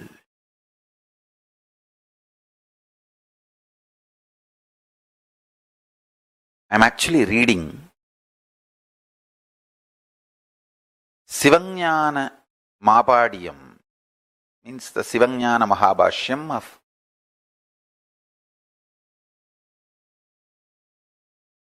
the Sivajnana Bodham. Originally the book is in Rauravagama. Paramashiva, Nilaganda, Sriganda Paramashiva is teaching it to Nandi. It is translated by Meigandathevar in Tamil, Sri Meigandar, Meigandathevar in Tamil, who revived Kanchi Kailasa Sarvagnya Peetam. If you internalize, grasp, chew, and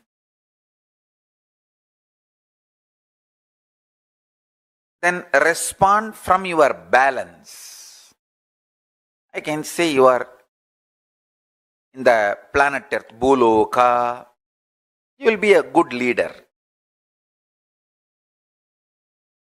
If you receive the information and map it to your powerful cognition, which you want to be, which you consciously decide that you will be.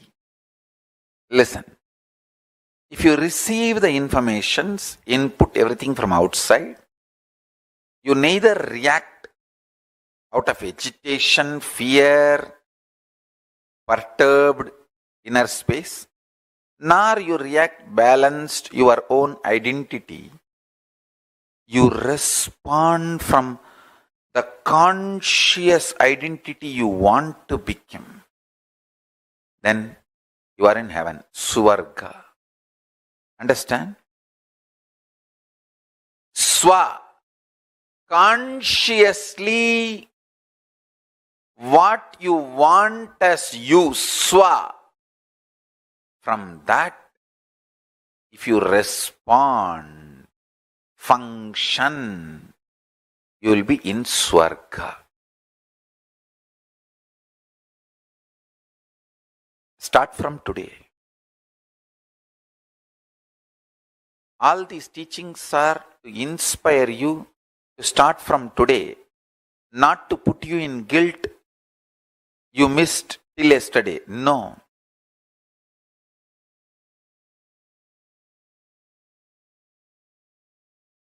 People say, oh, such great teachings I will missed all these years. That is okay. Now start. Internalize this one truth. Now, whatever from the beginning of the satsang I said, having large inner space will make you manifest love. Actually, love is nothing but able to accommodate everyone. Paramashiva is highly accommodative. Understand? I am highly accommodative, but absolutely integrated. That is where the whole problem is. So I allow everyone into the Sangha, but they are not ready to be accommodative about integrity. Understand? I am accommodative for all, but they are not ready to be accommodating integrity into them. Listen. I am absolutely accommodative about everyone and everything.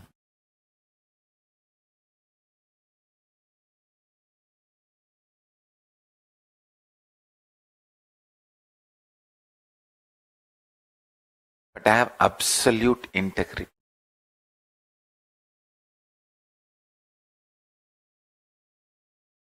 Life is that. Being accommodative, absolutely loving,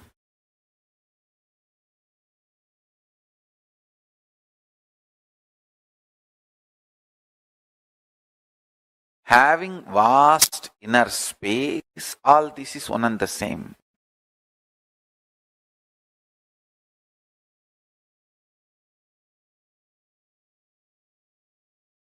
What you cognize about yourself matters, not what you feel about yourself. Because what you cognize about yourself consciously burns away, destroys absolutely what you feel about you. Listen. Consciously, if you practice the powerful cognition, in 2-3 months you will even forget your old identity. ability to forget your old identity is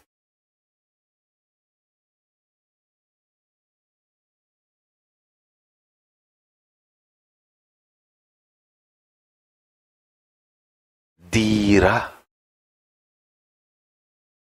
boldness. Boldness is all about able to give up your oldness. Boldness is all about able to give up your oldness.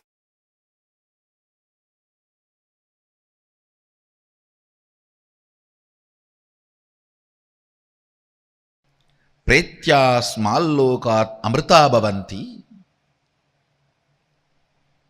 Dhiras who micromanage the inner space are dhiras. Dhira means who is not stuck in any pattern inside.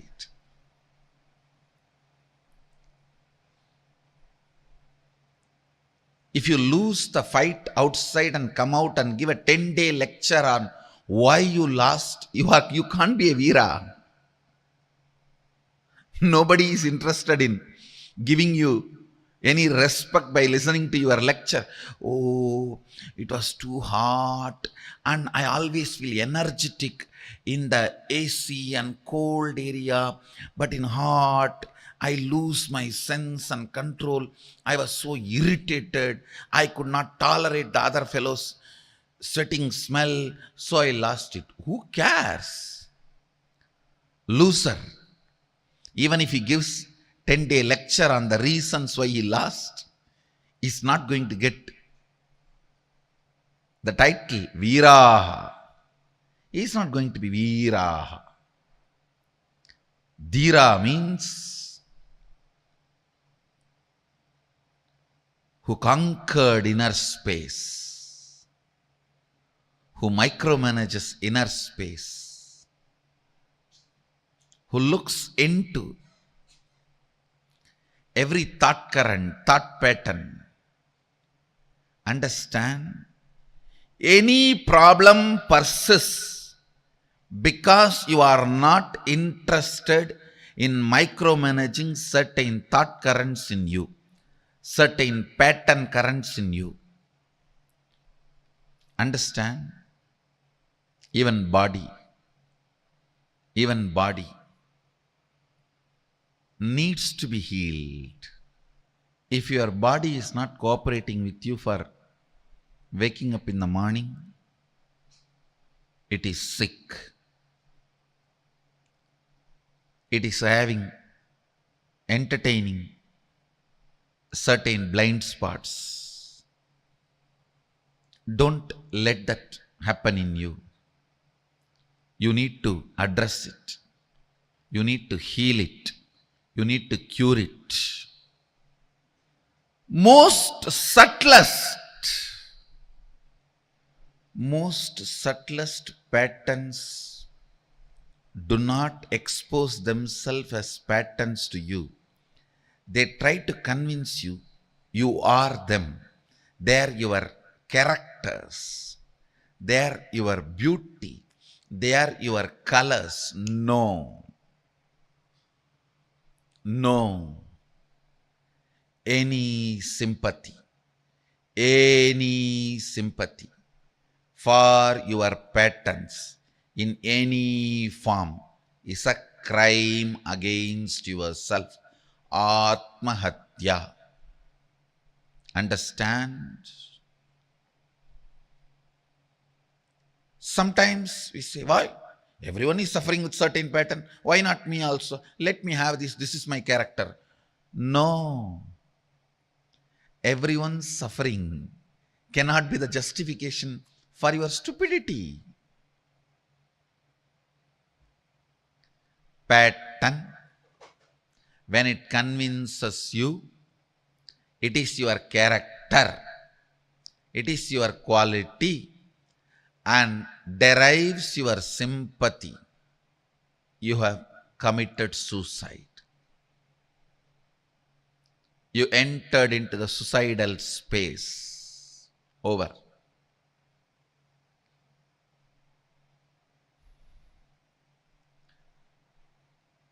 Most.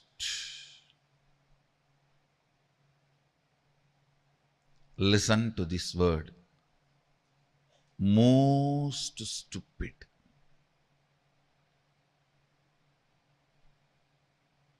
Suffering comes to you by you not recognizing the source of that suffering as your pattern. Look in. Look in. Justifications do not bring you result. Long theology, philosophies do not bring result. Who do not compromise in the inner space, who feels their inner space is like their chastity, is dhiraha. The level of integrity, the way you micromanage your inner space, that makes you dhiraha. That makes you dhiraha. Here, Upanishad declares, dhiras are those who discover the ear of the ear, mind of the mind, speech of the speech, prana of the prana, and realizing that they achieve the immortal, eternal, amrita bhavanti. They achieve immortal and eternal. Contemplate.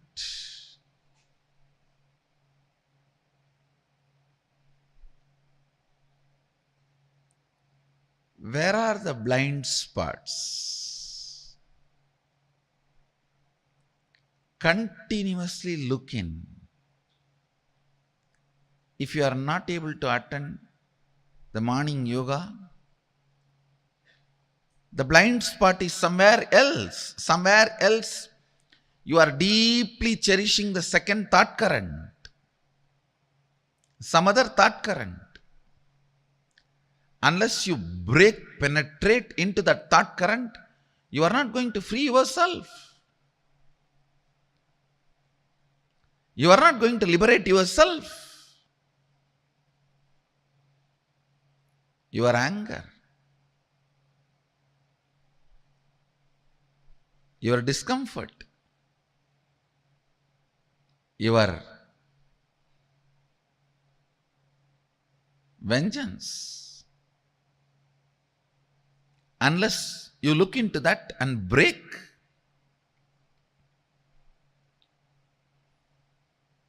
you are not going to become dhiraha.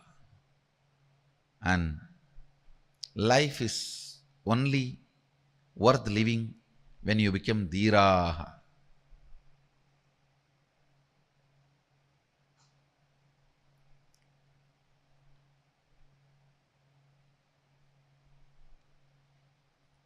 Shrotrasya shrotram manaso manoyat vachoha vacham savu pranasya pranaha chakchush chakchuhu atimushya dhiraha pretya smallokat amrita bhavanti. Go on micromanaging your inner space. Go on micromanaging.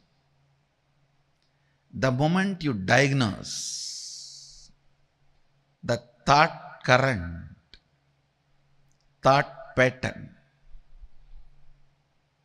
immediately the pattern will melt. The moment you diagnose, if it is not melting, That thought current is not a real problem. Still, you have not put your hands on the real problem, I tell you. Many times people, when they are not able to wake up in the early morning, they try to put more alarms, more cold water, sleep early. All that does not work. The gastric and stomach ulcer need to be healed because the problem is there. Putting more alarms,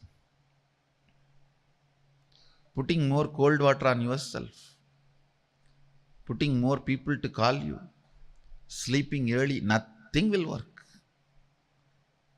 Till you put your hand on the right problem. With everything, with every situation, with every problem, putting your hand on the right thought current. The moment you put your hand on the right thought current, the problem dissolves, problem disappears.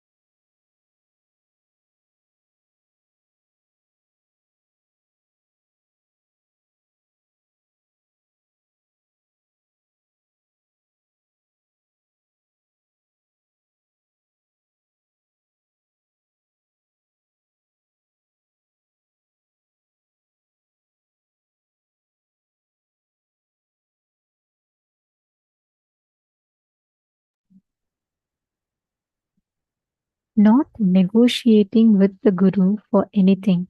Swamiji reveals such a beautiful truth, right? Have any of you ever thought thinking that the Guru is your puppet is the most powerful cognition? We would have never ever thought of it this way. Thinking that Guru is your puppet. Wow. That in itself is so beautiful. See, as long as you think, oh, you are like going as per Paramashiva's will, that's one level. But even the Guru will do whatever you want. Is that amount of feeling connection and experience will make you feel so powerful with life. It'll give you so much of power and strength and courage in life. You can negotiate with the whole world for Guru, but you cannot negotiate with the Guru for even for the whole world. Because Guru is one of the most powerful, most auspicious happening in life, who takes us from the form to formlessness. He leads us from our normal life, from all the delusions that we live in, to liberation, to enlightenment. Guru in itself is a very, very beautiful happening. And now Swamiji explained to all of us about how not negotiating with the Guru will open higher dimensions to you. When you decide to do Tyaga, this I always share, and I'm going to share it once more. There's this one incident that happened when I was about when in the year 2016. There was a project that Swamiji had given called the Nithyananda Sadashiva Sena, which is one group of us going to different place, like we'll be going to different places in Tamil Nadu, and we used to heal people, and our team used to travel. So one group of us had been there, and Swamiji blessed us, and he sent us. All of you should listen to this; it's a very beautiful one. There was only one thing that Swamiji said when we left. Swamiji blessed us with all the blessings, and he said, "Wherever you guys are going, make sure you have the Atma Murti with you." We were like, "Okay, sure." And we didn't understand, but the moment Swamiji said, we just went with it. And we all went to Chennai and we all started the thing. And what happened? There were we all used to go as different teams, right? There were 3 teams first. There was this one group alone which was extremely sincere about that Guru work. They would not remove the Atma Murti from the car no matter what happened. Even while washing the car, they wouldn't remove. And this group was so sincere with it, they will keep it always. And all the rest of us, we did follow it, of course. We didn't not do it, but the sincerity or the extent with which we did was, it was not we became casual saying, okay, if it's just nearby, why keep it and all of that. You all should listen to the way I learned this, and it was a very powerful lesson for me. I can never forget. This team that was keeping the Atma Murti very sincerely, they were so sincere with it, even when they washed the car, they would not remove the Atma Murti out. So one day, what happened? This team had been to a visit, they went to one place to do healing, and on their way back, they were coming through a slope, okay, downhill, and their car lost the brake wire connection. 7 of them went into the car, and the car was coming in high speed, and the car lost all the brake wire connections. It was not working. Brake was not working. And the car at high speed came and rammed into a standing truck. It was so bad that the entire front portion of the car was completely crumbled. It was a very bad accident. And 7 of them inside the car, and we didn't know this. And about 10 minutes or so, we got a call from one of the person inside the car. But to our surprise, she was laughing. Laughing meaning she was in bliss. She was in joy. We first heard what happened. We were freaking out. Oh my God, are you all fine? 7 of you in the car in such a bad accident. She even sent us the pictures. She said such a beautiful thing. They all had the Atma Murti. This car I'm talking about is the very same car that used to keep the Atma Murti. Even for washing the car, they used to not remove the Atma Murti. So what happened was, this team, they said the 7 of them, when they were sitting in the car, and the car rammed into the van, the Atma Murti flew to the front. It was in the back seat. The Atmamurti, just came and fell on the front, and it broke in exact 7 pieces. It's not a coincidence. There were exactly 7 people inside the car. The Atmamurti broke in 7 pieces, and that was in the last back seat. And only that of all the other objects flew to the front, and it just crashed. When the front portion of the car was completely crumbled, this Atmamurti crashed exactly in 7 pieces, and it broke. And all the glass from the windshield, everything got attracted into the Paduka. So all of them fell in the Padukas. So all the 7 people sitting inside, even the airbag didn't release. But all the 7 people sitting inside the car came out without a single scratch. There was not even a scratch on them. Like, they were all absolutely normal. For an accident of that sort, they would have had, anything could have happened to them. But nothing happened. They were all completely fine, not even a single scratch. They were all in tears of gratitude. And when we told this to Swamiji said, because this group was sincere, because they were doing this so sincerely, the Atmamurti had its own intelligence. It came, and as per that time, as per the horoscope, they are supposed to leave their bodies. But just in time, the Atmamurti came front and took it all on itself. That's why it broke in 7 pieces. Instead of the 7 people who should have left the body, the Atmamurti broke in 7 pieces and saved them. Understand, whatever the Guru says, never negotiate with the Guru. That is the bestest ever thing. Never negotiate with the Guru. You can negotiate with the whole world for the Guru, but not to the world for the Guru. Sorry, you can negotiate to the whole world for the Guru, but not to the Guru even for the whole world. That is how the power of Guru Vak. When you just sit and you just experience, you will see how you manifest that reality. Now, I request every one of you to bring this powerful cognition as a decision in your inner space. Make this as a decision in you. All of you can simply experience that completion. You all can experience that, how that space happens in you so powerfully.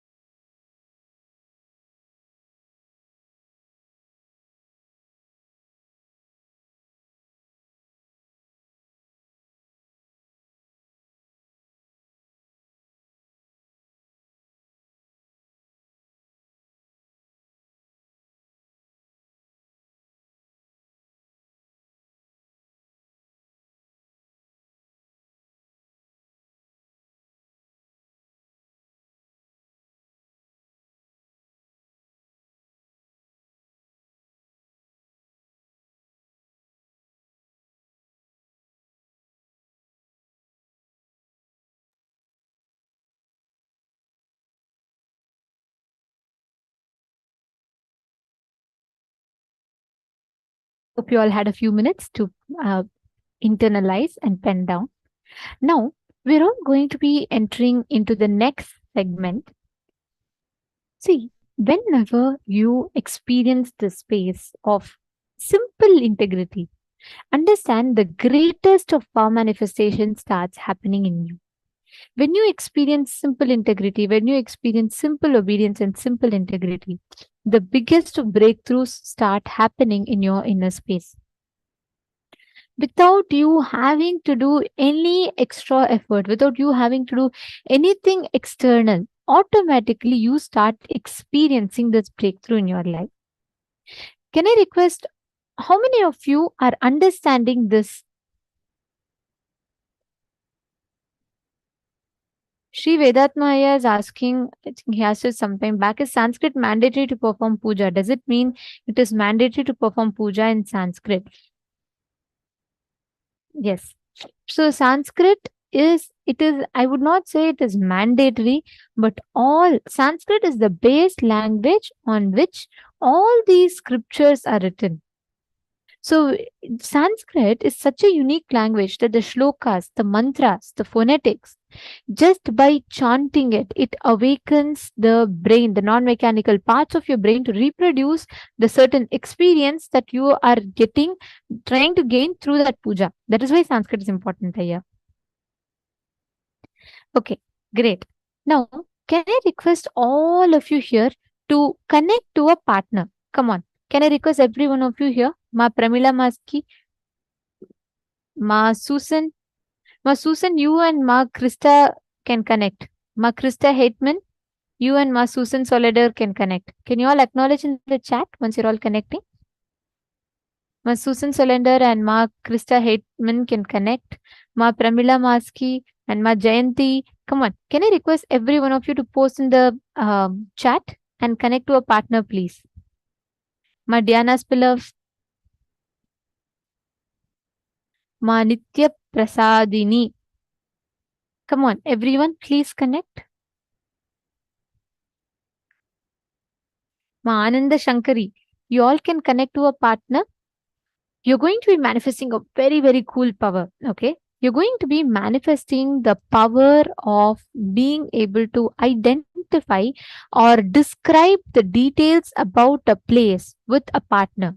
So the partner can give you any place. You're going to scan, you're going to identify what exact place it is, and you're going to identify the details about that place.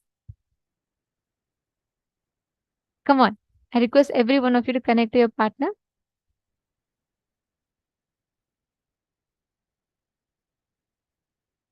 Hongli Wong is looking for a partner. Can I please request all of you to connect? You all can post in the chat. Come on, Ma. I'm seeing so many here in this room.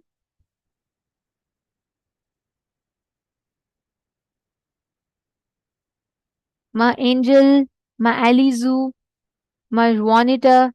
Ma Juanita, you can connect. Ma Wigsu.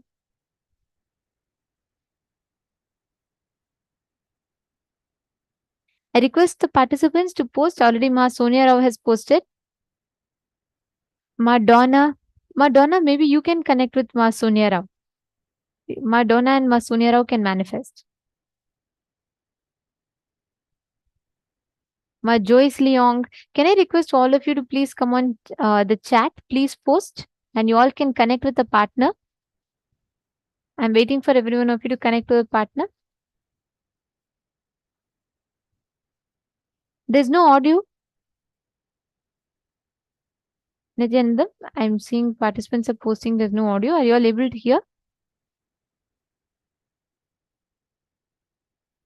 Okay. All right. Thank you. Okay, come on. I request everyone to connect. I'm waiting for all of you to connect to a partner. See, do not miss this. This is a very cool manifestation where you can precisely see what exactly is there.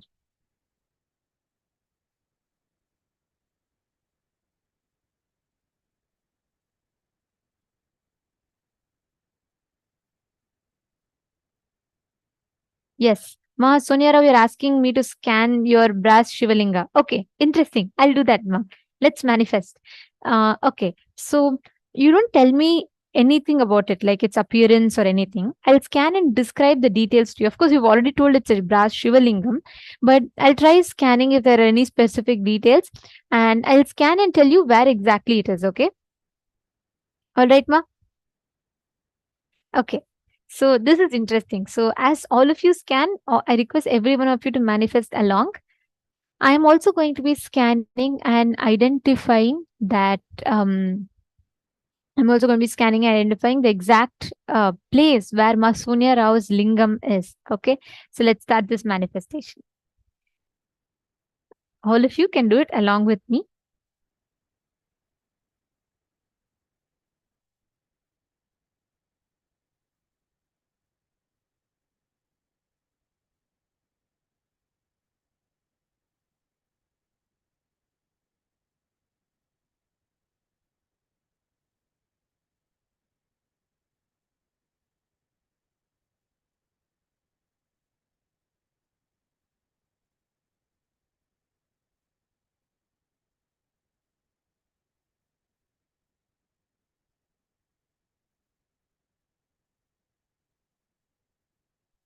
All of you can manifest. Just chant the Mahavakya and connect to Swamiji, and all of you can manifest now as Nithyananda is manifesting.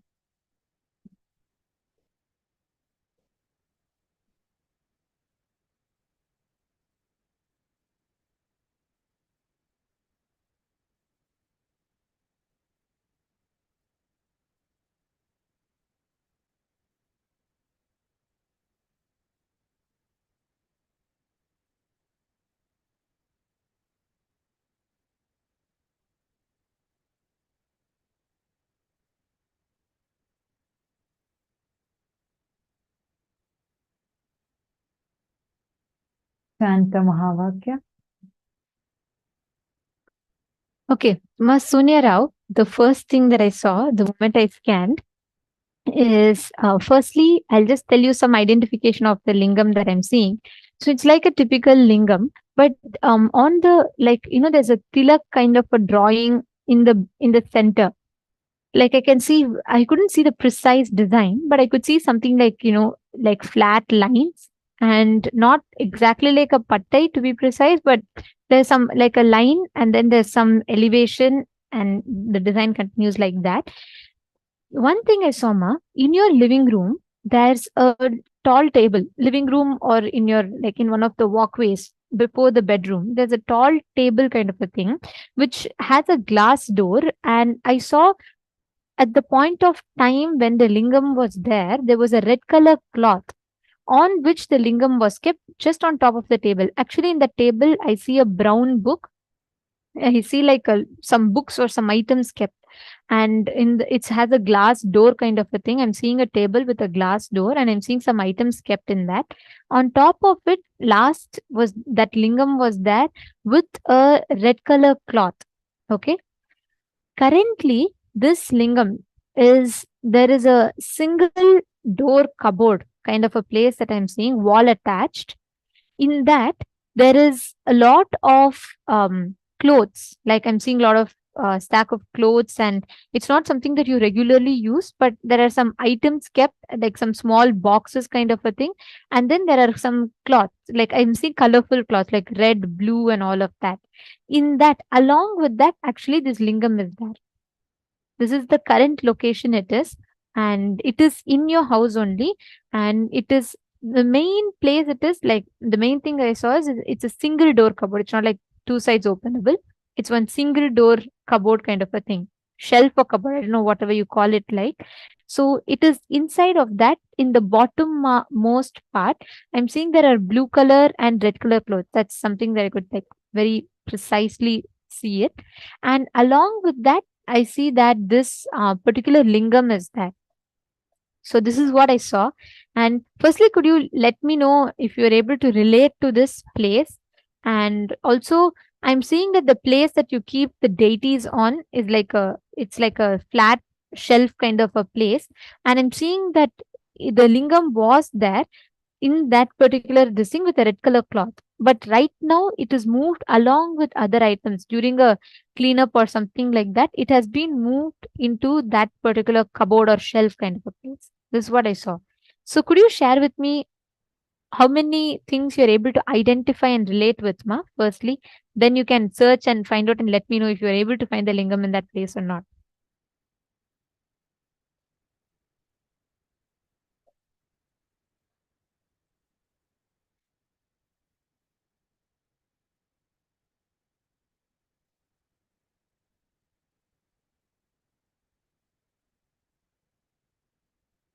Go ahead, put whatever doubts you have, you post it.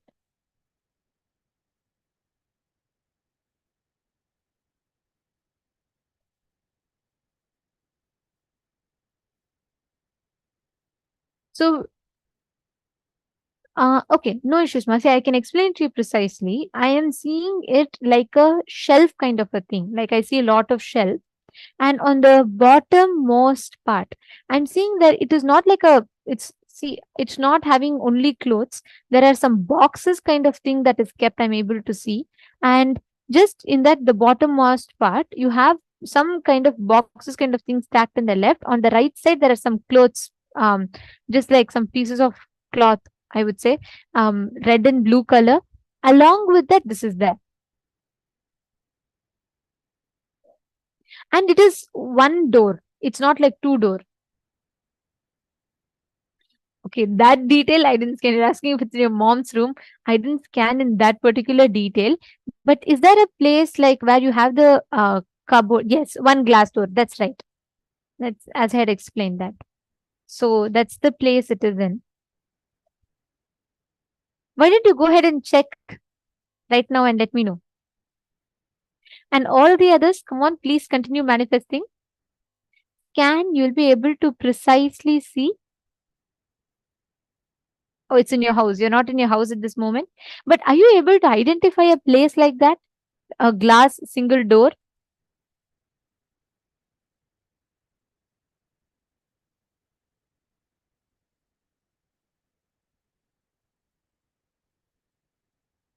Okay, you're in your house. Okay. Let me know. Why don't you check and let me know?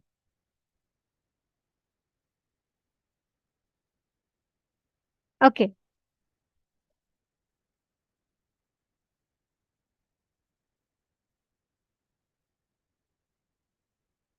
Thank you, ma. Actually, if you could check now, I can scan more and tell me. It's always fun doing this, and you will be able to precisely identify as well. So, of course, if you want to go after the session, that's totally fine. You can let me know tomorrow also. I can scan more for you. And all the others, I request every one of you to connect to a partner, manifest with them, have them give you any one place that you want, and you can scan and identify it. Come on, every one of you are going to manifest this exact same power with your partners. You're going to precisely find out what exactly are the details, how it appears, what are there, everything. Please start the manifestation.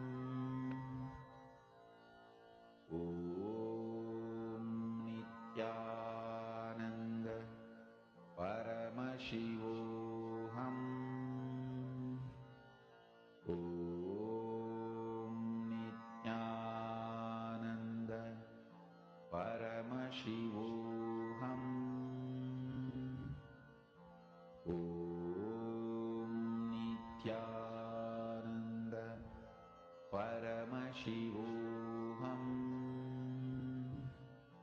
Om Nithyananda Paramashivoham Om Nithyananda Paramashivoham Om Nithyananda Paramashivoham